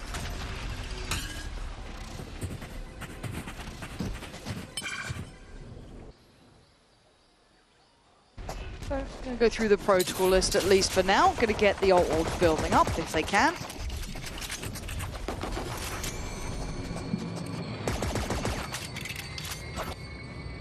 Anyways, don't actually commit to an engagement anywhere, but orb retrieved. Already a second member committed towards this C-site hold for Vitality. High-low? Yeah. Should hopefully play kicks in, but they're not actually there when the smoke drops. Here comes a stun. Dart's dealt with. Kicks did catch some of that, but they're looking vulnerable, literally and figuratively. A nice farming opportunity, and Vitality not looking all that perturbed yet. Able to keep all 3 Bulldogs purchased, only losing a Spectre and a Sheriff. Can be really happy with round 2. And here's they just slowed down. And the snake bite actually missed it a little bit. I'm not sure if it was for the corner, but kicks regardless. The paranoia certainly takes the bite out of. Pop out of this smoke, but very good progress for Les actually here towards the pit. Sitting at 4-on-1. Gentleman's again prioritizing towards C. That maybe a little deterred after that pistol round to contest Rubble once more. Kovac could be the one really under the gun early. All going to be going down soon. Flash finds nothing. Our drone spots at least one. Comeback then unleashing. Wants space, good stun, but he doesn't check his corners, but he doesn't need to. Mini got Kovac, and the site's theirs. Really well executed. I'd love to see how that kill came in towards Kovac. But in reality, this is perfect. This is a dreamy first buy for them. We'll get an upgrade here, but it's a 1v5 on the other side of this wall for him. Back away now, doesn't find the first kill onto Prox. We're probably going to consider the possibility of an exit or two. No more dreams. No charge. Gentleman's looking to run him down, and actually, Mac will find the kill. So, 4 left standing here. A good first buy round here from Gentlemates. The early protocols to address the utility, towards C. Actually follow through here. So the first kill actually onto Kovac. It's almost like a bait from Les to duck all the way into CT, but Kovac's dealt with it before he can even backstab that. That was really nice. I'm glad that they kept that layering like flowing, in mind. you know, like water.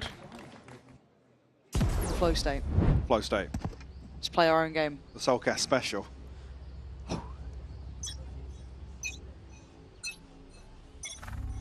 Shadows traveling.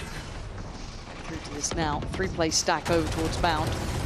And Kix has been nasty. Comeback was having a little too much fun. Yeah. And here comes the Odin. It's almost bang on with that second spam as well. As soon as you see that, you back off from some of these predictable angles. Early advantage created here. Well, the response is found. Mini will find less, but again, Vitality find both trades. Yeah, they're keeping it within touching distance. Otherwise, if these had gone untraded, they'd been in a really rough spot. But Mini looking to find some security. And allow for this plant. Oh, that timing! You are lucky to get away with that. Walking that smoke felt audacious. Now into the 2v2. Paranoia is still there for Kix, Mike. Yep. That's got a little bit of utility as well, but they can get that to land. Does actually spot, so he should have a freebie here. Mini will fall. Just one left to find here. Kix tagged up though. Kicks down a little low. Could be an issue, but oh, okay, caught through the smoke, but to sacrifice the HP. Gets the shot and a Red Bull clutch to follow. Gentlemates are in the building. Certainly have found the response, able to follow up on their first buy round here. Some ultimates in hand now and good progress elsewhere for this ult cycle. It's actually, after conceding the first blood for free, said it's... Oh, that time. Yeah, I mean, that's a tilter for Unfake. Yeah. But such a crucial kill. Nice! Let's go. A bold move from Mini certainly pays off. Okay.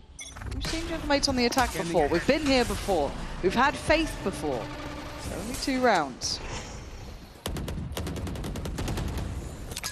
Early note of presence towards Rubble, but look at the split towards B2. The attention being split here for Les. He's not sure which side to be more heavily focused on, but a re-hit from Vitality.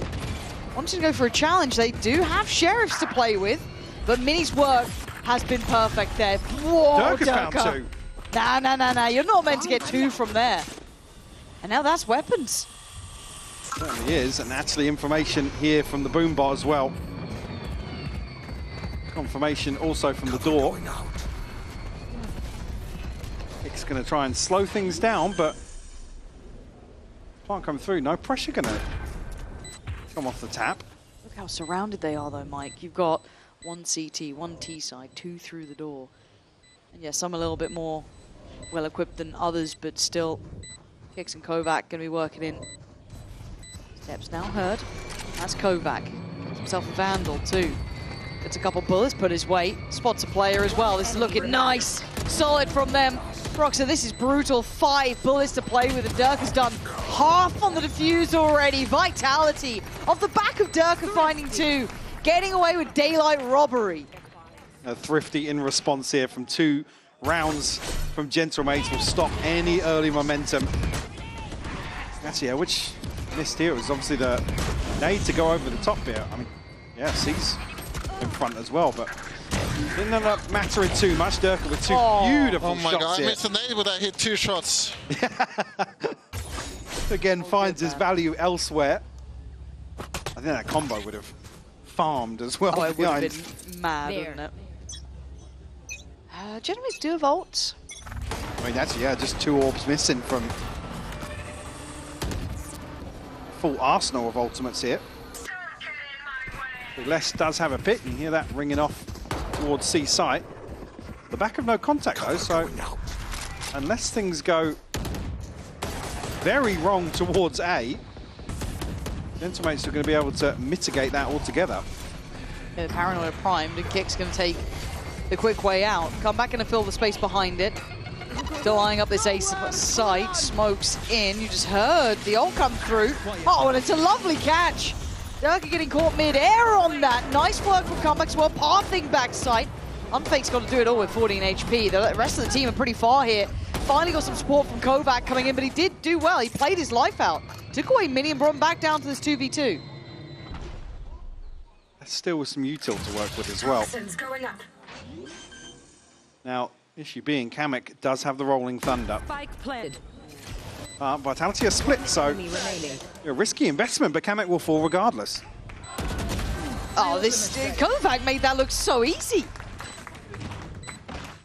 That's his third on the round, Lauren, and you look at the right side of your screen, with some of these ultimates, when the kills come through, they're not actually able to invest into this round as maybe they would have liked. In Hunter's Fury, a beautiful catch, as you noted here, up the rope, the satchel, and still caught. Kicks again, just, you see the moment he turns his head, unfortunately, he's found.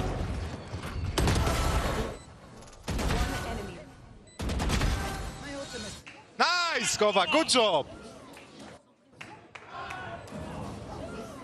Yeah, able to find a response here, and actually the exact same situation for Vitality now with this ult cycle. See Les's pit invested previously, but everything else available for them. Fortunately, no mates down on just a hero rifle for comeback.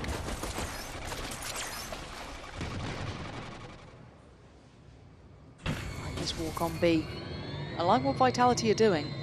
I'm really trying to seem threatening in this, but it just doesn't seem so. And there's so much freedom to be had here. Durka right behind them. And there's a lot of time being bought on the site, right? There's still that Vice util. You've still got less over there. They've got no idea. Pinch from the door as well. Unfake's probably going to roll out the red carpet for Vitality here, and Kamek spotted set up for the Rolling Thunder. Oh, it's just beautiful. It's a disaster. It's magic from Durka and Vitality, but you're right. For Gentlemates, a frustrating round, feeling all too red for all the reason. Comeback. Straight in. But, oh! Bringing Les back down to earth. Where's Mini in all this, though? And on over.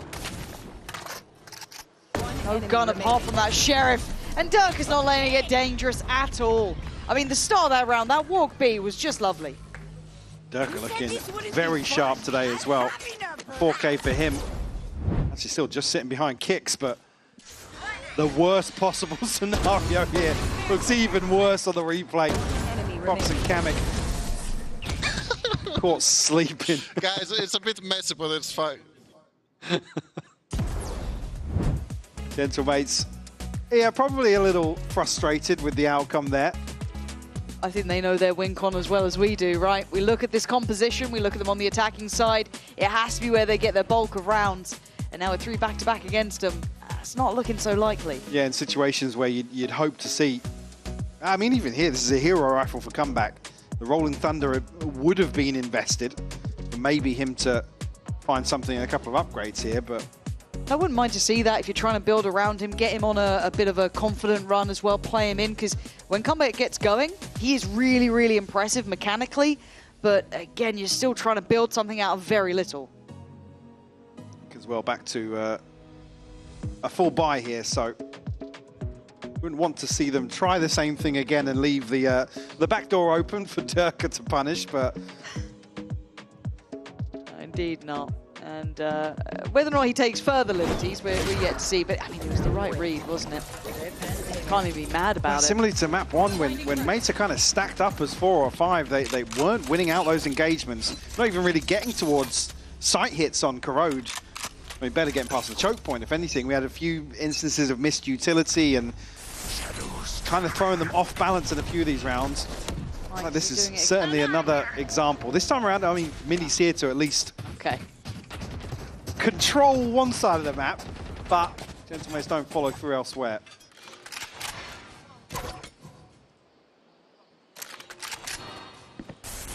A little reshuffle of the Vitality side as well, trying to maybe pin down where Gentlemates went off to.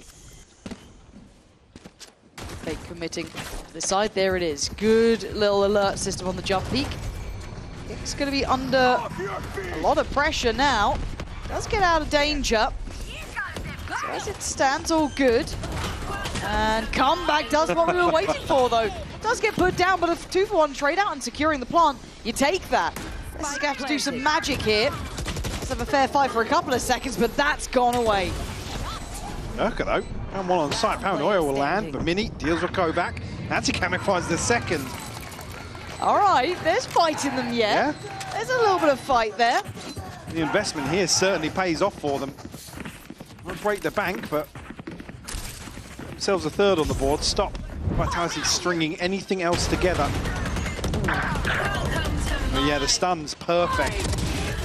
Comeback finding 2 here ahead of the showstopper, and actually forces Durka to invest it to just find the one. The frustration shown there. Or a pen problem. Yeah, just can't get the ink to the... Yep. Like an old quill. What we got now? Okay, so Vitality fighting for the extremities this time. Committing the horn behind it, kind of leaving one posted. This is better, though. It's almost like a probe at the start of the round, and then there's no commitment behind it. So Gentlemate's trying to use a little bit of misdirection. Also something lacking previously. So not there, rewarded elsewhere on the map, as Vitality did immediately rotate, just leaving kicks posted. Yeah, looking to try and work the map a bit, which I don't mind. Again, dealing with the wall above a minute. Rubble's still an issue, I guess, because Kicks is here. Still got that paranoia, and he has got the support of Unfake. So it's not like it's just a solo endeavor. No charges. Spot Proxer then. He might, yeah, it looks like he did. So I see Durka even lean this way. A shot in the dark works out well. Unfake securing that side of the fight. And finding comeback is really indicative of where they wanted to go. And not only that, well, Les got his. So they're not really finding ways in here. Immediately diverted to plan C almost, which is to try and find the timing. But Kovac now set up. We'll give you a freebie props. Dropped as well, but Kamek good for a trade finally.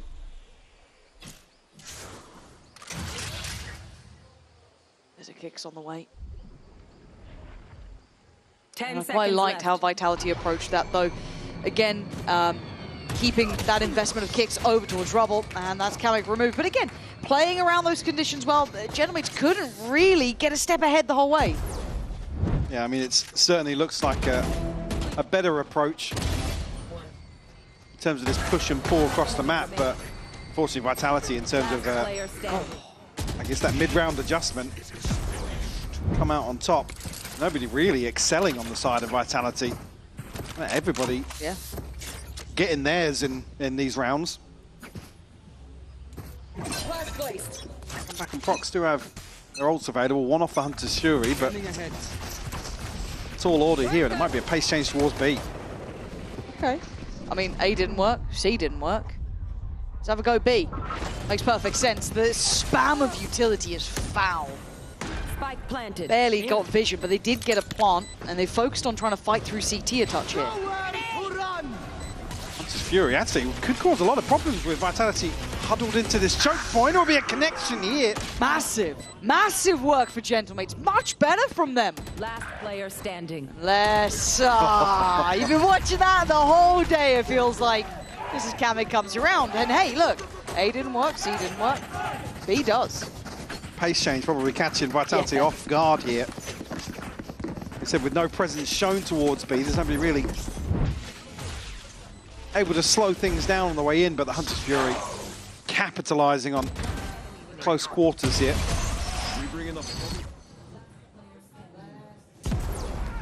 A little frustration shown down on the stage as well.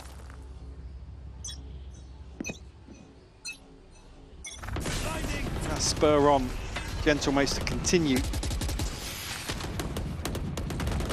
At least looking as if they want to progress towards A in this round. Oh.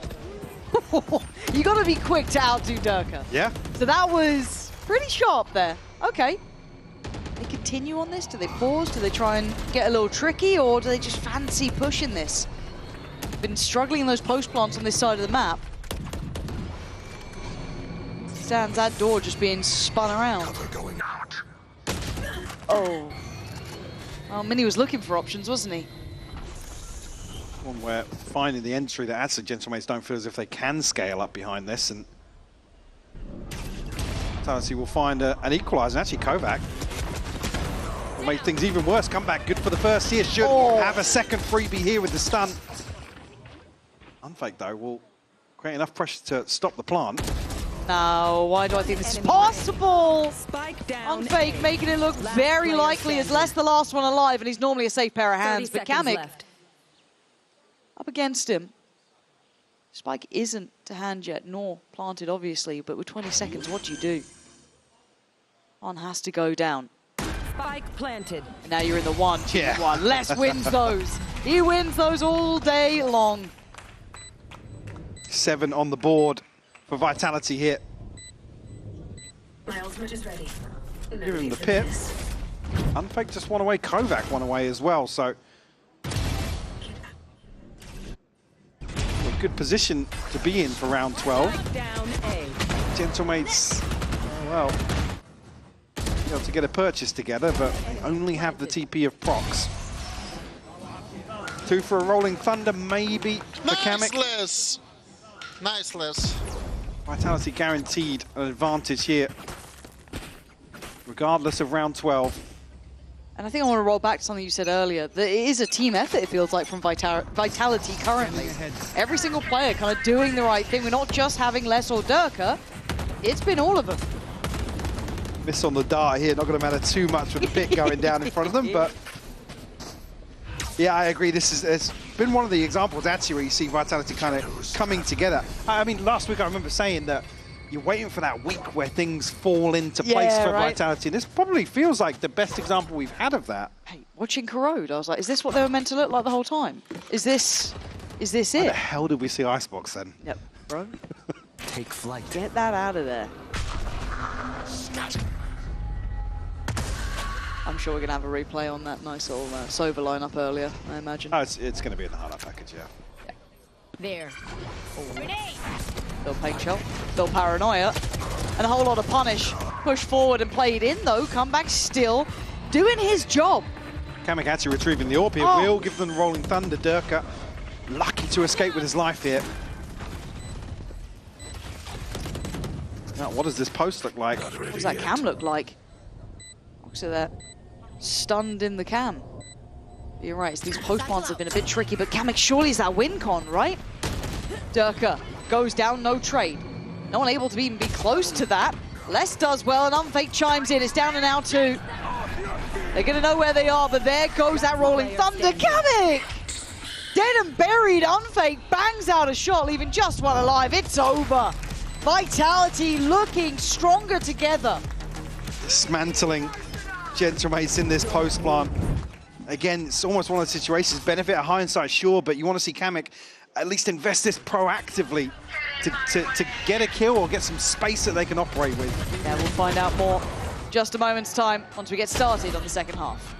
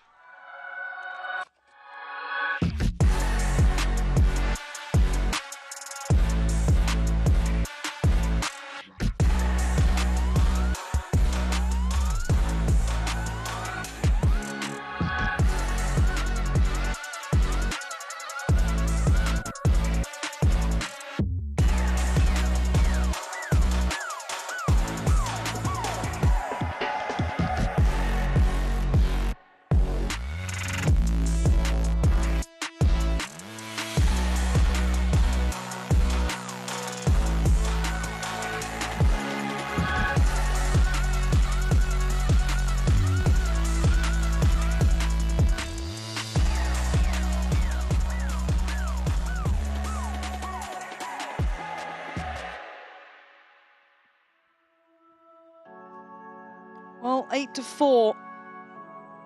The Cathedral playing out Gentlemates, it sounds like here. So what are we prepping for here? I don't know. Perhaps their funeral. I don't know. But what I am seeing, though, Mike, is that we kind of outlined this with being it had to be a good half from Gentlemates, and it simply wasn't. Yeah, I think so. And obviously, you do see on the screen their track record getting a little more green than obviously the comparison with Apex. But obviously, the notable win here being over Team Liquid. But unfortunately, to follow on from that, it was just maps here and there. And we've talked about how close they've come to not necessarily winning series, but you know, getting to 12 and then unable to close out. It's been the kind of summary of this year for them. That thought though, they might be a priority. No, Vitality backing away. Unfortunate to see them potentially bowing out here with an 0-2 loss, considering some of those map wins elsewhere. Feels like it's been the story of some of the teams who were toward the lower end, who've had a couple of really competitive maps but unable to then transfer them into wins overall. However, Proxer takes a glance and takes the life of Kovac. So already a bit of a brawl breaking out. Kamik wanting to make sure this goes their way. It's a fight on all fronts now. Last player standing. And the kicks and again caught huge off guard here. A turn of the head and Kamik pounces.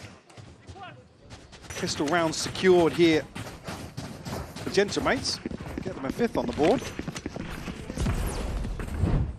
See what purchase they're considering. Flash perfect here from Kamik to set things in motion, but all out aggression from Gentlemates.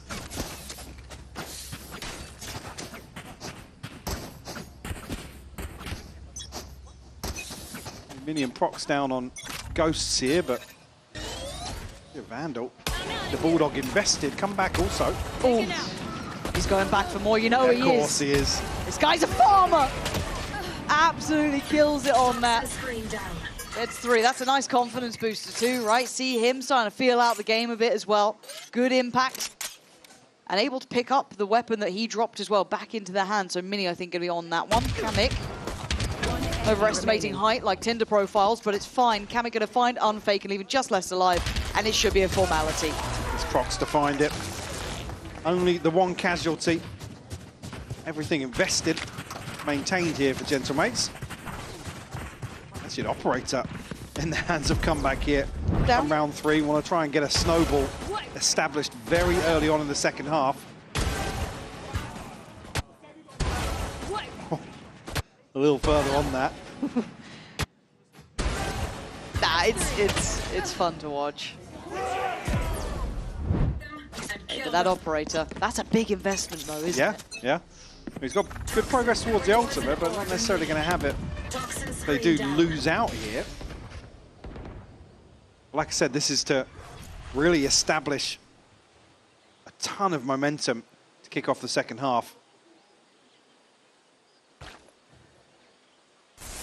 Maybe actually catch Vitality off guard a little bit.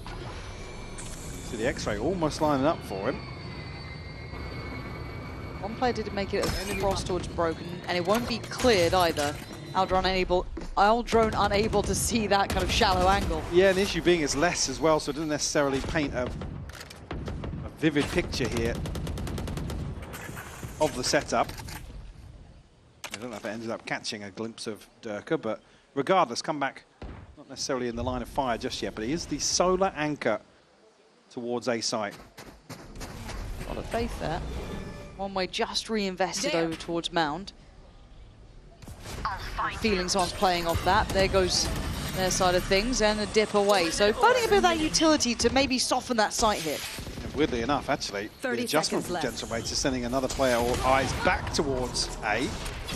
Let's show his hand once more, but Vitality have got numbers advantage here towards C. Yeah, Prox just gets shredded on that Mini though. Still present and playing off it. 13 seconds! Mini! 10 seconds left. Punishing Vitality for this broken approach. And up there, what are you meant to do if you're on fake? Unless he's on B. Well, 12 HP, certainly not going to give the ace across to them, but that's Gentlemates up to 7 now. Just one round away.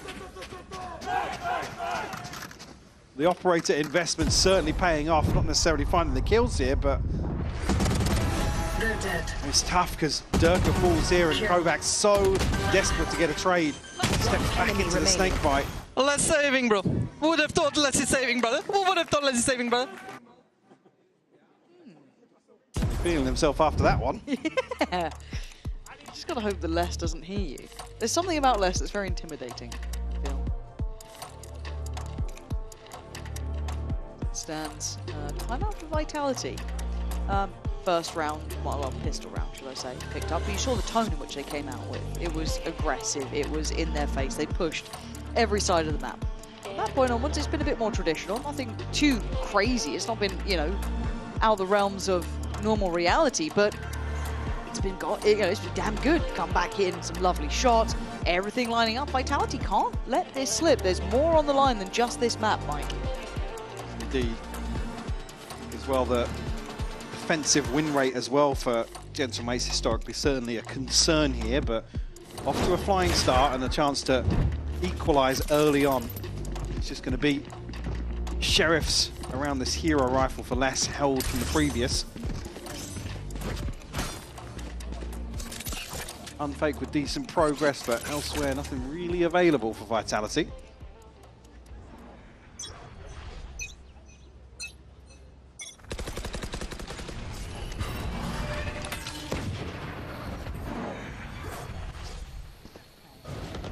A bit of an unexpected position. Should be good for one. Yeah. Time to back away, though. A bit risky, but the reward's there. You don't want to give too many weapons over, or the chance to have those weapons fall to hand. Stanzo takes away kicks and sees what's coming their way. Get less close enough here to the action. He's going to be first point of contact here, so dealt with very easily. Kovac will fall as well. Enemy remaining. Gentleman's cleaning this up. This is like systematic so far. Unfake. Hang on. Yeah. He's looked good today as well. Yeah, no, I'm paying attention. I'm back in the room. And Prox is low. 40 HP. Comeback's still pretty far away. I mean, it's See the pretty... respect being shown here by Prox. Little fake on the rope, but... Still got a Prowler. Up towards heaven. Step. Made a move. Oh no, made a mistake is what happened. The pop the ult. He knows he's got space now to actually commit to this plant, so gets himself into a post. Nice idea as well. They've gone for the kind of setup, not necessarily a high-low, but stacking together. Commit to catching one on the cross. 5 seconds on the horn and still got a seize. Comeback's got util, but he's got that operator too. Difficult, tricky. He's played this nicely, and this time and not feeling this pressure is pretty indicative, but still. He got curious, and Comeback was waiting. Diffuse there. Gentleman's going to be tying up the score. Certainly do. Blood drawn here, but an operator in hand, round victory for Gentlemates. Vitality we're back on a purchase. Well, actually, just 2 away from the Hunter's Fury, and a couple of his ultimates now starting to come online for Gentlemates at a crucial point in the half.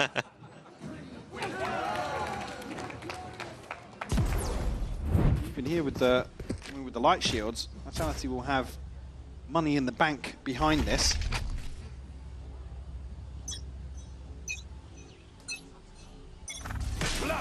No real commitment from, I mean, other than the force around Les's rifle in the previous, no real commitment towards A from Vitality early on, so the issue being Comeback can post up very deep with this operator. We've seen them kind of leave him alone to anchor this a couple of times. You know it's going to be less on the other side. You know it's going to be less. Durka going for a dry look towards C and gets punished for it. It doesn't feel like Vitality have an idea of what they want to do about this. It feels like they're just running into a brick wall. Well, Minnie's found another. I guess he's the brick wall then. He righted his wrongs from the first map. Comeback forced off by the Prowler here, but he can get himself to safety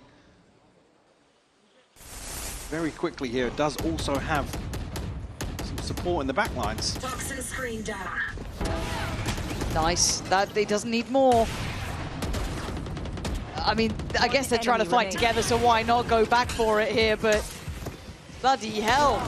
They're turning the screws, Mike. They've taken the lead. In zone flawless as well. Gentlemate's up to 9. Taking the lead here. A string of rounds. Talked about the momentum, the snowball being established early on. Gentlemates have certainly followed through on that. Is it 5 with the timeout as well? Vamos, vamos, vamos. This is when I look to Unfake for that leadership, though. That mid-rounding, that working the map. How are they keeping up with this? Because I don't think Gentlemates are doing anything brand new to our eyes. There's nothing quirky or weird. I want to see him solve that problem, come up with a concept.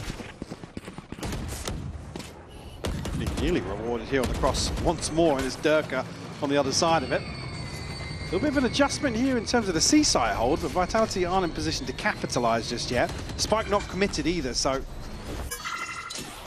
just a probe from Vitality. Create a little bit of pressure, maybe draw a rotation, but similar thing now. They need to force comeback off this deep angle and actually probably deal with him. Yeah, I think you need to. Because he's always chomping at the bit for more. That's always been the kind of like up and down of him. Is he over-aggressive at times? Does he take too much of a high risk? Right now, he's actually carrying the movement quite nicely. Smoke does go up. You can see their progress. Prowler just got burnt, and that was the last one for Unfake. So you're looking more towards Durka, maybe with that boom bot. But as it stands, he's able to still hold this space. The issue is now door's been swung. They have to react to that. Further, comeback.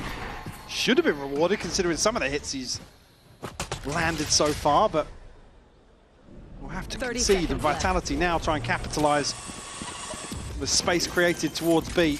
Open plant. Fury. Fury doesn't catch on the first. It's a little tricky because of the elevation on the site as well, but at this Mini. Mini, get out, Mini. Oh, no, second of all! No, Mini. Okay, good trade though. The time Wait, though. they're trying to run back towards A. They were seen. I'm watching the crosses come back, but with only 10 HP, can't take a fight like this. Tried to do the damage, but the plant's in play, and the big boy's still standing. Durka and Less, and somehow they've gotten away with murder. Kamek. This is tough. Yeah, it's not going to work out. Vitality. I don't know how you won it, but you did. Well, Les just goes, pulls to the wall, up into heaven, finds the kill on the ropes, then doubles down in spawn. But I mean, look here, the snakebite lands, is disrespected, but so much damage is done. This all just rides off that double kill from Les. Vitality, with the skin of their teeth, tying things up here.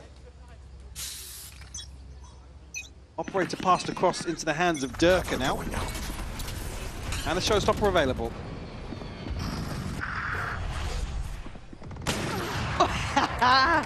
Yeah, so every now and then you'll start pissing off Durka enough that he'll get one back. So they've dealt with comeback this time in a very different position though. So how do they then imagine the A site looks? Do they then want to build in towards C? How do they want to approach this? Gentlemate's going to drift a little further forwards. See on the X-ray, there's plenty of bodies the other side of this wall. Are they going to get proactive here? Durka might catch a glimpse ahead of the wall going up. He does. Ooh, but he's punished. Wait, Gentlemate's spring the trap. And they've got the numbers back. It's a 4v3. And Vitality don't have step towards sight. Oh, that shot dart could have been nasty for Les, actually. He's all right, but man, they're laying down the pain here. Mini's already taken the space outside B as well. He's going to be in a position to find the first, the second as well. Let's will respond, but 30 limited seconds HP left. finds himself in a 1v3. What has happened? They get I don't want to say a free opener, they worked for it, but they got the opener. Gentlemates with no fear fighting for that space again. We heard it before. Les is saving. Well, 10 in this seconds situation, yeah. What are you going to do? No Spike's chance loose. to even find the first. And you see on the minimap, Gentlemates have backed away. They don't want to take any risks as they hit double digits. Trying to maintain this lead, keep their head above water on Lotus. Only one round found in the second half by Vitality. Again, switching things up, flipping the script a little bit in terms of rumble control. Spike down. Probably what catches Vitality off guard, with people playing so close up. I'll take everything from them.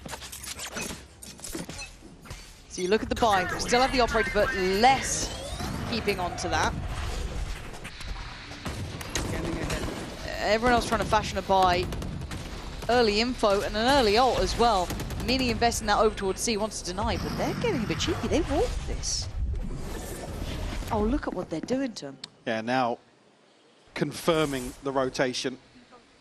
They'll give up the pit, but Kicks not really found favourable timing in a few situations, but a dry swing onto this angle. Kicks is punished once more. Yeah, Vikash on that flank is the maddest part. I loved it.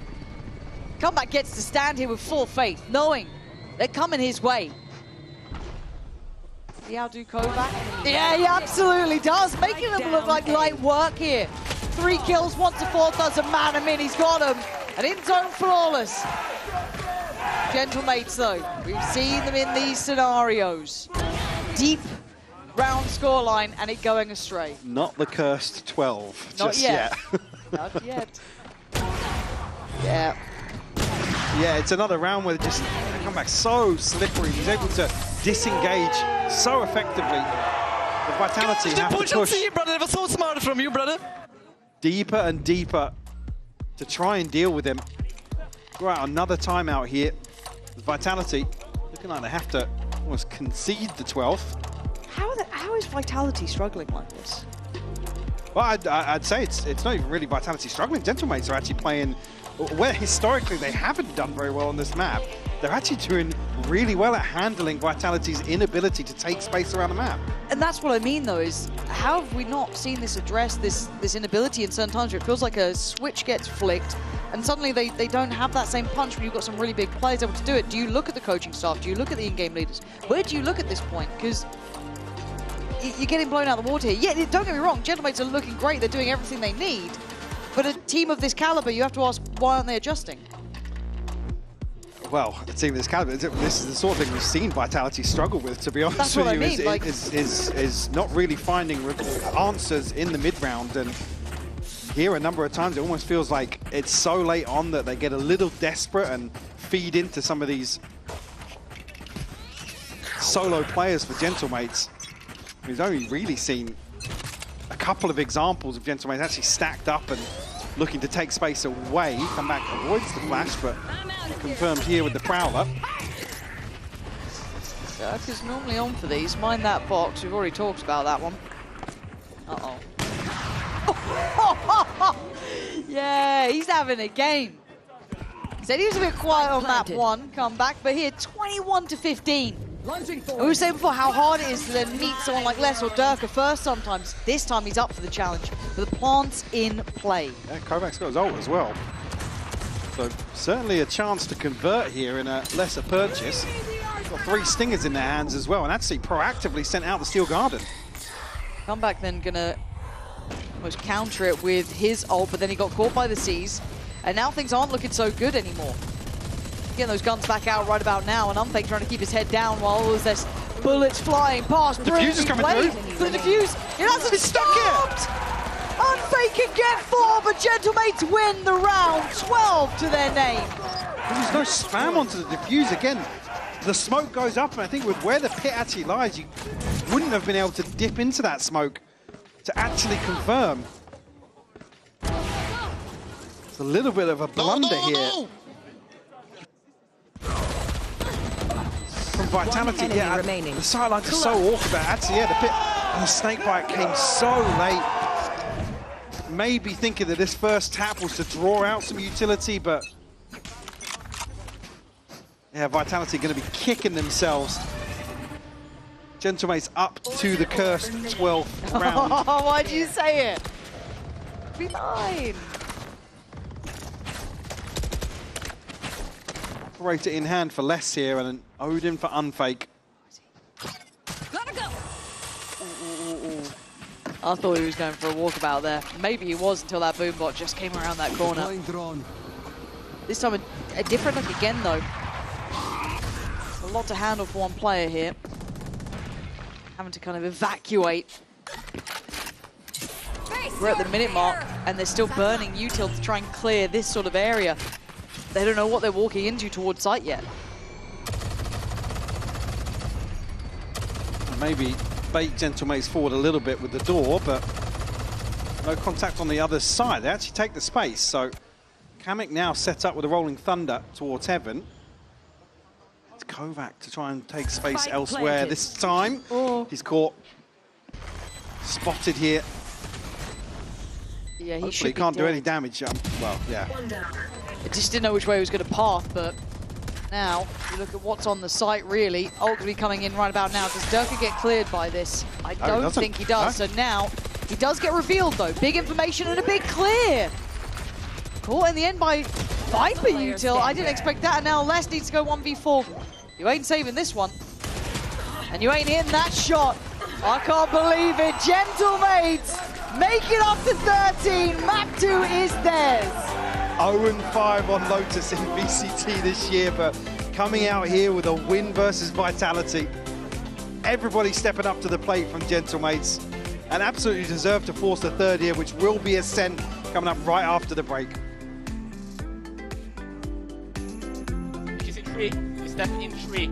I repeat. Guys, please stop trolling. One up. I'm gonna go crash out. Prox, you need to calm down a little bit, brother. We're trolling, bro, no matter what. So you troll or you don't cry, brother. Yeah, him guys up. Him guys up. Goal, goal, goal, goal, goal, goal, goal, goal, goal, goal, goal, goal, goal, goal. Vamos, vamos, vamos. Ankara Messi. Whoa, whoa, whoa, whoa.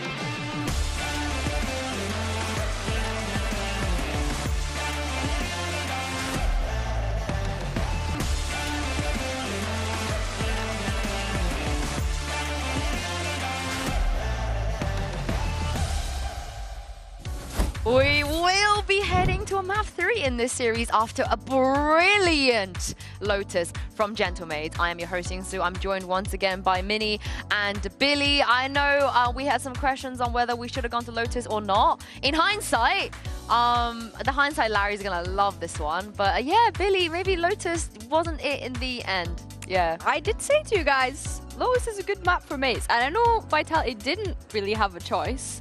But mates look good on Lotus. They look good, and they looked really good today. Just don't win the first half, win the second half.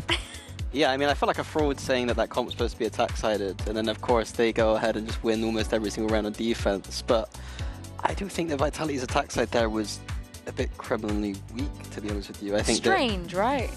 I mean, not that strange for Vitality to have a bit of a weak attack at times, but on this map, I think so. Like, usually they are pretty strong on attack.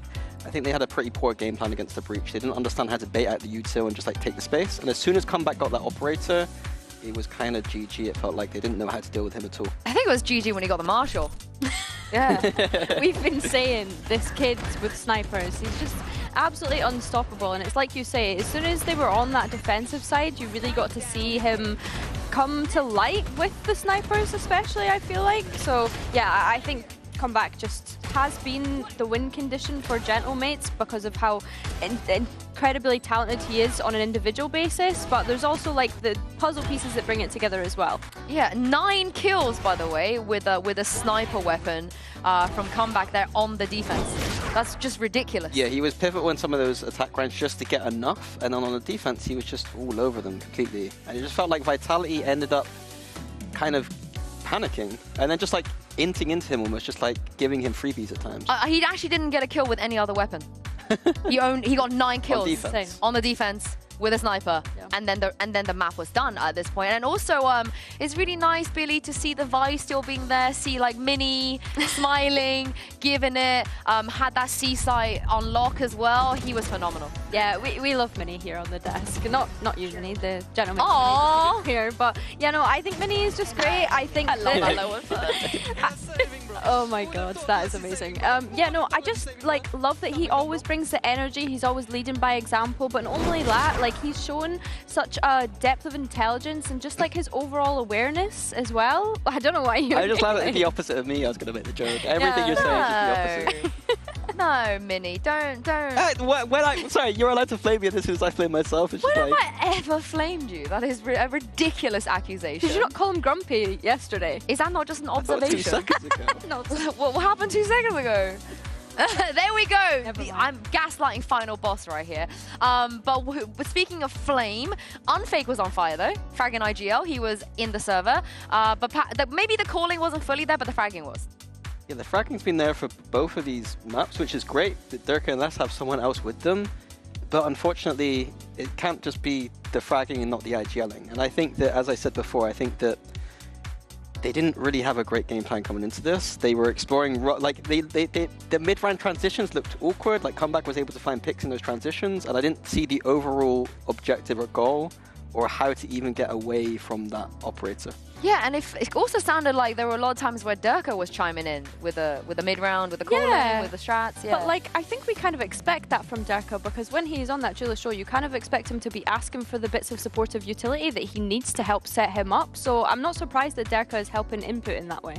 I wonder what's going to happen on Ascent though, because that is map 3. I have questions for both teams on this map. It could be one of those. We could have a messy Thursday night here, you know, where last map of the night, stakes are pretty high, some shenanigans perhaps. I'm going to throw some things your way. So mates are starting on the defense, which is good for mates because their attack does not look good. They've played this map 2 times, they've gone to overtime 2 times, and their attack win rate percentage is currently sitting at 23%. So luckily for them, they're starting on the defense, which means that they are going to be then pressured to have a 9-3 half, a 10-2 half, whatever we want to say. We don't want to keep reliving the mates curse, but they are going to have to get off to a good start. As we take a look at Agents of Light Story Mini, yeah, no, it doesn't seem like anything too out of the ordinary. Cypher versus a Killjoy, riveting stuff. I think that, yeah, on the flip side, Vitality had a great attack versus Heretics and then looked absolutely abysmal on the defense last week. But I think there were some clear things that they needed to do differently on that defense. They were playing way too much to hold A and not playing retake enough, and I wonder if that will be something they pivot this time around on that defense. But yeah, I think it's going to be a sloppy third match. Agreed. I think as well, like, we consider, you know, resilience and just being able to continue through on into this third map. Bear in mind, like, Unfake has only just come up to VCT this stage. He has performed on these first 2 maps, but can he keep that consistency up going into this third map, or is he going to be fatigued? Yeah, and the stats are not in Gentlemate's favor. They've been in this position for the 4th time this season. They've still yet to close out a map 3, but for Vitality though, Pansy and Hypok, they don't have a choice. They have to win here. And I think that's the way to lead into this. It would be nice for Gentlemate to understand that. It would break the curse that they've been suffering under, but for Vitality, it's pretty much all on the line now, isn't it, Mike? Absolutely is, and it's again coming back to some of those previous results, Heretics being the common denominator, but it was mates to actually win out between these two teams. And the concern being those defensive halves. Well, I guess the positive for Gentlemates being the defensive halves, and Vitality have to find a comfortable start here if they're to turn things in their favor here in map 3.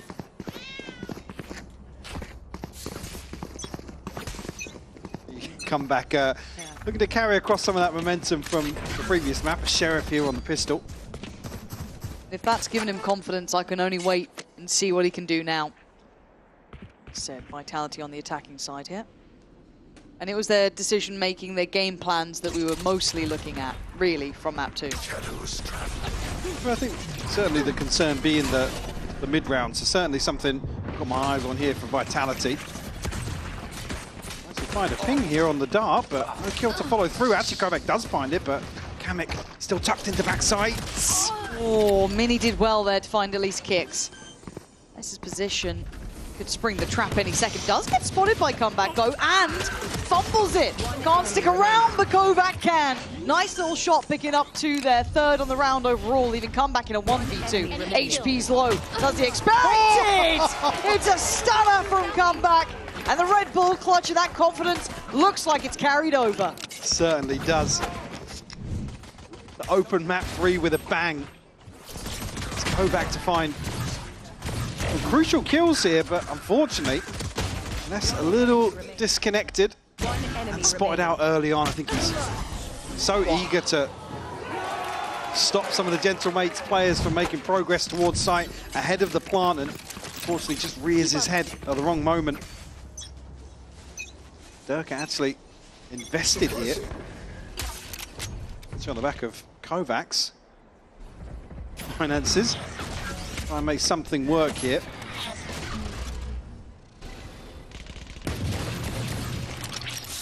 That's already popping a bit of damage and spotted on that jump spot. So he's been seen towards middle. They do have that deep alarm bot there, so don't be too worried about it. I'm surprised they haven't rotated an extra body away towards A though, especially when they still have that deep line on B main. They have that alarm bot. Maybe just the presence spotted of less is enough to keep them here, but already you're starting to see that rotation now coming in. Comeback actually even peeking out a little further here to confirm there's nobody poised outside B. As we know, stacked up elsewhere. Prox with a cheeky kill onto Kovac. Vitality will freeze once more. And Durka unable to really find favourable engagements here, but might just get it on short. No. Checking close, and Kamek will find 2 from that spot. And with this knife and the... Oh no, the knife didn't actually catch him. I thought it might have caught kicks there. But the alarm bot was triggered, so Less's position will be revealed. Hence, they're so prepared for it. But kicks didn't get caught by the knife, but the shot now giving it away, and they want to shut down this one quick. Nice attempt. But the attempt's not enough. Gentlemates, a flawless second here. And the second half of Lotus trying to get a snowball established. A chance to do the same thing in the decider. No operator in round 3 this time to come back, but a scope nonetheless. Is Kamek the only one with notable progress? Woo! We have it. This first cycle. It's opposite number Kovac as well, but Gotta keep my eyes on comeback here again. While the original Outlaw Bandits. See how well he does with this. He's not alone in it though. Dekash also has it as well, but there's not that many light shields. I think only 2 to be reported for the other side, so a little bit trickier. They went for the double stack on mid there pretty much, but already kind of cancelling that and still looking towards market. But no pressure following all of that util invested through the smoke. no, it's only going to keep these members of Gentlemates entertained for a matter of seconds. Still an opportunity, but less drifting across mid, actually. Takes advantage of the full shield and lands the headshot. And needed that. So he's still standing. Yeah, it's on 10 HP, but he's alive. Straight in towards the A site. Kamek respecting it. Does he try and dip a little bit of the timing? Spots out one, but Durka dips his head down. Keeps himself safe over by Dice. See now, Plant will come through. That's for Vitality to set themselves up here in the post. That's 3 on site considered. 1 left loose. They need to start closing that net. They can assume 1 towards main as they cleared through short. Spots out 1 towards help. Trying to work together on this. There is that opportunity for someone to walk the smoke here, but actually Vitality don't need it just yet. Dug in deep, but Kamek's trying to pry them out of their hole. Now Durka, nice work on 1, but down to the 1v1. Now they can hazard a good guess on this position from Kix. Hard to clear though, wants the half, does get the half, but Kix gets the kill. Secondary objective though, plenty of damage done. God, yeah. Force out basically everything from Vitality except for 1 rifle. Durka does so well to find this final kill as well though. That's just 9 HP, crucial shot onto Kamek to make things doable. Placing swamp grenade. Yeah, very broken purchase here for Vitality to follow that. This is what you'd love to have an outlaw. Yeah, but let's come back with an operator instead. It seems like this very heavy lean towards short, towards that A hit. Now comeback's been spotted early. Kamek trying to insinuate he's not as close as he was, but Durka just walks up. Kamek set everything in motion correctly, but then just didn't quite make it work. Actually, the TP to wine will be noted, so Prox in a very awkward spot here. No! Ton of damage done with the shock darts, but 2 kills, Lauren. How are they not watching for him? Just let those shock darts go loose, made it a 3rd. Unforgivable stuff from Vitality and brilliance from Prox. 3v2. It's now just less. Count about 10 seconds, you'll find him creeping a little bit closer. Spike down in a rough spot as well. He'd have to almost cross through the site to get back to it. See as well, they're looking towards Spawn. They know his antics. Again, looking to run the clock down as much as possible, force out the plant from less and give him fewer options as this round progresses. Cage up will reveal his position at least. I have set up to try and give him some sort of buffer, but it is a 1v3.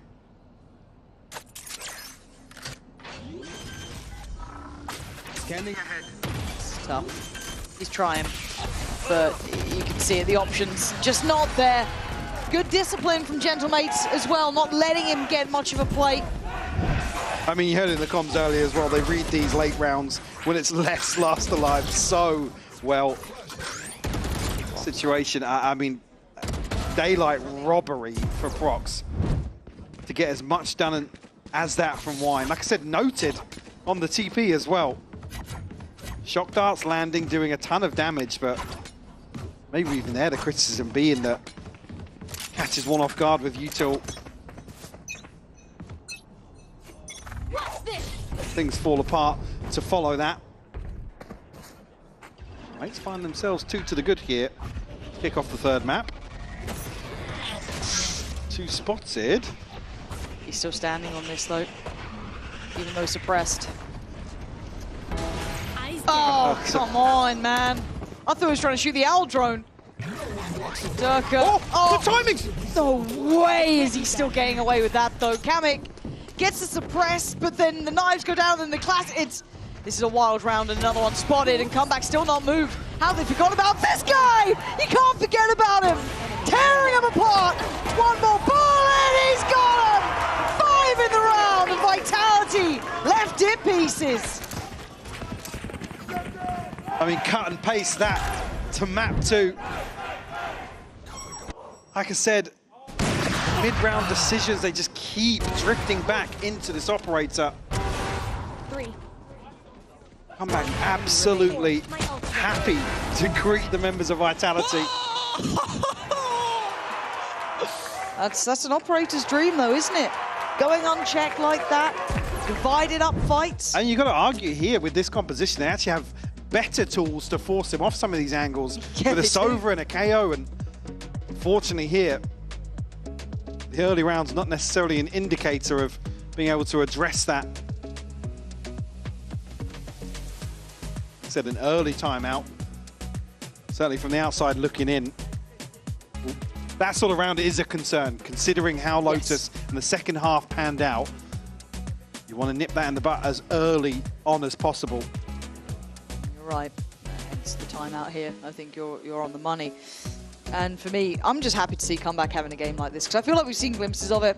And I've been talking the guy up because I think a lot of people who saw him in like tier 2 saw that potential, saw what he could do, the mechanical capabilities. But it was, okay, does that translate against really robust teams or very good players? He sat at 8-1. He's just had his first ace in VCT. Yeah, which is wild to consider still, with the ceiling that he's capable of. The 18-year-old Young Turk looking really, really good.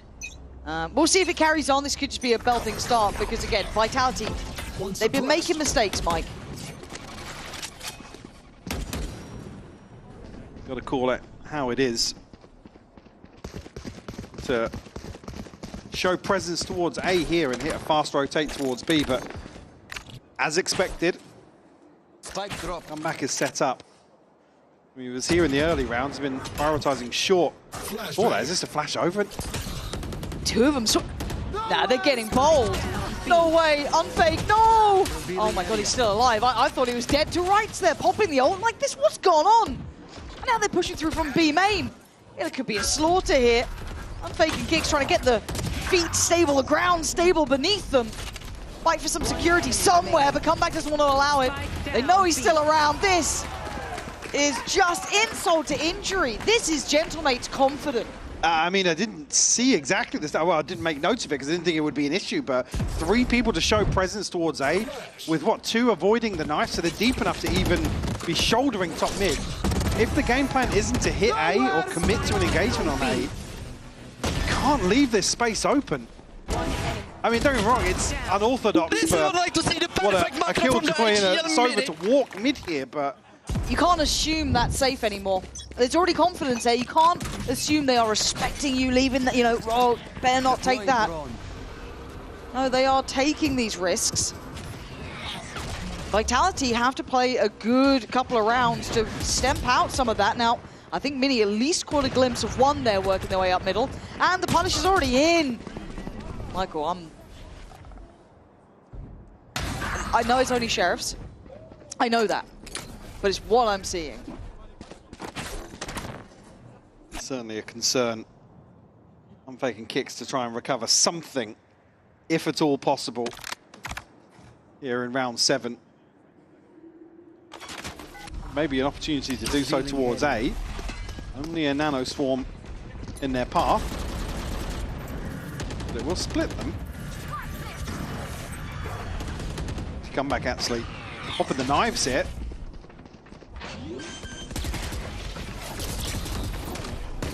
Flash was good.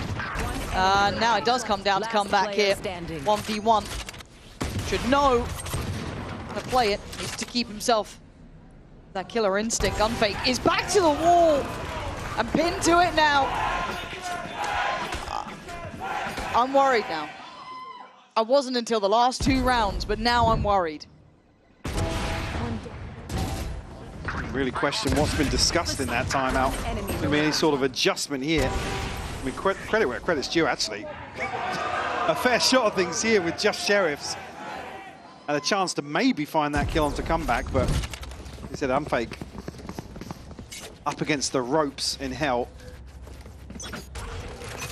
6-1 the scoreline. Cage triggered. Mates already starting to run away with this first half.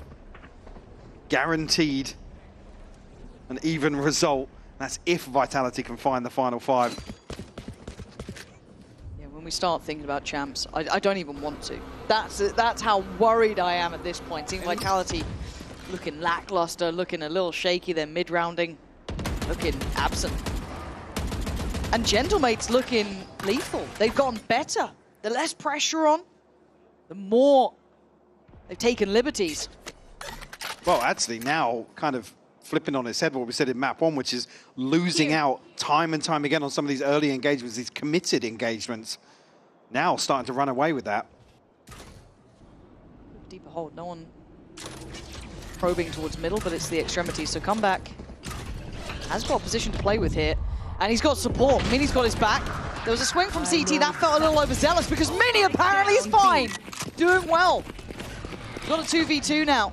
Fox is still about though. It's going to be revealed by the ult coming in. Les clears it. And Les has been quiet. That's his 3rd kill, I think 2 in this round alone. But sharp. Now Kamik's position will be understood and very much tracked. Flash out here from Kamik, actually looking to path straight onto lane. Did he spot kicks? Yeah, he must have done. There's no way of pre-aiming. No! No! I can't believe what I'm seeing. Again, they're just... It's another round where Vitality just look desperate to kind of show themselves and kind of establish authority, but with this scoreline and in this scenario as well, even if you know Kamik's out, I know exactly. It's a completely off-sync swing. Yeah. Lovely from Kamik, want to say that, obviously. Yeah, but he's given the opportunity.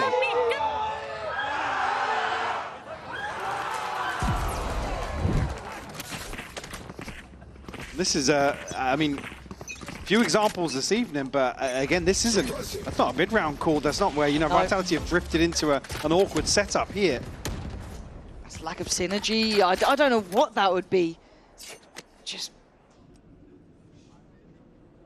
I mean, short 2v1, one base for the other, but it's so offbeat. Mini ready with the lockdown here.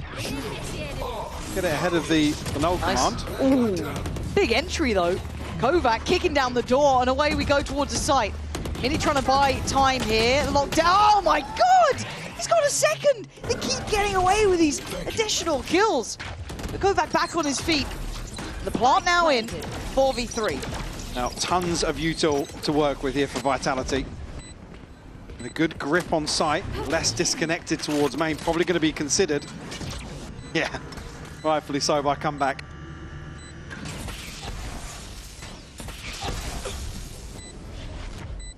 When does he show himself though? No contact elsewhere. No pressure towards site just yet. He's bought them a lot of time. But Durka looked a little asleep at the wheel there, so the trade comes in for Prox. Still waiting for that swing to come through from main. They're leaving comeback pinned on this, but Prox can't pry these two players out. It looks like Kovac's done enough this round. The positioning good enough as well. Come back and make it costly, but he might just go down with this ship. As Les will get the final kill and stay alive. But Vitality finally get their second. Keeps them in check in terms of the finances here. There will still be rifles available for the majority of Vitality players, but Mini does so well. It's unfortunate here because so the ult means that the res can come through. Flash out. Nice. Good job, guys. Keep it up. I'm not sure, actually, it was Kamik's flash that actually catches onto Durka there. I'm not sure if it was just the edge of the team flash, yeah. but... One suppressed. Come back. Does have another operator in play. 14-3. Did I just see that right? Yeah, I think you did. And he was willing to go for a walk in middle then. He fancied it, but chose against it in the end. The things we talked about, you know, what it's like to play with no pressure, and now obviously concluded, but some of these rounds are things that Vitality aren't going to be anticipating. It's, you know, a sort of scrim play. Oh, you'd never do that in a live game. Yep. That's a Fury tag. Good on the first, but no conversion.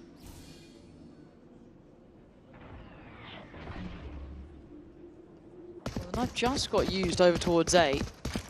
No one's there, so you might see them expecting more of this B presence. You've still got... Come back on the line in middle. Back out towards CT. Mini on site. Mini's been good at this. I've got to say, he's been costing them the ways, safe ways in, should I say. And it's going to be the pop on site. The paranoia, I think actually did land, even though it looked a little high. But it's Dirk to find Kamek. Now, already getting a little pin to the corner here in a bit of a spot of bother. And Mini dividing and conquering. We can't see Vitality get caught here by Switch. If they slow down on the way, they could be screwed. But Mini is still a thorn in their side. They got to deal with the plant. They have to deal with him. No one did. And now he swings. Vitality, what are we up to? You're getting away with it because you've got less of Durka, apparently. Plant in time here. Yeah, Prox has to turn back around. Oh. Pick up of the op, but less there to find his third. Oh. And Vitality's third. I got your backs. Just, you know, from the front. I mean, again, a player's able to slip into sight and find that kill. Like I said, Mini's able to just exist for so long. In fact, he was able to dip out at this point as well. Nice timing between the two, but... Les catches this at the last possible second. Because then it's like Dirk is stuck on lane with an op. Like, it's... feels unrecoverable.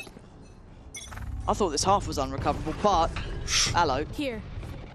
You've been spotted. No. No, no, no. How? Oh, Mike, I don't know what I'm seeing. I have the spike. Gun here. Mini looking fired up now. Saw some issues earlier on. Can he get this where he does? Kicks will fall. No! Oh my god. No, no, no, no, no, no, no. They're already dead. Oh my god, Kovac. Kovac is surrounded in a way we haven't seen before. This is mental. This is actually mental. 24 HP for less. Another clutch situation towards the A side. Yeah. Where's his gun? Wait, where's your gun? Get your gun out. Hey, safe card Thrifty here from Gentlemates, up to 8 now on the decider.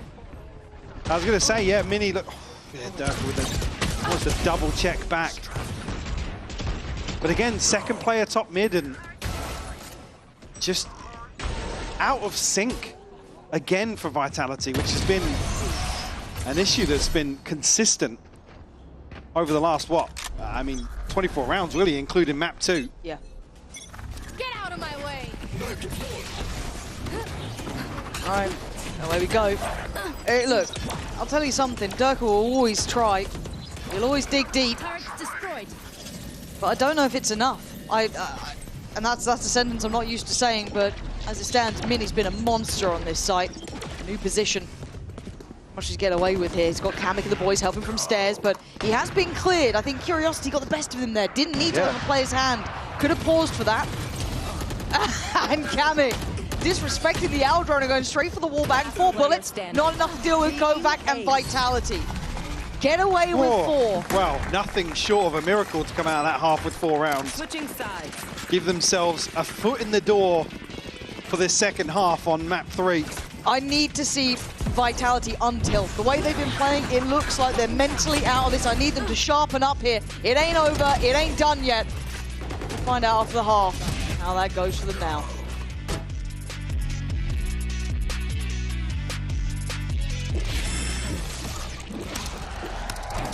Red Bull gives you wings.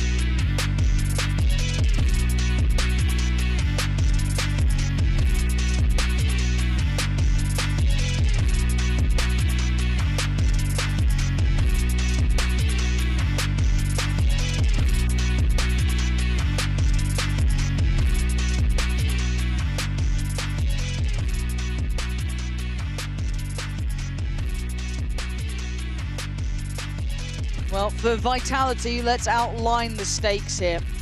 On 4 rounds, they are currently held. 1 half left to play, and their chance of champions slipping away pretty swiftly. And I think if they continue to play like this, they don't deserve that shot. No, That's how it is. Like I said, across the last 24 rounds, they have looked completely outclassed by Gentlemates, and that was almost fairly polarizing from what we saw in map 1. Looked like Vitality were going to come out with a very different approach to the game here this week. I was all aboard on Corrode. I thought, finally, this is what they were meant to look like. Like I said, Love it. it's when you finally see things start to fall into place for Vitality, but Gentlemates, until the very end, the bitter end, looking to put up a fight here, as they have done previously. Durka, though, will find Mini to kick off the pistol round in the second half. Gentlemates looking to progress pretty quickly behind that towards A. Oh, Kamix all the way towards Gen already. Okay.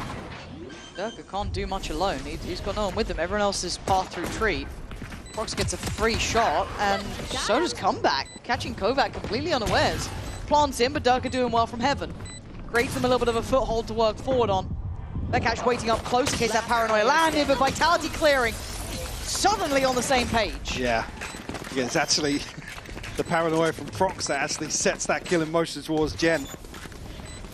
Oh, it's from Prox? Yeah. Yeah, Kix has still got his, so... Oh, yep. Yeah, that doesn't regen. Unfortunately. Maybe not the crucial kill here, but certainly made things a little easier for Vitality on the way back in. Guys, this is the last scrim before the scrims tomorrow. Let's go. Oh, treating it like a scrim.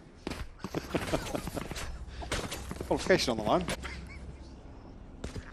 Surely taken out of context, but I know. And maybe they need that. Like, no pressure, guys. Just a scrim. I hate that, but fair enough. Look at the buy. I'm looking at the buy. Catch Vitality off guard again. Kicks his TP'd in. He's committed. Oh, that beautiful flash, but okay, Kix is still just trying to pop off here. Mini's cleared less. Mini's been super nasty, but I think. Okay. I have the spike. Oh, probably found an upgrade. He's got himself a 1v2. Shock dart doesn't land. Durka will be able to find a kill with just 1 shot, but conceding this space now, considering the rotation.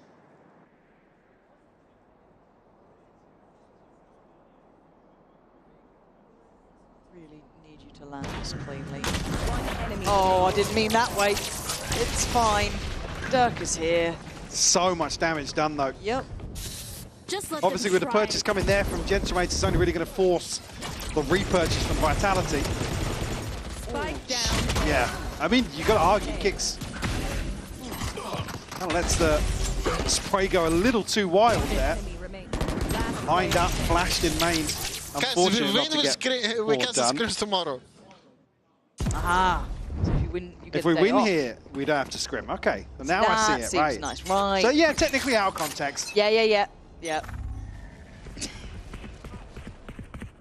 I feel a little better about the comment now. Yeah, now I'm less Yeah. mentally boom. I was tilted. Now I'm okay.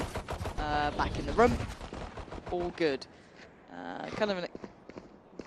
Comeback not spotted. I mean, he's got a scope on the other side. That's now spotted. Actually had the full shield as well.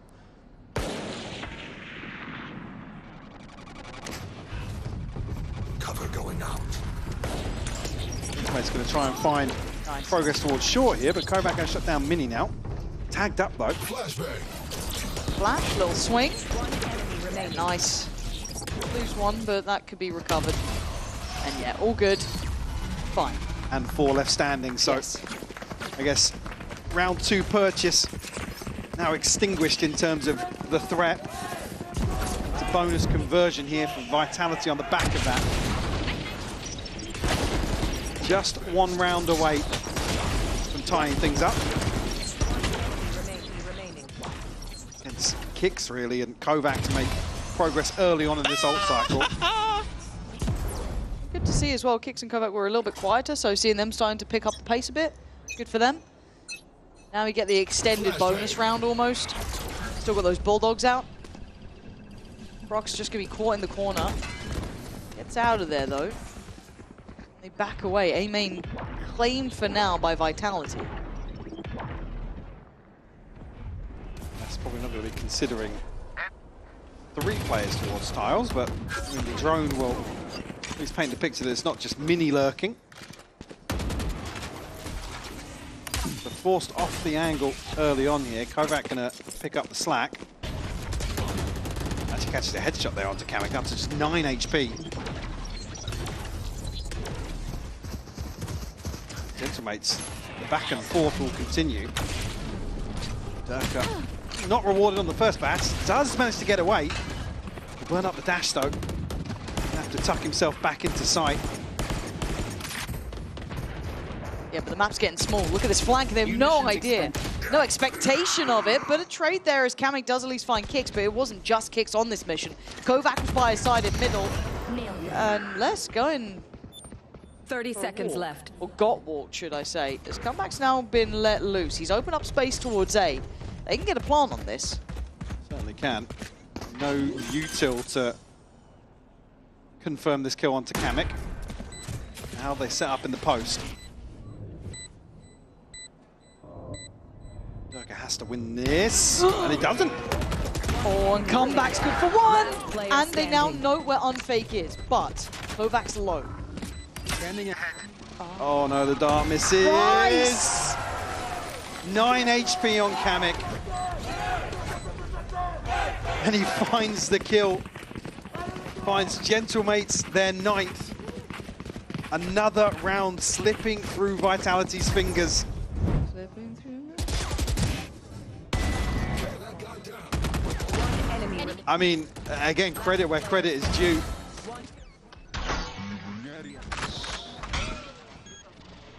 From the other POV as well. Purchase back in hand for Vitality, and Operator on the cards now. Comeback dealt with. Durka looking to get himself established now in terms of the economy. Of course, an early rotation out, Gentlemates. An ambiguous smoke in main, obviously with Prox being, Kicks being present towards Wine previously. Might create some question marks for them.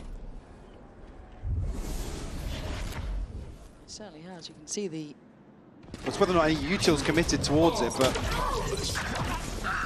look as if that's the case, but less is dealt with. Yeah, Kicks trying to play by Gen on side, but Kovac's done really well. And it is the Kicks and Kovac show right now, it feels like. Those two, nice work in unison. Kamek looking somewhat unrecoverable from this position. The paranoia goes wide. The Durka shot does not. Safety in the end found. Well. But it took some ways to get there. Yeah, thank God they find that response after the previous round. Again, there wouldn't have been an awful lot behind this purchase. Now just one behind. Ultimate's starting to come online for Vitality, but similar situation on the other side of the board as well. Just one away from the lockdown. Have the Blade Storm and the TP for Prox, and Gentlemates will take a pause here to consider their approach. Actually, yeah, Durka's just one away and Unfake 2 off the Hunter's Fury, so very well-rounded here. Potentially for the next purchase for Gentlemates as well, so Vitality certainly not out of this just yet.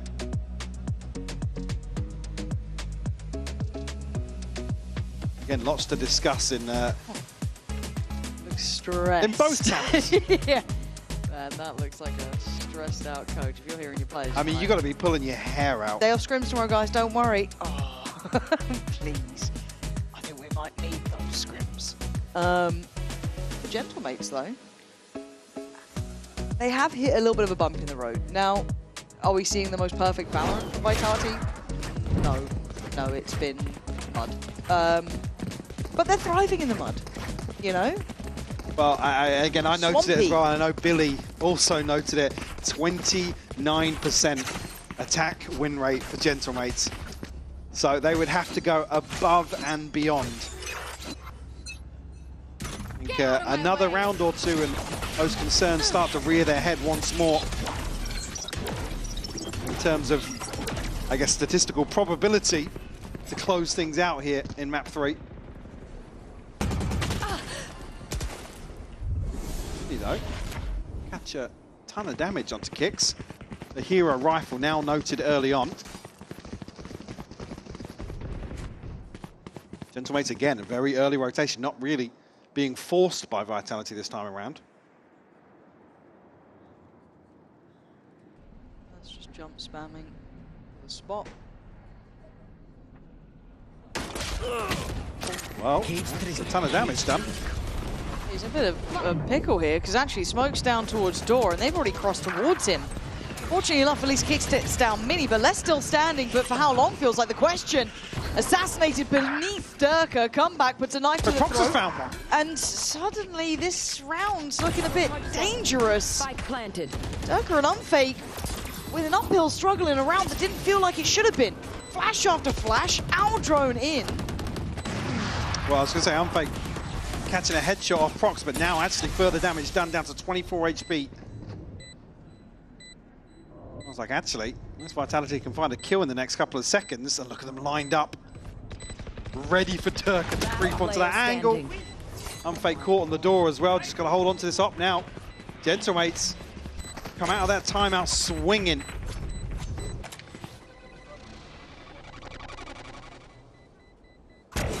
We'd really like to keep this up. You'd really like to keep it. Kamek would really like to take it away, but I think at this point they need to kind of hit the brakes, call it what it is, but turning this round, of all things, after a timeout as well, even adding in, knowing statistically what they're normally like on this side, be able to do this here. Puts that worry back into me. Ah, man. Yeah, that happened off screen, but that's how Prox found a kill towards the spawn there, catching a rotation. Vitality now, everything available at their disposal, but Unfake down on a stinger. Gentlemates up to double digits. No buy behind this either, so you've got to argue this should be 12 for Gentlemates if they can win. Deploying drone. Relatively deep lines on both sides of the map, though. Durka was on this. That's going to be less spotted. They don't know about Durka yet. Still close on Cat. But this angle's really dangerous if he tries to corner it. Surely wouldn't. Knife's good, though. And that's now both of them noted. Good players there. Looking for opportunities on A at the same time. Mini. Trying to catch the timing. A bit of the information game exchange here. Well, this time around, yes, Mini to come out worse off. Hunter's Fury committed here, so equipment towards the lockdown. The first connection actually converted. Prox will fall, and a further tag. Yeah, Mini being low, comeback being low. You're looking at the others try and step up, but they can't. Kick's going to take down Vekaj, and already the plant's just left where it is. Yeah, really weird spacing on the back of the lockdown here. 2 players tucked into hell. Comeback. Why am I nervous about comeback here? Surely Unfake's got that. Okay, no worries. Kamek and Mini, though, still breathing, trading out. Mini still firing. 1v1, but 10 HP. Not enough to put up the fight. Vitality now on the defuse and trying to close back in on the score. The damage done by Kicks, setting Kovac up for success. To clutch this out, much needed round for Vitality. Big ult from Unfake as well. Just 3 tags. A ton of damage done.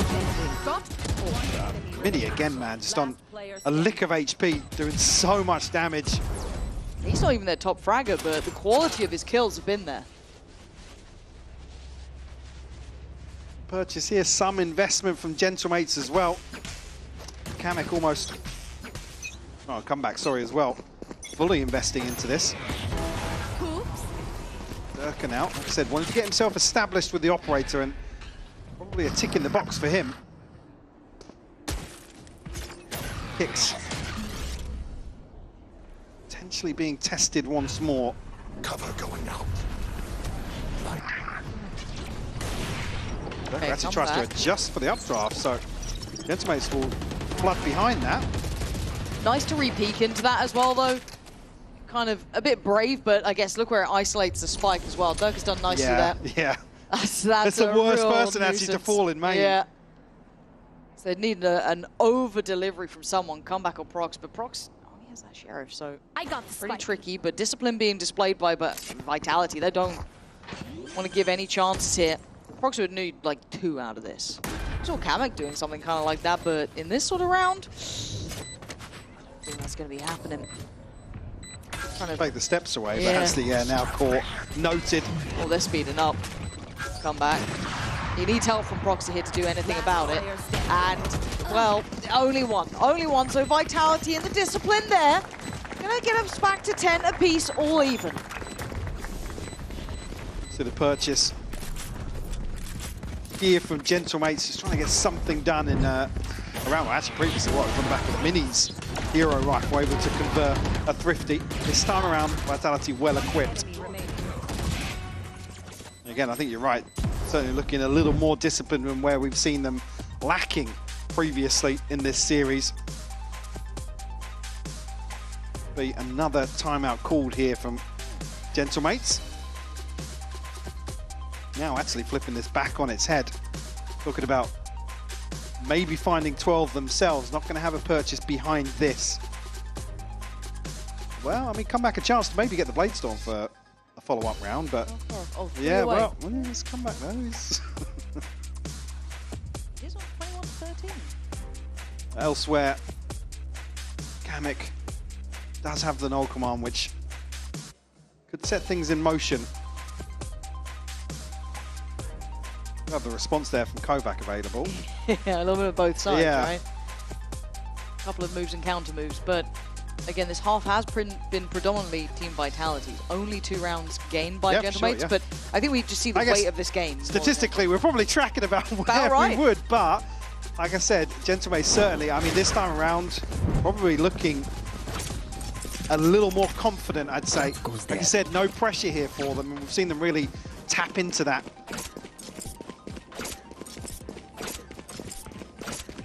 Round 21, crucial, I feel, in terms of the outcome of this decider. Absolutely. It's quite simplistic an approach to at least start with, doesn't it? Comeback taking the space towards A.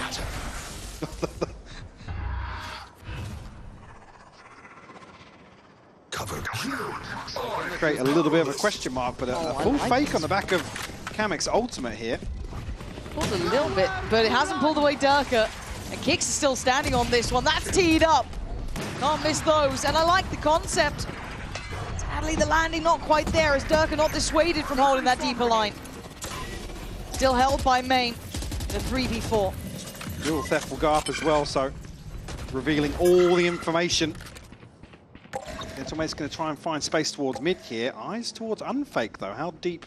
As I say, it looked like he might consider progressing a little further, but the ping's on the map. We've already noted the reposition. Kamek, elephant stomping towards market. They should have heard that one, I think, when he was just backpedaling towards site, but drawn out the TP, now they probably know they've got a 3v2 towards A. Whoever's called that, it's a shout. 30 seconds left. Well, Less in Hell is yep. kind of the outlier, but 20 seconds on the clock, they have to make a move quickly. It's going to take just guesswork, isn't it? Less's position, you'll check it. Nice timing on the knife. There you go. Less should be there. Turn of attention. Venkash instantly looks at it. 10 seconds, so they got to go now. Trades come through, but Kovac swings in from short. 9 seconds! Kovac there, giving Vitality the lead after a slippery round from Gentlemates. Absolutely is, and like I said before, that's a situation that's probably going to give Vitality access to the 12th. The utility going through. Mini's not been good on the lineups today. No. Noted that earlier on with the deadlock. He needs a couple times in the server, get your server hours in. One enemy remaining. I'm going to see light investment here Nice on. from Gentlemates. I don't want to look up to see how old Kovac is that he's getting called Unk. It's probably like 24. And I'll just give up. 10 to 11. Makes us Gramps. Oh. I don't want to hear it, man. Bye is looking broken for Gentlemates, but can they claw it together here? I mean, they've caught Vitality off guard previously with a twisty, so... They have. Comebacks in there already. Going to get down one and clear out Kovac. But Durka still holds the back line. Glance towards main, expecting that layering, but it's less to catch Mini. Now lurk over towards B. But look what the spike is. Nah, this is... You need procs to sell something, though, because you're already seeing Kicks look this way. Oh, really awkward position here, yeah. Spike down Kicks A. are rewarded. Cover going out. On the back of the impatience. Now just procs. For the first though, Durka will fall.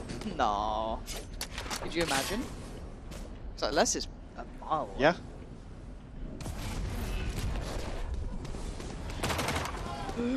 That's fine. Kicks is fine. It's 12 for Vitality. Big round from Kicks, actually. A crucial trade found, actually, towards Tree.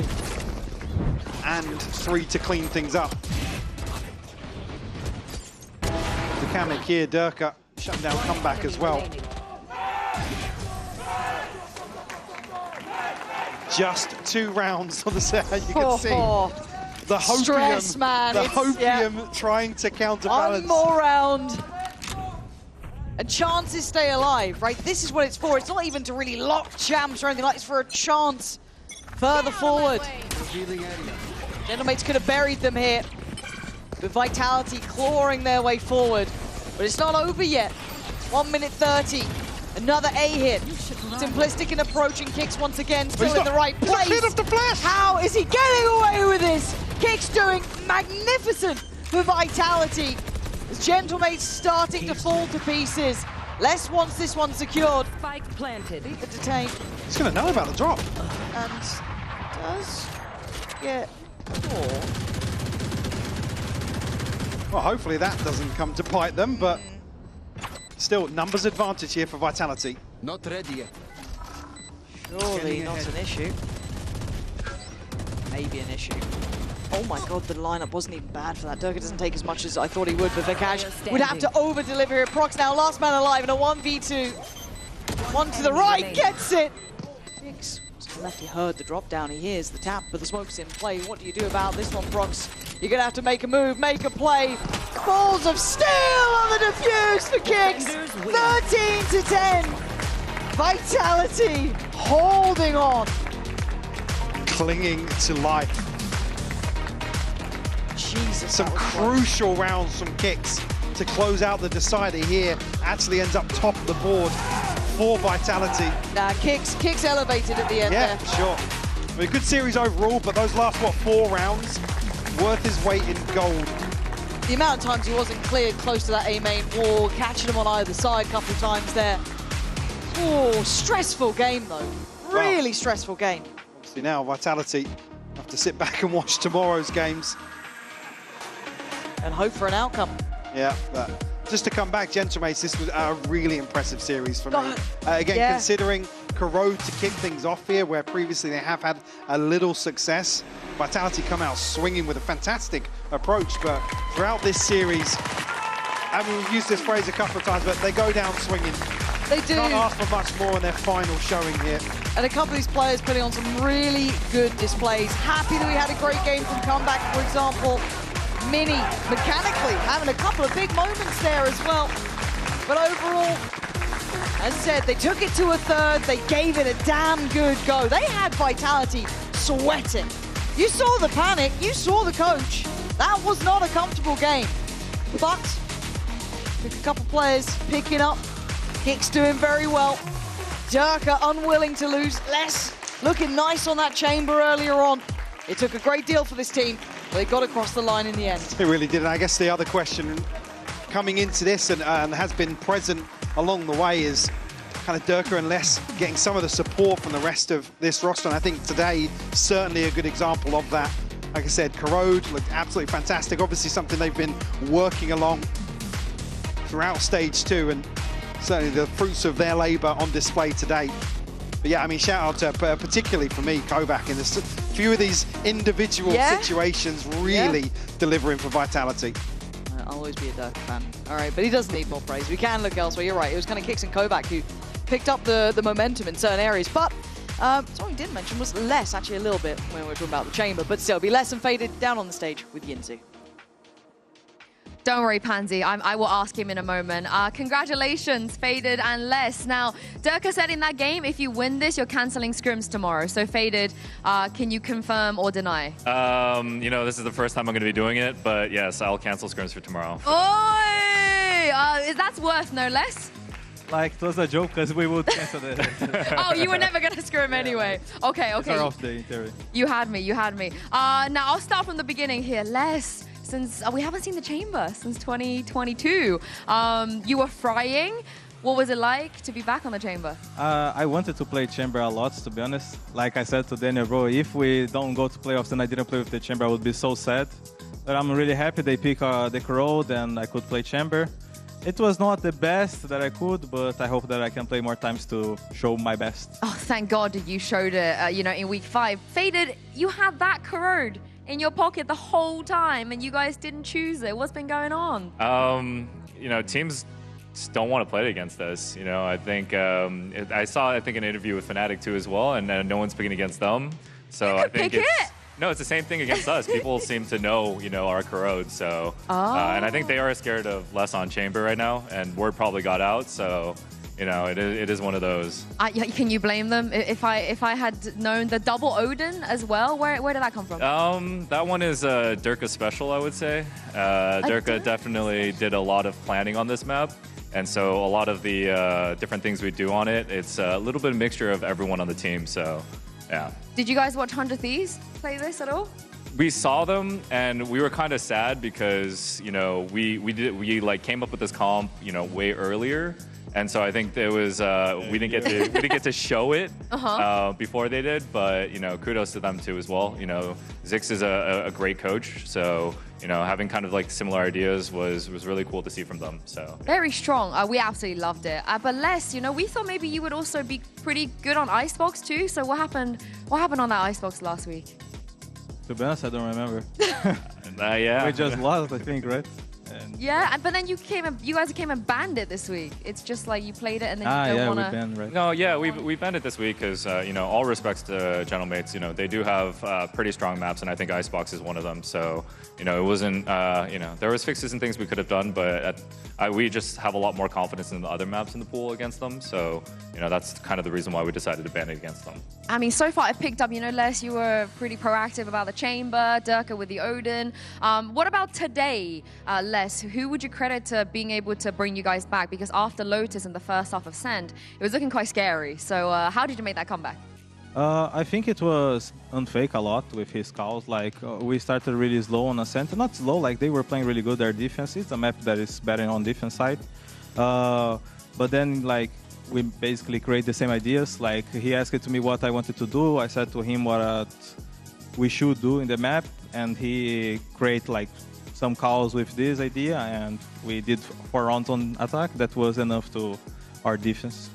What about the defense? Because I know on previous teams, Durka was quite vocal on the defense side. Is he the same here? Yeah, I think Durka definitely takes a huge kind of role when it comes to the defense. He's always kind of communicating where he wants to go or what he wants to do. Les is probably one of the biggest brains on this map and on his cypher, so he always has different setups or adjustments that he can call out to as well. And Kimmy is just one of those guys that, you know, has played alongside these two for so long that he knows kind of how to fill in, you know, the different ideas and different thoughts. So, you know, those three especially were picking up so many comms on that defensive side, and Kovac did a good job just following through, and Unfake knew exactly kind of how to fit into the pieces too as well. So that defense was kind of a huge team effort, I would say. So what about your coach, Les? I feel like you're not going to say anything about yourself. He loves to speak, brother. He loves to speak. Oh, that's very sweet. That's so sweet. But as you know, winning today is not quite enough. You have to pray the BBL beats Foot tomorrow. So do you have any in-game you know, advice, something you can tell BBL to give them a little help? I know they probably don't need it because they have the favorites on Just paper. one thing, Daniel, because yeah, one thing. You can I speak mean, 1,000 hours here. BBL, just play your game. We scrimmed them, and they've been looking real strong right now. So if they just keep up what they're doing in practice and they get to put it in officials, that's enough. Yeah, that's gonna be more than enough from them. Les, what about you? How do you feel about? I agree with Daniel. We faded. I agree with faded. They just need to play their game, and I think they're gonna beat BBL. Foot. Who's gonna pop off? So, I mean, you scrimmed them. Who was popping off when you scrimmed them? Loon is oh, he's gonna pop off tomorrow? he's insanely talented. So, you know, I think he's definitely gonna have one of those games tomorrow too as well. So okay, so we have faith in Levin for you guys then. If he pops off tomorrow, you're gonna be chilling. You can breathe. All right, well, have a great day off tomorrow. I'm glad Scrims is cancelled. Congratulations once again, and you guys heard it from them. It is gonna be a very big game tomorrow. If BBL win, Vitality will be heading to playoffs. But for now, have a lovely evening. Enjoy the Herman Miller Gaming end of day highlights, and we'll see you tomorrow. Here in VCT. Please join me and welcome Heretics and GX onto the stage.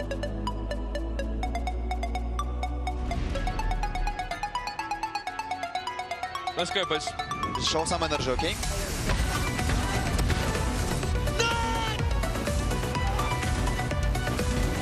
They might even get past Benji! Let's go, baby!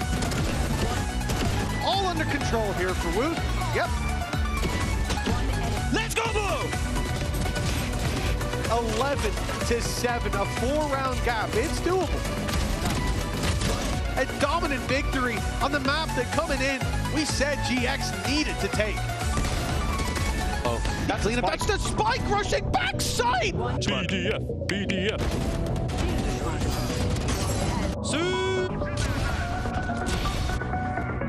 This is looking like a ranked mismatch. It's Boo with a classic, because why not add that in? An utterly dominant half. He could stick it! And the shot gets in.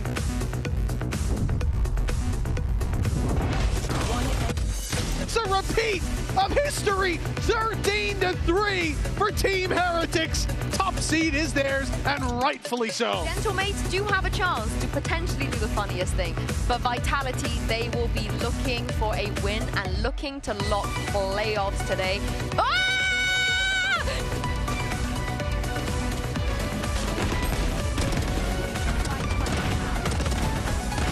This is looking a little one-sided so far.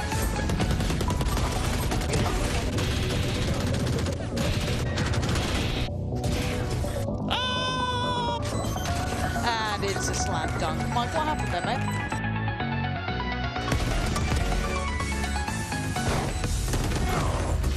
Unfake will close out map 1 in great fashion. Gentlemates are in the building. Nice, Kova, good job. Now you're in the 1. Les wins those. Vitality looking stronger together. Did come back also.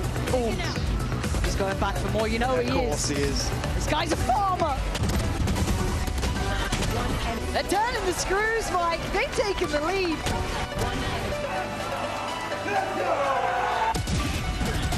I can't believe it. Gentlemates make it up to 13. Map 2 is theirs.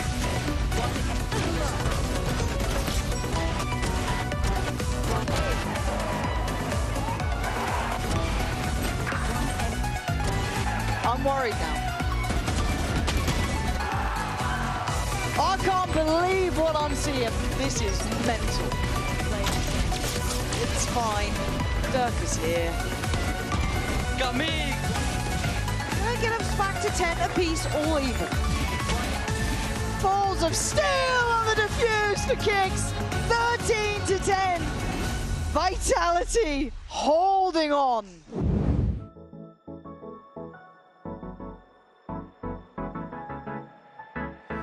Let's do something crazy.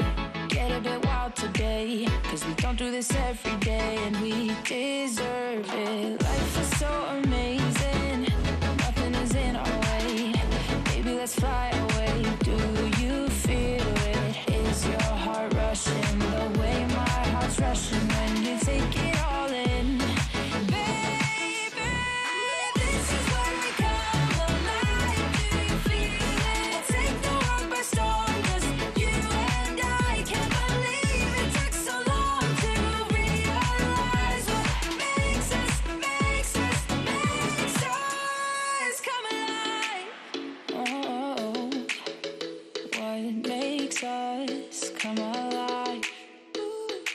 let's break some rules. No, we don't always have to be good. Don't always have to do things that we should. We'll feed the fire. Let's see it through and let go of what's holding us back. Just light it up and we'll burn through the past and take it higher. Is your heart rushing the way my heart's rushing?